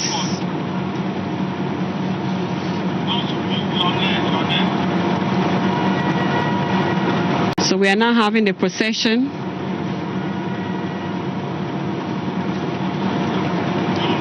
towards the area where the full guard of honor will take place. You have in your screen there the ceremonial agencies, also escorted. Ladies and gentlemen, officials of Parliament, the Vice President, and the President of the Republic of Ghana are recessing from the chamber. The President, His Excellency John Dramani Mahama, will now inspect his first guard of honor as the Commander-in-Chief of the Ghana Armed Forces and the 9th Parliament President of the 4th Republic of Ghana.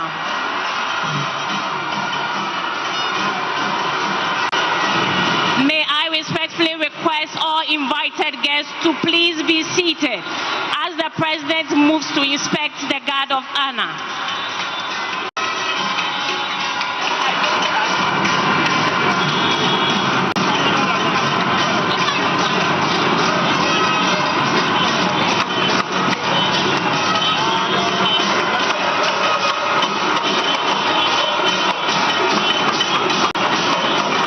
President will be accompanied by the Vice President, the Speaker of Parliament, the Chief Justice, and his ceremonial aide-de-camp to the saluting days.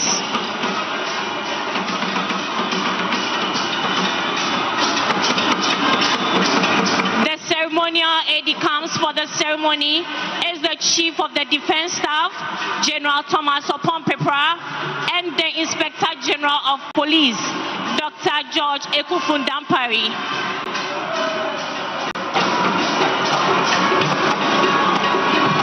Honor is a military ceremony performed on special occasions to convey respect, dignity, and solemnity.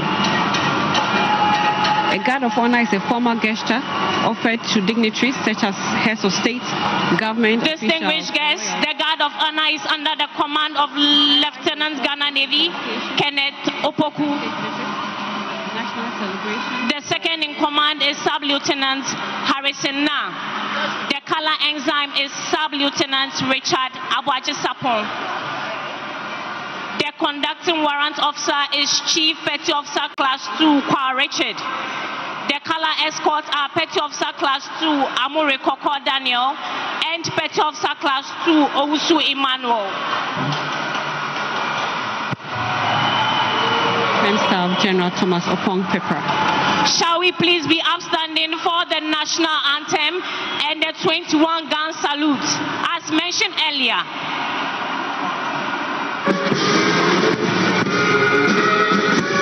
All uniformed personnel are to salute.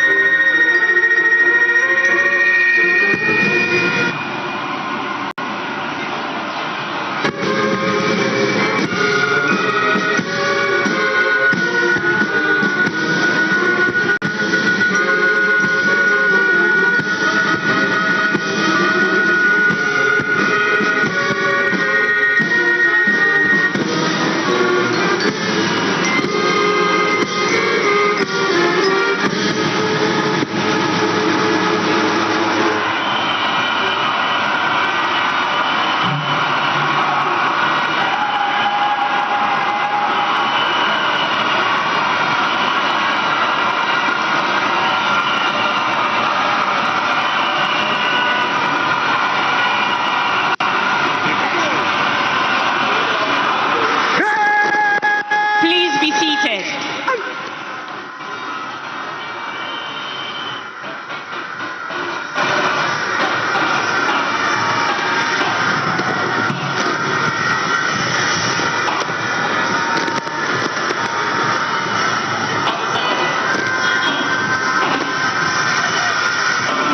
The parade commander is marching to ask permission for the inspection of the parade. Presidential inauguration ceremony, guard honor conduct. Guard mounted by the Ghana Navy. 3 bank and file with the Ghana Navy regimental band in attendance, ready for inspection. Lieutenant Ghana Navy, Kenneth Opoku, report Your Excellency. Your Excellency.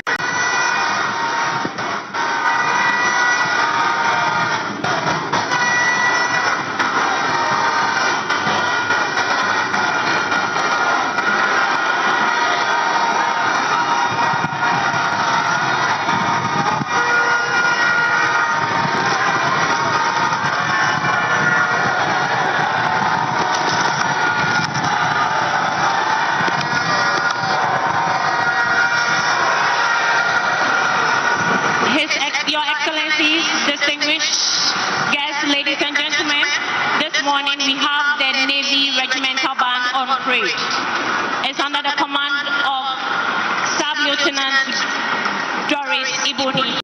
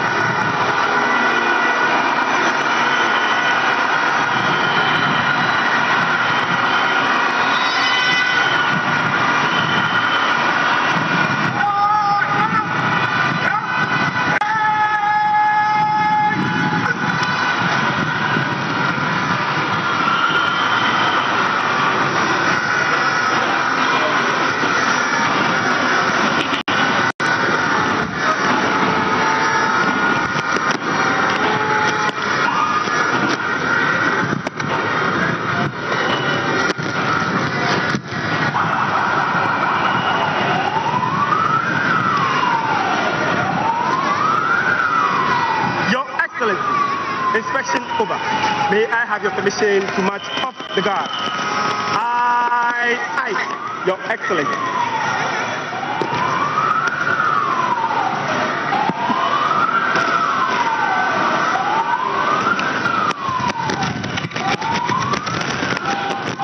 Distinguished invited guests, ladies and gentlemen, this marks the end of the inauguration of His Excellency John Dramani Mahama as the President of the Republic of Ghana and Commander-in-Chief of the Ghana Armed Forces and the Vice President, Professor Jane Nana Opoku-Agyeman. Distinguished invited guests, ladies and gentlemen, let's all remain seated as the President takes leave of us.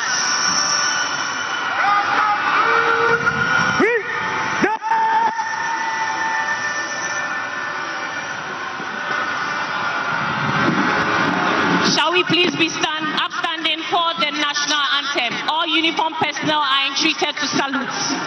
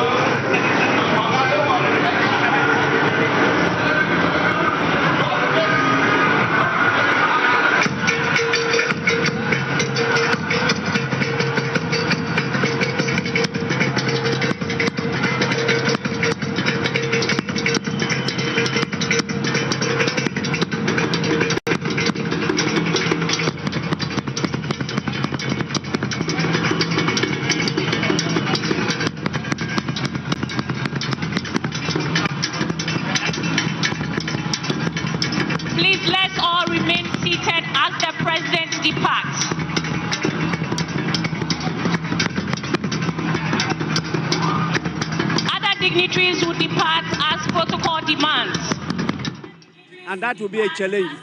But I hope with the two deputies that I have, I'll have some briefing space to rely on them in my absence. Thank you so much, sir, and congratulations. It's a pleasure, sir. It's a pleasure.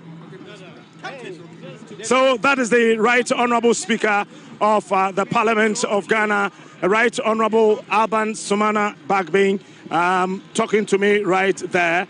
Now, Nika, etino seseya, meno ekaseno, Ghana.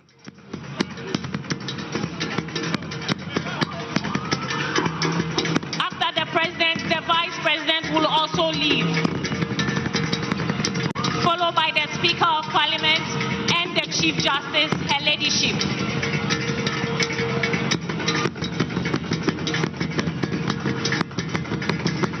Your Excellencies, distinguished invited guests, our heads of state and dignitaries will depart in order as they came in.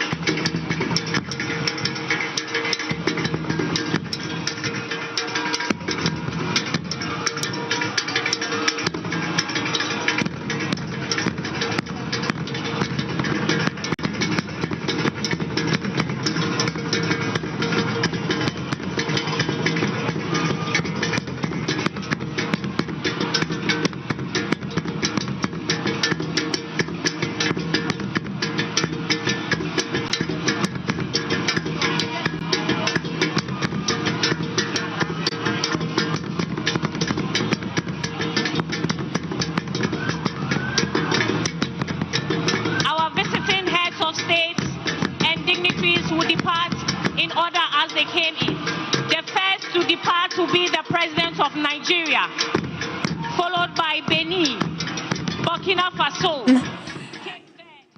And that's that. Ghana has a new president and a first female vice president. What you're just seeing on your screens at the moment, alongside me, is a departure process led by the president, the vice president, the Right Honourable Speaker of Parliament, who you just heard in that rather brief conversation with our Captain Smart. Her Ladyship, the Chief Justice, will depart thereafter. So you can see number 1, number 2, number 3, and then number 4 people depart in that order. Then we also have the guest heads of states departing. The former presidents also take suit. Members of the diplomatic corps will then leave. The honourable members of parliament will also leave the grounds, and other distinguished guests will also depart. Then the general public, we expect that the president will host the dignitaries who have come here in his honor. But that's it. The event is over. It is finished, just like the EC chairperson said. Ghana has a new president. It's signed, it's sealed, and we've been delivered John Dramani Mahama. But I'll bring the conversation down here to my guests. As we have seen the 21-gun salutes, we saw his very first inspection of the Guard of Honor. Kweku, I'm coming to you with that.